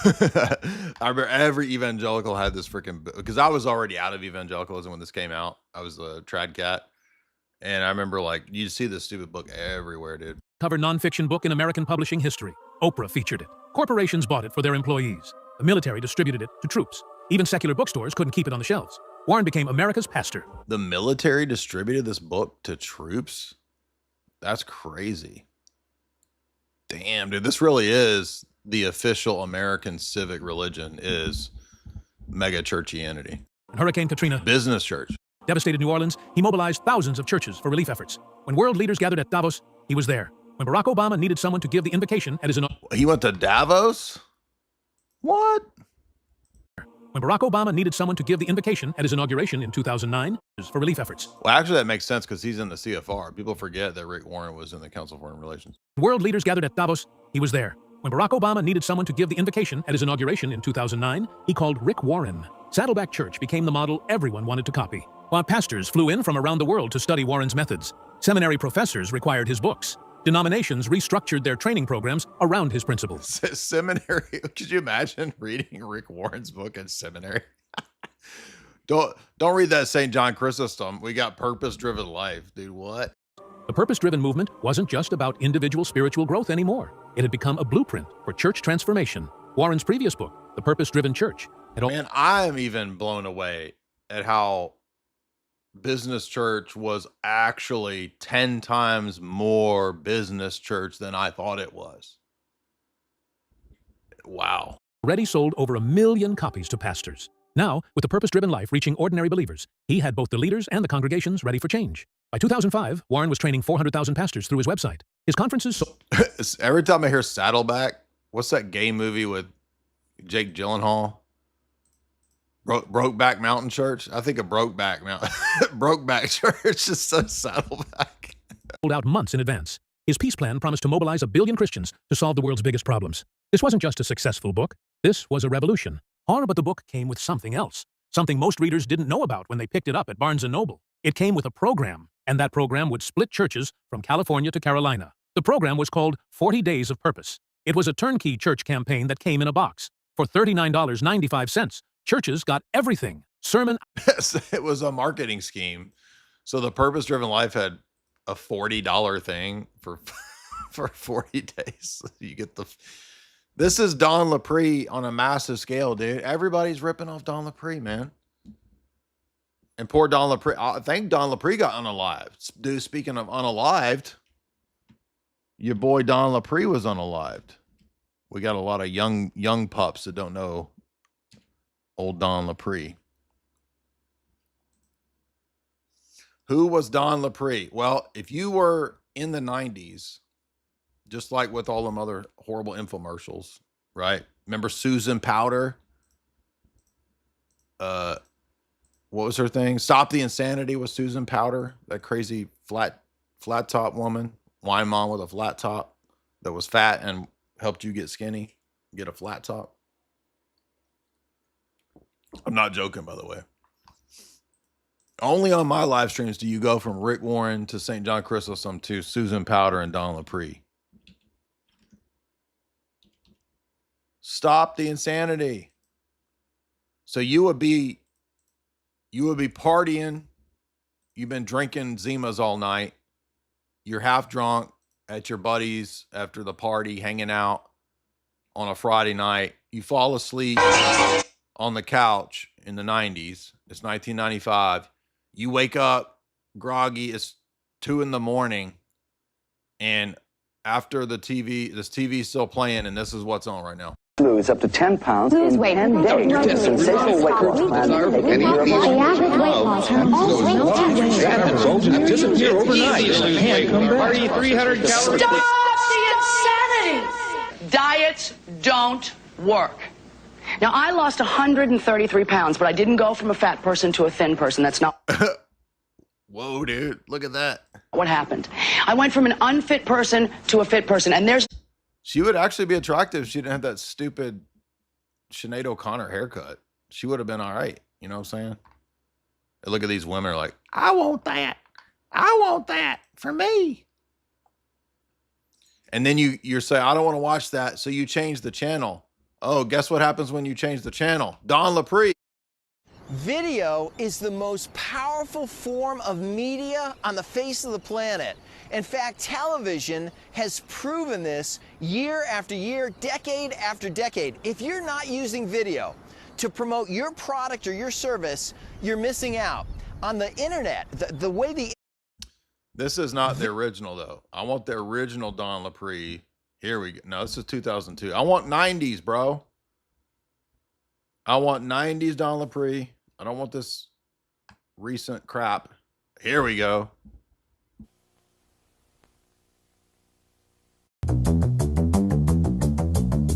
Hello, I'm Don Lapre. I'm so excited that you decided to become a sales representative for the Reminder Service. I'm going to walk you through 15 ways to make all the sales you ever wanted to make. If you want to make 10 sales a day. All of the online e-grifter bros, especially in the red pill sphere, dude, they're all want to be Don Lapre's, dude.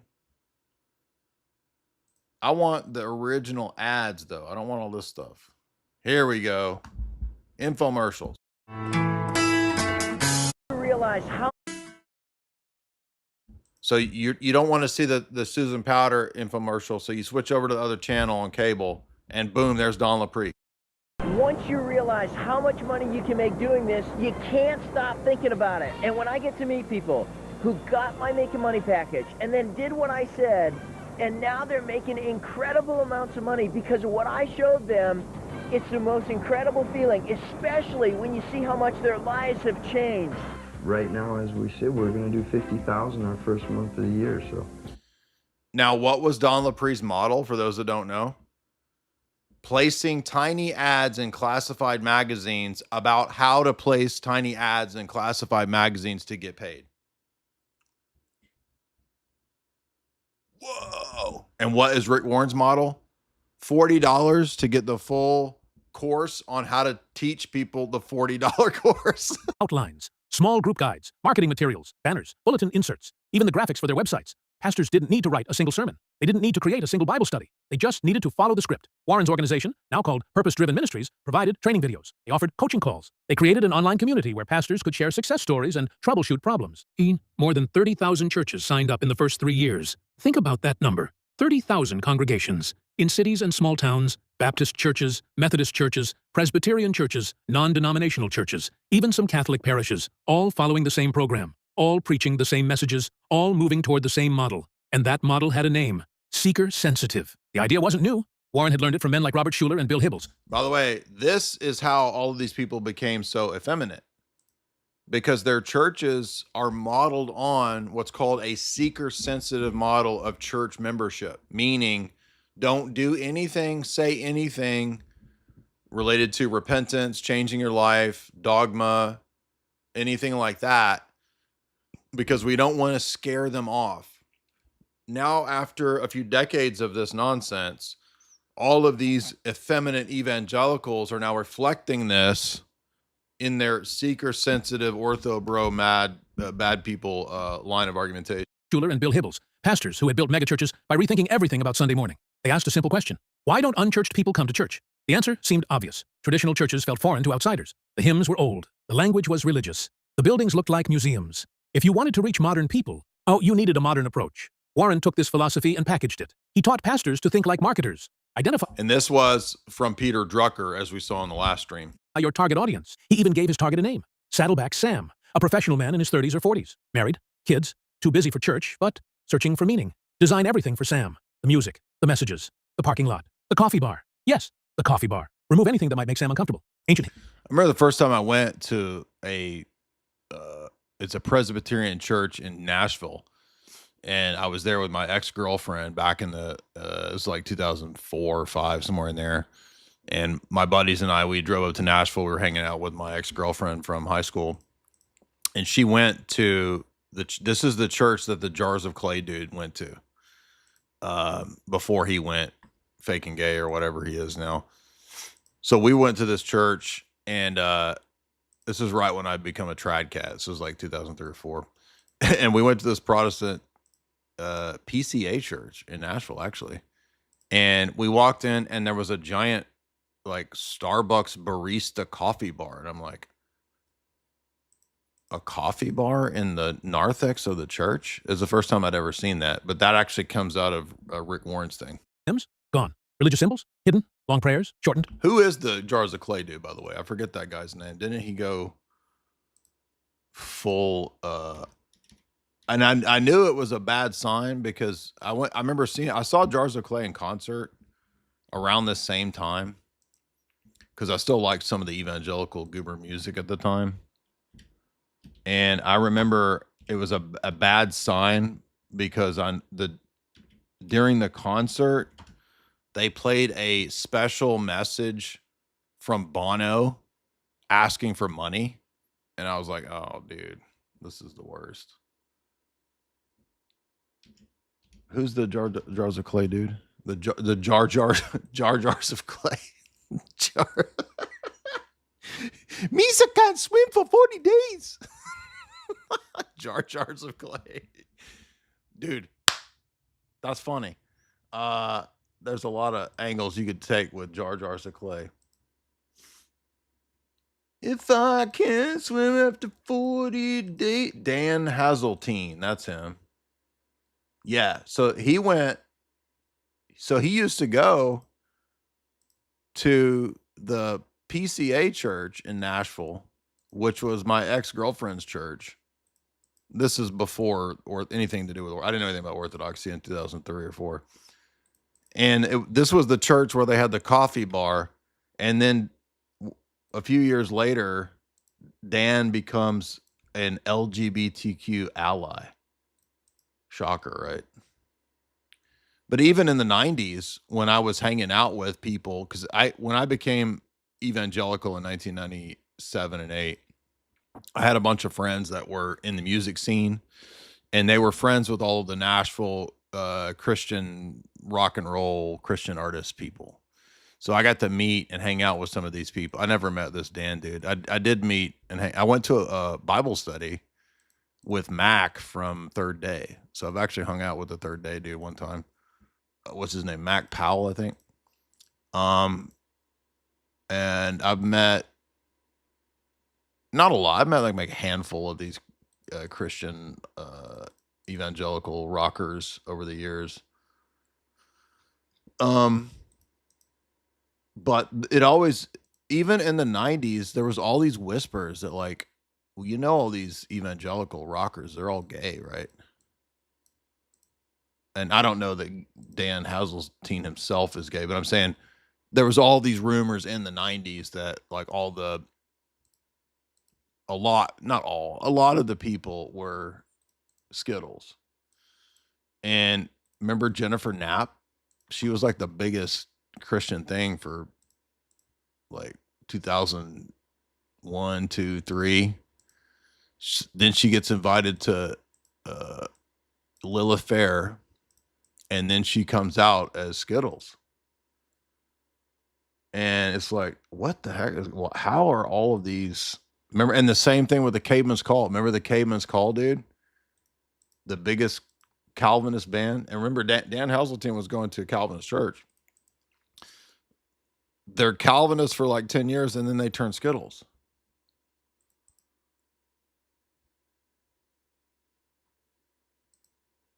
And then the guy that signed them left.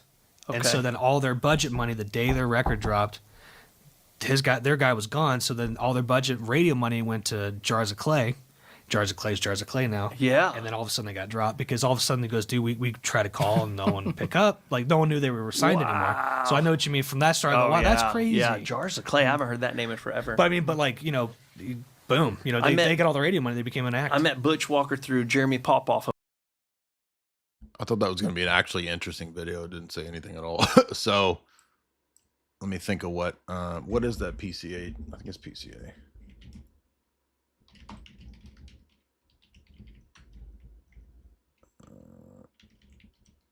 I think it's the big PCA church number. Let's see if it still has a coffee shop.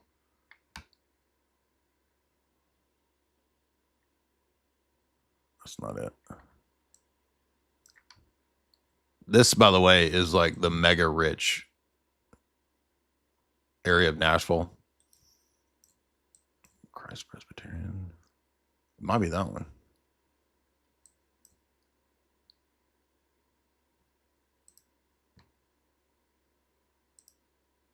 That's it. I think that's it. Christ Presbyterian in Cool Springs. I want to see if they still have a big coffee bar. I don't know if that's it or not. Anyway, it doesn't matter. Who cares? What am I doing? Let's get back to Rick Warren. Offering plates? Replaced with boxes in the back. Make church feel like the rest of Sam's week. Professional, practical, positive, non-threatening. It worked at Saddleback. Why wouldn't it work everywhere? But there was something Warren's training materials mentioned only briefly. It's something pastors wouldn't fully understand until they were months into the transformation. Not everyone in their churches was Saddleback Sam. The changes started small. First, I'm sorry for keep forgetting the super chats. Groovy Banana, $50. I was raised Baptist, but I've been listening to you and the others and have been in questioning what's true. I'm reading Orthodox and Religion Future. I'm taking it seriously. Thank you for all these videos. Do you have book recommendations? Well, yeah. I mean, we just recommended early on Life in Christ by St. Nicholas Cabasilos. It's a classic. It's a good one. Neo-Palamite, James Valant was critiquing you on tag. Do you want to do a response? Nope, don't care. Floyd, $5. I'm struggling to understand the distinction between Christ's body as the church and the Eucharist. Well, that's why it's called the mysteries. So again, actually you would like this book too, because this whole book is actually about that. So that's providential. 18 Disabled says for $5, you the Ayatollah of Byzantium. Now go and slay, Queen. I like that. He sent a slay commission to me. Slay, Queen. Brock Bush says, I saw a UFO in Northwest Florida as a kid. It was a glowing saucer with a dome and rings of light. That's a light, bright boy. It flew over our car, probably 90 miles an hour. Weird thing is, we remember it being different colors. Was it demonic? Perhaps. ZK, get the book Bad Post by E.R. Chamberlain. It looks interesting. I think I've heard of that book. There was another book that came out in the 2000s, very similar to that. That would be interesting. Timothy, $10. I was the caller, but you can go further. To those that are separated from the Orthodox Church and those that are confusing people, anathema. They actually become persecutors of the church. Who are the killing the priests that destroy the temples and torture brothers? Well, they may not be as extreme as, you know, the Ottomans killing people or whatever, or ISIS or what, but I mean, it's spiritually subverting and confusing people. And again, a lot of these people, they don't know any better, but they're also tempted with the grift. So we have to be patient and try to remember that these people are, they're their own worst enemies. Timothy, $5. Anathema. Anathema. Christ is king. Muslims do not worship the same God. We don't define ourselves by what we're not. Correct. These people do. Yeah, their whole thing is like, we are defined by online anti-Islamianity. Jay is our new black Ayatollah. Agreed. Thank you again. Most wanted, $5. I've been attending Orthodox liturgy. My wife and 3, almost about to have 4 kids. Congratulations. Thank you for bringing me to the truth. Hey, that's awesome, man. Epistemic Anthony, appreciate that. Guys, I'm not going to be reading $1 super chats anymore, but I appreciate it. Journey of Abundance, $5. Adam Livingston on the Swan Bitcoin channel is a big fan. Awesome. Yeah, I like Adam as well. And I need to, Swan Bitcoin needs to renew my referral link because it seems to not be working. I have to reach out to them. Raj, $5. Channel 5 made a new documentary about the Swedish sisters from Madden. Oh, interesting. Well, I definitely want to watch that because that was a classic, mysterious MK Ultra situation that the BBC caught on camera. Well, they eventually did a documentary. Madison the Fast Lane, which appears to be something related to MK Ultra assassins with those 2 weird twin sisters who were actually sent to assassinate somebody. And you're saying that there's a new documentary. I've definitely got to watch that. We need to go back and do some of those conspiracy classics like Madness in the Fast Lane. Madness and Manslaughter.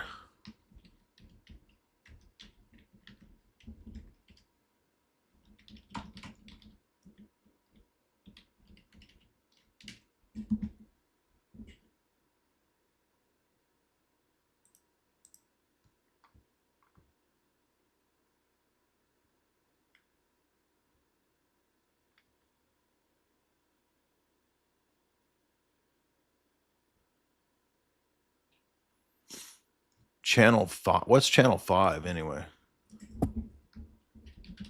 Is that something British in the UK or something?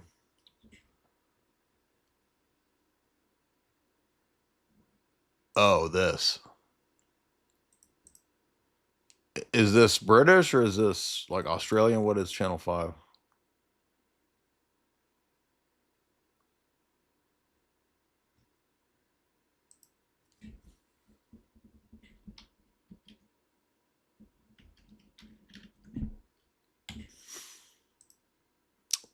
Where is it, dude? I don't see it. A short while later, the women were spotted on motorway CCTV by transit police. This is the original.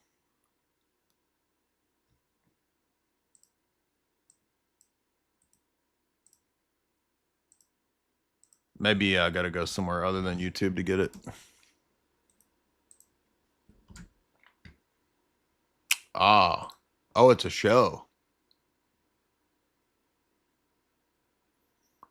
I can only access that in the UK. That's gay, dude. Watch it on YouTube. Let's see. It was an ordinary day of filming. That's a trailer. I want to watch the actual thing.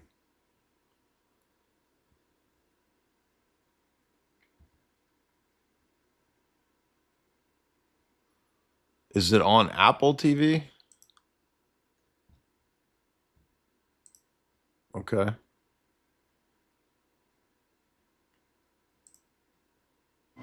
It was an ordinary day of filming until it wasn't. Run! We need ambulance, 2 possible fatals. A shocking turn of events. I'd never filmed anything like this before. With an unbelievable ending. Twisted Sisters, Madness and Manslaughter. What? Okay, it looks like I could find that via Apple. So it's a 2-part, part 2. Appreciate that. Yeah, I'll definitely watch that. And we need to go back and read. I wonder if we could get away with doing part 1, or if the BBC will, or maybe it's not BBC, it's like Channel 1 or whatever. Will they copyright strike it? I don't know. This looks like some random channel that put it up, so maybe you get away with it. Dire Wire says, Jay, what? Oh, it just went away. Where'd it go?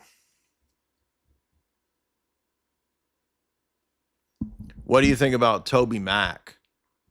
What about Grits? I used to love, I mean, Toby Mac was kind of corny to me, but I did like Grits songs. Ooh, ah, ooh, my life be like, ooh, ah. But I don't know anything about, I mean, I know that the DC Talk, the black dude got in trouble for trying to hump everybody, but I don't know anything about Toby Mac. Dostoevsky, $2. Thank you for everything. You're special. Toby Mac's the original Christian wigger, dude. That's a unique little subgenre of the wigger, bro. You got the dang mainstream wigger, and then you got like a Christian wigger sort of ethos, kind of its own little niche, you know what I'm saying? And that's Toby Mac right there.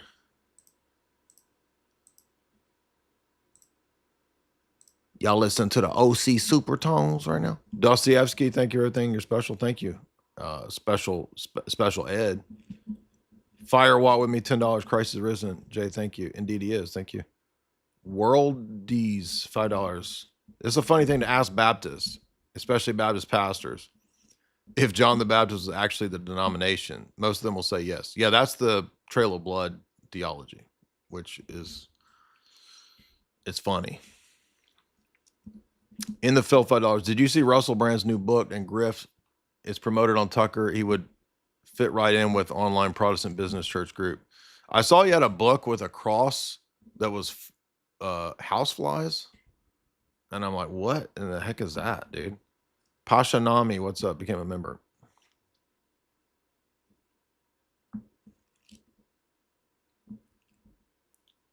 Sterling, $5. Thank you. Redbrook, $10. Some of my family are evangelical. I'm Orthodox. How do I speak and have the conversations with those that are not? Like we said earlier in the stream, I would say just give them a book, tell them, watch this documentary. Don't aggressively try to argue with them. Take a passive sort of approach. Not passive-aggressive, passive. Adam, bingo is thus an Islamic dog whistle. Yes, apparently.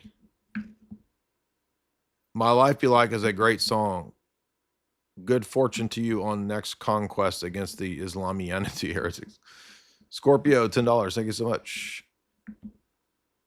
Red Shinobi, $5. Daily Wire is trash, but the movie that What is a Woman is gold. Yeah, I mean, I'm sure that they have some good content. It dropped at the right time.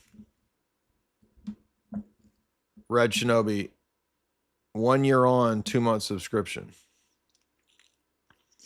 Day Gyre, $8. Watching Lutherans dance around the Book of Concord, but not being equal to Scripture, but totally authoritative. Yeah, I mean, it pretty much is the same with all the Protestant confessions. It ends up being the same circle. Crash Meta Religion, $10. David Wood treated Jay very harshly, even though Jay says he likes God, logic, IP, and etc. Disagreeing with somebody doesn't mean that you dislike them. They make it personal. Well, I mean, that's all they have to rely on is character assassination. So they're just, David Wood, that whole sphere, they're just like the Muslims. And David Wood's going to debate Andrew about me, but won't debate me about his fake church. Alpina, $5. Me at Smoothie King. I'll take one Sheikh Ibn Dyer, please. Exactly. Easy on the Muta with the Shia tonight. And it says the same thing. Beef Salt says, a lot of wiggery going on at Ruse-lan's Rhythm Church. Kyler Birch, $50. Thank you. Unfortunately, all of this is pride. If truth isn't a person, but it's a bunch of propositions that you pick and choose, then Christianity stops being relational, even though evangelicals always speak of it in this relational way. It becomes a spiritual analytical philosophy where every man is just his own guru, and thus humility dies. Exactly. And no better example than Calvinism. Most Wanted.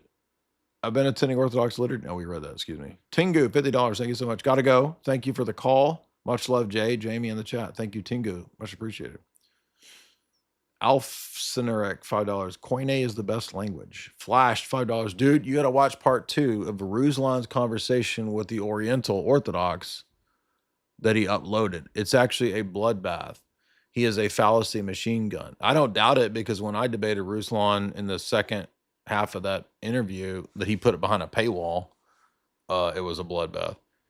And I'm like, literally like 4 times in a row, I'm like, Ruse-lan, that's a fallacy.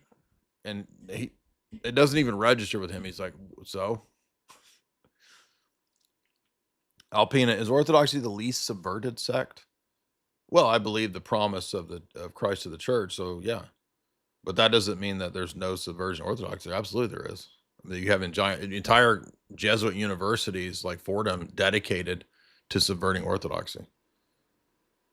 And by the way, David Wood is a graduate of Fordham. Luis, $5. Do you have a video explaining the Protestant view on music and movies thinking they're bad, or clothing with skulls is bad? You mean like Death to the World? I think a lot of Protestants are just superstitious when it comes to symbology, and they act like ritual magic goobers, and they think that like a skull is necessarily automatically satanic. I mean, it's retarded. So they're just doing a version of word concept fallacy, but with symbols. It's like when, Baptist grandma says, I seen the icon and it had a halo. That's the Hindu sun god imagery. It's like, it's signifying the uncreated energies, deifying the saint. It's the uncreated light. It's not the sun god. But I seen the Hindu thing that was a sun god, the same thing. Well, yeah, but they're not the same thing. They're different. Big Oi, $10. The strategy of calling all the Ortho bros evil Islamists is so hilariously short-sighted. Yeah, I don't think it's going to work in the long run. People will just see all the Muslim debates and immediately know that all the Zio bros are thus pathetic liars. Absolutely. Why would I have debated all the top Muslims and gone on podcasts with Ridvan and Wood debunking Islam as a Muslim collaborator? It's just so stupid. But again, they are actually relying on their 80 IQ Muslim convert audience, right? That's who they're talking. They're not talking to Ortho bros.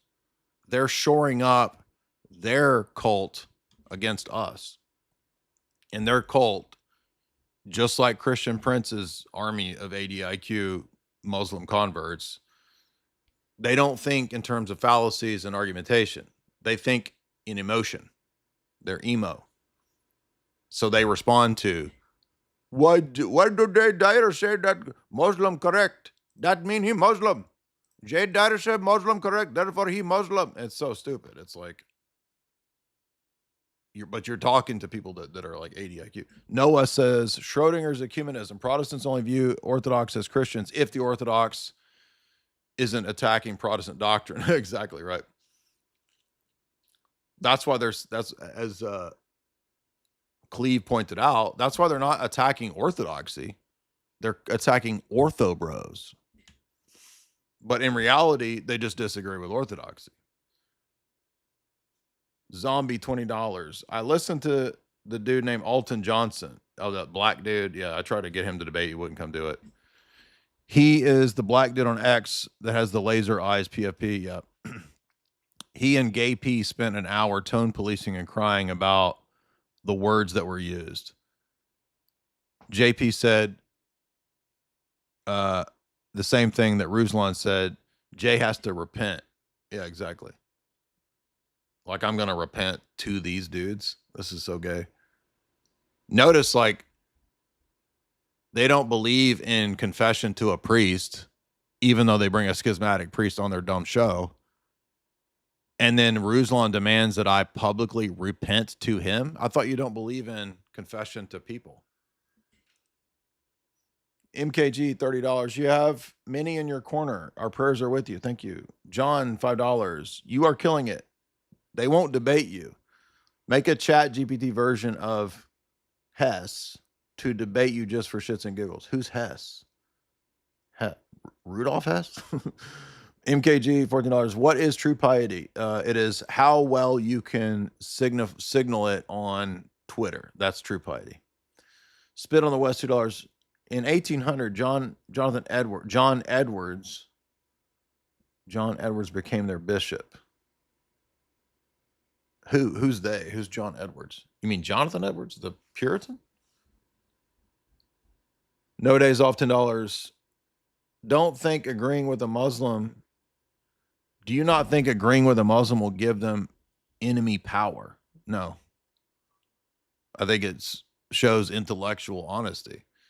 If Jake, the Muslim metaphysician, says that the theophanies in Orthodox theology are uncreated, that's correct. I'm not going to say, no, Jake, you're wrong. They're created, because he's Muslim. This is so stupid.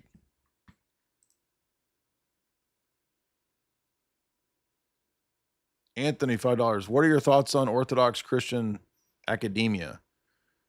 You're not going to be welcome. I mean, there's only some certain sectors where you could probably get, like, if you find some somewhat traditionalist Roman Catholic school, maybe you could get through. I don't know. But I mean, it was made clear to me in the 2000s by the academic strata where I was trying to become an academic, you're not going to be welcome here as a straight white male. So you can do with that what you want. Tingu says for $20, have you covered Mike Winger? I've DM'd Mike Winger. In fact, I tried to get him a couple times to debate, and he ended up just blocking me. So, and he took huge offense for me daring to offer to debate. So you understand, these people, they're so fragile and passive-aggressive soy that they lose their shit if you offer to debate them.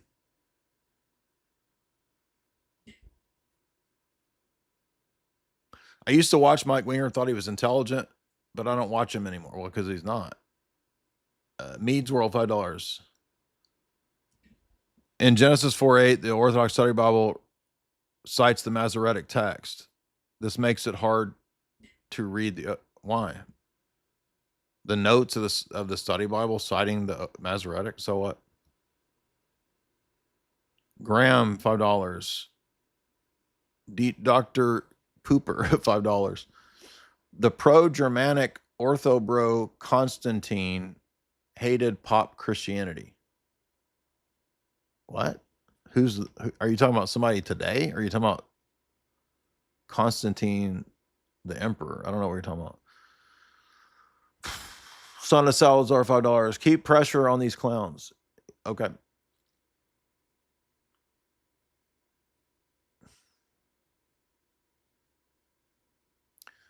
Tweet bomb, $10. No more of this charitable ecumenism. No more calling everybody Christians. It's only Orthodox. Yep.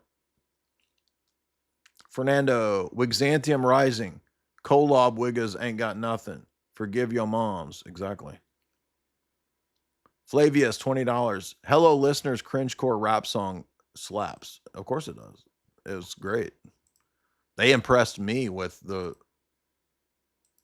song they came up with. And just out of putting pressure on these boys, let's play it. Just in honor of Ruse-lan and Wigzantium, we're going to play our prized rap diss once again. Y'all ready for it right here? I need something.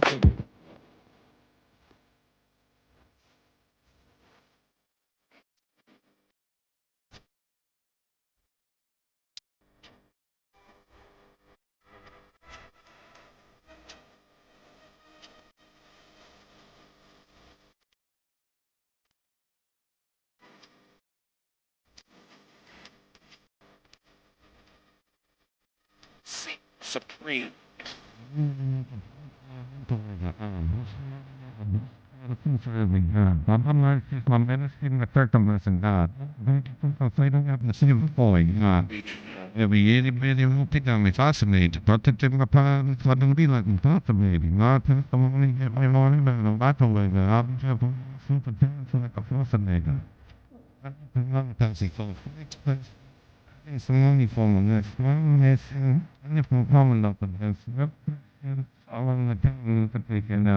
Hey, don't make me play myself.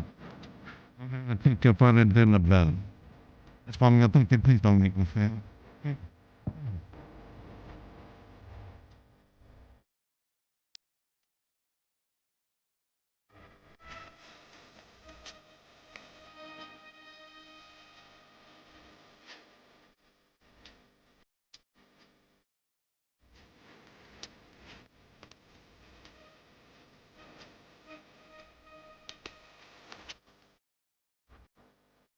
By the way, those are all real Ruse-lan quotes. No, that's hello listener. That's not me.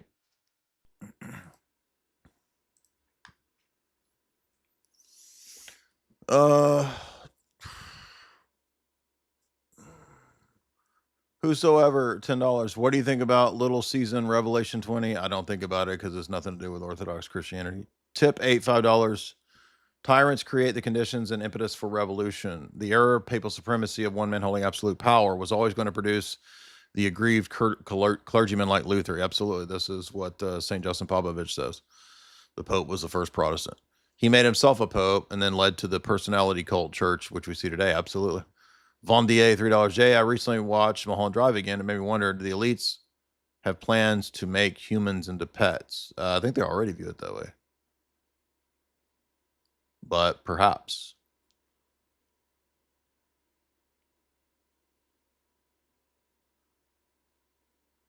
Elementu de Vista, $3. Christ is risen. Why do the GOC channels call Rocor Sergian? Because they're schismatic. Because they are tools of the CIA. Even though they're too dumb to know. Dayjire, no, we did that. I got it. I'm starting to get a crick in my neck, dude. We gotta call it a night soon. Let me make sure I got all these up. JT says for $5, I'm currently forcing my wife to watch your Quasimodo freestyle song while she nurses our son. We are back. Good. That's how we do it. This is how we do it.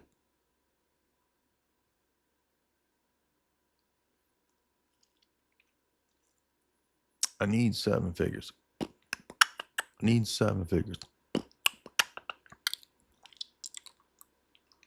Prairie Brother, Prairie Ortho Bro, $3. I went to my friend's Roman Catholic service the other day. I thought I walked into a Pentecostal church. I don't understand why Roman Catholics don't get that liturgy is also theology. Well, they've lost the liturgy. That's what I'm trying to say is like reverent masses are unfortunately not the norm anymore. Anonymous, $5. Jay, are you going to watch the Twisted Yoga? I think, yes, Jamie is going to, and I are going to watch this documentary. So yes, I've heard of this. I recommended it to Jamie when she did her ET phone Om stream. There's a super demon Hindu Tantra yoga cult. Yes, I've heard this. Clap my cheeks from up on high. Well, that's what that's all about, dude. Vincent, $5. Did you see that Bob from Speaker's Corner is going to talk to AP about ecumenism? It's all piety signaling. Yep. Well, I had a huge argument with Bob the Builder on Discord in like 2020. Because his whole thing is like, church doesn't matter, just debate the Muslims with apologetics. And I'm like, sorry, dude. I like your, I like your idea of doing apologetics, but you can't do apologetics without the church. And all these people want to do that. And I mean, I don't even think Ridvan's Orthodox. Keezy, $2. Is David Bentley Hart spook, kook, or crook? I don't know, but he's heterodox. Jadar Clipwave, $10. Oh shit, here we go again. Yep. Every time. What's up? Became a member. Prothoenor, $10. Messi, Ronaldo, or Eric Cantona? Well, I don't follow soccer, but because Eric Cantona used to email me and DM me, we used to have some theology, because he used to be into theology. I don't know if he is now, but he used to be into theology. And when I had my old blog, he started commenting, and I was like, is that really Eric Cantona? And then we started DMing, I think, on Facebook back in like 2008. And at the time, if I recall, he was a Calvinist, but he found some of the arguments about sola scriptura and all that kind of stuff somewhat interesting. Maybe halfway interested in it. And I mean, we didn't talk a lot. We probably had maybe, I don't know, 5 or 6 lengthy DMs back and forth about theology. And he used to comment on the blog. So I guess out of all those people, Eric Cantona, even though I don't know anything about soccer players, so I don't know. I think he was the first famous person on the internet that I ever interacted with. Groovy Banana, $20. Thank you for all the book recommendations. Do you have any recommendations regarding baptism or the gifts of the Holy Spirit and tongues? I mean, we've done several videos debunking charismaticism. Orthodoxy and the Religion of the Future debunks it. Now I'm being 100% serious. Absolutely 100% serious. Used to, I mean, we weren't talking on the phone. It's not like I had like hours of conversation with Eric Cantona, but like, it was just like DMs and website comments. He was a pretty, he was an occasional commenter on my old blog, and it was really him. And we had some, I can't remember if it was Facebook or emails back and forth back in the day, but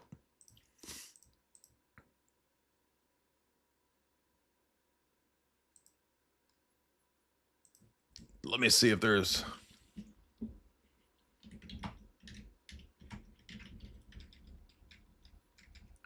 he also might have found the movie stuff interesting too, because he was in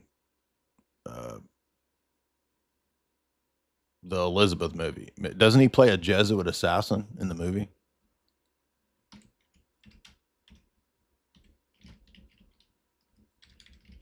Erica Cantona. Eric.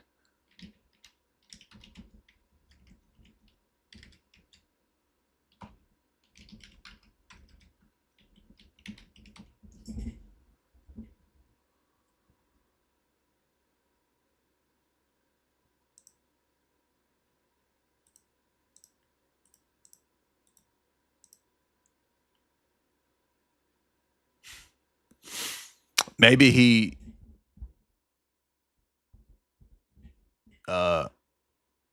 kept that private. Let's see what this is about.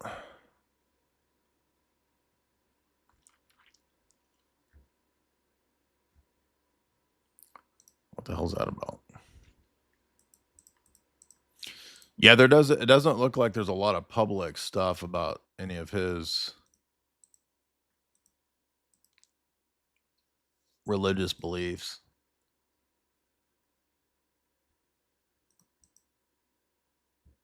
Maybe he just kept it private, but I mean, I do remember him specifically saying that he found Calvinism convincing. But maybe it was a passing intellectual interest, or I don't know. But we did have that conversation. I'm not lying. Why would I lie about that? I don't know anything about soccer. What, like, I'm gonna just make up some random. Oh yes, I talked to a soccer player. Like, I don't need to make up lies like that's just a retarded nonsense lie. So I don't appreciate being called a liar either. You don't have any basis to think or say that I'm lying.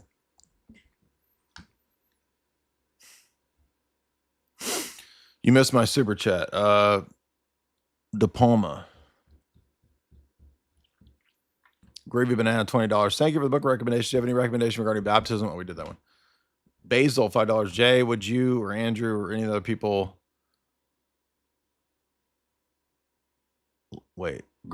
make a media group? Yeah, just make a media group. I mean, bro, that takes like Daily Wire was hundreds of millions of dollars, bro. Charles says for $10, they twerking at Rhythm Church. Absolutely. About De Palma, $10. Jay, I hope you're well. Could you give me thoughts on the Vulgate? I mean, it was the normative Bible for the Latin Church for a good while. But it's not the normative church or Bible for the Orthodox Church. So I don't really have much to say. And no, I don't have any videos on it. By the way, people say, why didn't you reach out to God Logic? I mean, so we had several of our friends, already friends with God Logic, who've been trying to kind of sway him in the direction of Orthodoxy for a long time. And when I asked God Logic a few weeks ago if he wanted to do a debate, he said, no, he's not interested in that, which is fine. But it's like, okay, then why are you sending people to synagogues? Like, it doesn't make any sense. So Hank Williams, $10. Jay, what do you think about Americanism? They took over MAGA, the boomers. They believe in dispensationalism. They have no idea what it is or why. I mean, you know what I think. Why do you think I'm the godfather of boomer jokes? I was making boomer jokes in 2011 before anybody made boomer jokes. I wrote an essay that went viral. I am the father of boomer jokes. So that's what I think. Coco, bro, $5. Do you have any book recommendations for an Orthodox type of mere Christianity like C.S. Lewis? No, in fact, although I love C.S. Lewis, this is unfortunately one of the terrible things that C.S. Lewis did, was contribute to the idea of a lowest common denominator Christianity, which is the mindset of all these goofball so-called apologists. They all have the mindset that there is no mere Christianity. There is no, oh, you just have these 5 things and that's a Protestant idea. I'm trying to find a clean way to explain the totality to an agnostic cultural Hindu. No, you don't want to give him C.S. Lewis. I mean, for a Hindu, I mean, it's something more like,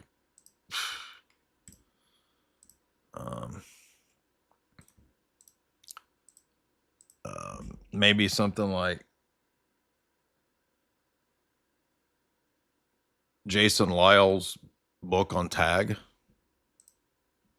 mean, that's the only thing I could even think of that might work. I don't know.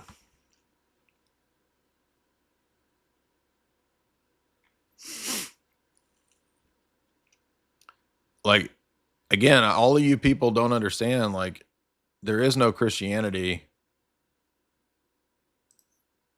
that is churchless. It doesn't exist.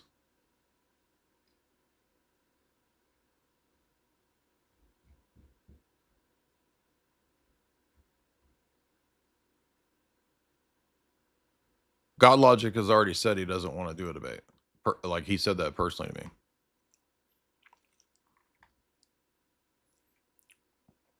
Will you make a debate course like your philosophy course? Probably not, because it took forever to make that debate course. That's why it's expensive. Which, by the way, you can still get the debate course. It's in the show description. It's at the Autonomy Agora Marketplace link. You can get the philosophy course there. You can also head over to choq.com, choq.com, the best in supplementation on the internet, to get access to the best supplements out there using the promo code JAY60LIFE, J60LIFE. Head on over there and get that male vitality sack. Do not be a passive-aggressive evangelifish. Become a toxic masculinity, evil ortho bro right there. Groovy says for $20, when I say baptism, I'm asking about paedobaptism. What makes physical baptism special? Well, the creed says there's only one baptism. What do you mean, what makes it special? It's the only one. One Lord, one faith, one baptism. That's water baptism in Titus 3. The washing of the laver regeneration. That's what makes it special. This is hard for me to understand as a Baptist. What's hard for you to understand? There's not 2 baptisms. There's not a meaningless symbolic water one and then a super spiritual Gnostic personal one. They're the same. That's the easy answer. And by the way, the church always baptized infants. So your whole sect is created around a dumb rationalist, George Fox, Roger Williams retard set who thought that you have to be an adult to be baptized. It's just dumb. The whole thing's dumb. And the reason it's all collapsing is because, well, guess what? We have this machine that puts all the world's information right at your fingertips, which didn't exist before. So all these dumb cults are falling away. The hymnals disappeared, not thrown away, just moved to storage. The projection screens were more flexible, pastors explained, easier to teach new songs, easier to change things up. Then came the crosses. Warren's training explicitly addressed this. Religious symbols could be barriers. One prominent church in Michigan removed a 50-year-old stained glass window depicting Christ's crucifixion. The pastor said it was too graphic for visitors' children. The language changed too. Sermons became messages or talks. The altar became the stage. The sanctuary became the auditorium. Yeah, but the Protestant world was already business church, basically. Even before this, it just got worse. Pastors stopped calling themselves pastors. They were lead communicators or vision casters. Sunday school became life development classes. Prayer meetings became connection gatherings. Even communion got rebranded. One church in Texas started calling it the Jesus meal. Warren had written in The Purpose-Driven Church. Groovy says, basically you're saying that the physical act of baptism and spiritual baptism are the same. Yes. Just like the incarnation is the divinity with the humanity. There's a synergy there. The Holy Spirit is present at the waters, just like he's over the waters in Genesis 1. Guess what? In your new creation, the Holy Spirit's really present over the waters in your baptism. You're saying that Baptists confuse and separate, that the confusion is Baptists separating it. Yes, correct. That Saddleback was unashamedly a market-driven church. He used demographic studies. He surveyed the community. He discovered that unchurched people's #1 complaint was organ music, so Saddleback didn't use organs. Churches following his model conducted their own surveys. They hired consultants. The worship leader, now called the creative arts director, explained that him didn't fit their target demographic. But I'm not the target demographic, she realized. After 44 years, across America, the stories were eerily similar. A church would launch 40 Days of Purpose. The pastor would attend a conference at Saddleback or Willow Creek. He'd return, excited, energized, talking about vision and reaching the next level. Changes would accelerate. Traditional service at 8 a.m., canceled due to low attendance. Wednesday night prayer meeting, replaced with seeker-focused small groups. Annual hymn sing, not strategic anymore. Those who questioned the changes were labeled resistant, divisive, stuck in the past, Pharisees. One pastor in Georgia sent a letter to all the same stuff that these goobers say about the Ortho Bros. Time members who had expressed concerns. He wrote, if you cannot support the vision God has given this church, it might be time to ask him where he wants you to worship. Translation, leave. Warren had a term for this. He called it with blessed subtraction. The phrase appeared in purpose-driven church materials. Warren taught that every church had people who resisted growth. They preferred the church stay small. They valued tradition over reaching the lost. When these people left, Warren explained, it was actually a blessing. The church could move forward unhindered. Onto one training video showed Warren explaining. Well, all these dudes are always chunky too. I think the new physiognomy criteria, we should put that in place because it make a lot of this stuff easier. If you got double chins, if you're a chunkster, opinion immediately discarded. It to a room full of pastors. You've got to be willing to let people leave, he said. Even people who have been there forever. Even big givers. The audience applauded. But on the ground, in actual churches, blessed subtraction looked different. In Illinois, a church of 600 shrank to 200 in 18 months. The older members didn't leave because they were resistant. They left because they literally couldn't hear. The new sound system was designed for contemporary music, and sermon volumes that appealed to younger ears left elderly members unable to follow along. In Florida, a couple who had donated the land for their church building, their family farm, watched as the church board voted to sell the property and relocate to a strip mall. More visible, better parking. All closer to their target demographic. The couple left. So did 40% of the congregation. One woman in Arkansas wrote, I taught Sunday school for 31 years. Then they told me my style wasn't aligned with their new strategy. They offered to retrain me using purpose-driven materials. Like everything I'd learned, everything I'd done was worthless. But defenders of the movement pointed to numbers. Some purpose-driven churches were exploding with growth. The question was, what kind of growth? And at what cost? Story 1, purpose-driven churches were succeeding. Attendance up, baptisms up, small groups multiplying. Saddleback itself had grown to 20,000 weekly attendees by 2005. Willow Creek was... Good grief, dude. 20,000 at one giant megachurch? That's crazy. Members, multiple campuses. What they found challenged everything they'd been teaching. Multiple campuses? They call their church campuses? The people who showed up for the contemporary services, the seekers they'd redesigned everything to reach. They weren't growing spiritually. They attended. They enjoyed the experience. But they weren't reading their Bibles. They weren't praying. They weren't becoming disciples. Worse, the most spiritually mature members, the ones who should have been thriving, were the least satisfied with the church. Again, as we said earlier, here's my challenge to any of these people in the apologetics sphere. Show me one parachurch, churchless apologist in the first 1,000 years. Show me one church father, saint, apologist, theologian who argues that you can have apologetics without the church? Where is a churchless apologist? Just name one. By the way, there was a Baptist dude that was supposed to come to debate this, and he didn't show up. Shocker.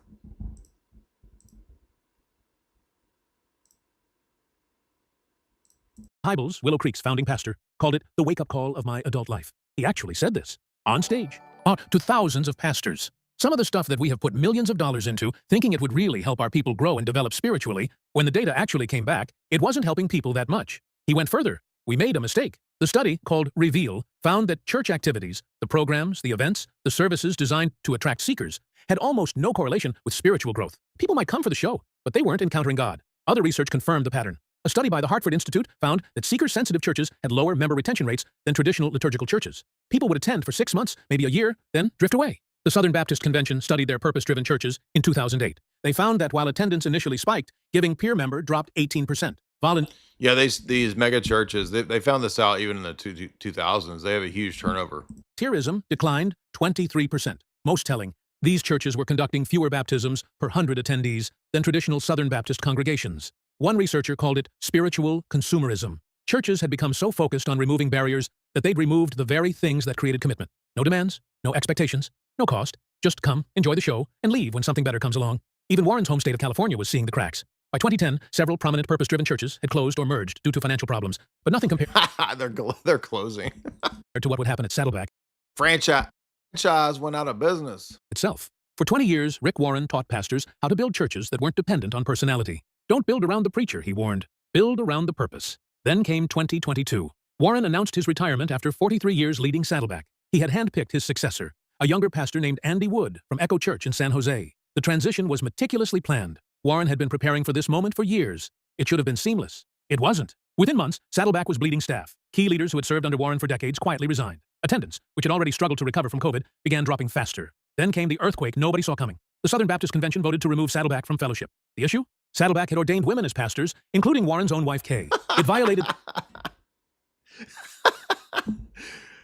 Dude, they started ordaining his wife. Oh, my gosh. The SBC's doctrinal statement. Warren appealed. He flew to the convention. He gave an impassioned speech about the Great Commission being more important than gender debates. He lost. The church that had taught 400,000 pastors how to grow congregations was kicked out of America's largest Protestant denomination. But that was... Yeah, and they're all about to die a slow death to the Orthodox Church. Just the public drama. Behind the scenes, the reports were worse. Staff members described a church in identity crisis without Warren's personality, his vision, his... Who are these e-chicks that are in the stock footage here? Like, the stock footage is cracking me up. Do you see the Malaysian Asian girls earlier? Like, what did that have to do with it? Like, the stock footage doesn't even match the AI voice. Connections, his presence. Saddleback didn't know what it was anymore. The irony was brutal. Warren had spent decades warning against personality-driven ministry. Look at him at Davos, dude. What a phony, dude. This should have been an immediate disqualifier. Council on Foreign Relations, fake-ass pastor at Davos. Was brutal. Warren had spent decades warning... What is this, Klaus Church? St. Klaus Schwab? Sir Rick Warren, the perfect minister of the gospel of Davos. Against personality-driven ministry. He'd written books about it, created systems to prevent it, trained pastors to build churches that could outlast their founders. Yet Saddleback itself turned out to be the ultimate personality-driven church. Remove Rick Warren, and what remained? A very expensive campus and a shrinking congregation trying to remember why they were different from the dozen other megachurches within driving distance. By 2024, reports suggested Saddleback's attendance had dropped by nearly 30% since... Dang, dude.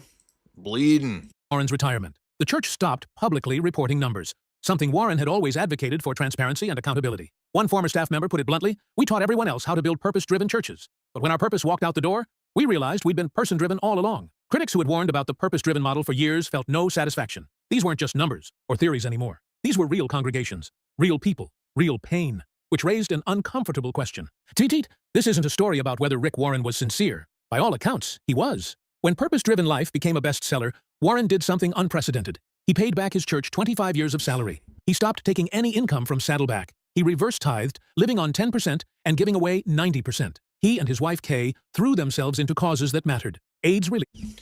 Yeah, right. Who believes that? That's just an old trick where the church owns everything and the pastor doesn't own it, but he's able to use and do whatever he wants, right? So like isn't Kenneth Copeland's giant mansion owned by the church, right? This is a trick. In Africa, orphan care, mental health advocacy, especially after their son Matthew took his own life in the 2013, Warren could have built a religious empire. Instead, he gave away fortunes. This isn't about one man's motives. This is about what happens when churches adopt corporate methods. The purpose-driven model treated church growth like market expansion. It segmented audiences like consumer demographics. Thani, it removed barriers to entry, the way businesses streamline purchasing. It measured success in attendance. It's titled Growth Without Compromise. And he eventually capitulate to Skittles' marriage because Obama buddies with him.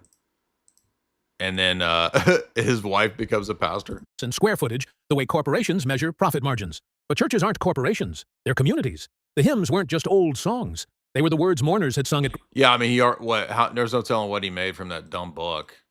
So, he's not going to draw a salary from the church after his dumb book probably made him $50 million. Gravesides. The liturgy wasn't empty ritual. It was the rhythm that had carried believers through decades. The crosses weren't decorations. They were reminders of why people gathered in the first place. When you remove these things to appeal to seekers, you tell the sought that they don't matter anymore. What? All right, that's enough of that. I can't take this AI video anymore. There's a couple more that we did get about the collapse of this. We'll get to that next time.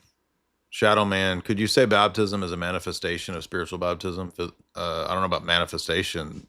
That's they're united in synergy. The water and the uncreated energies are what spiritually baptize you. It's in the baptismal liturgy.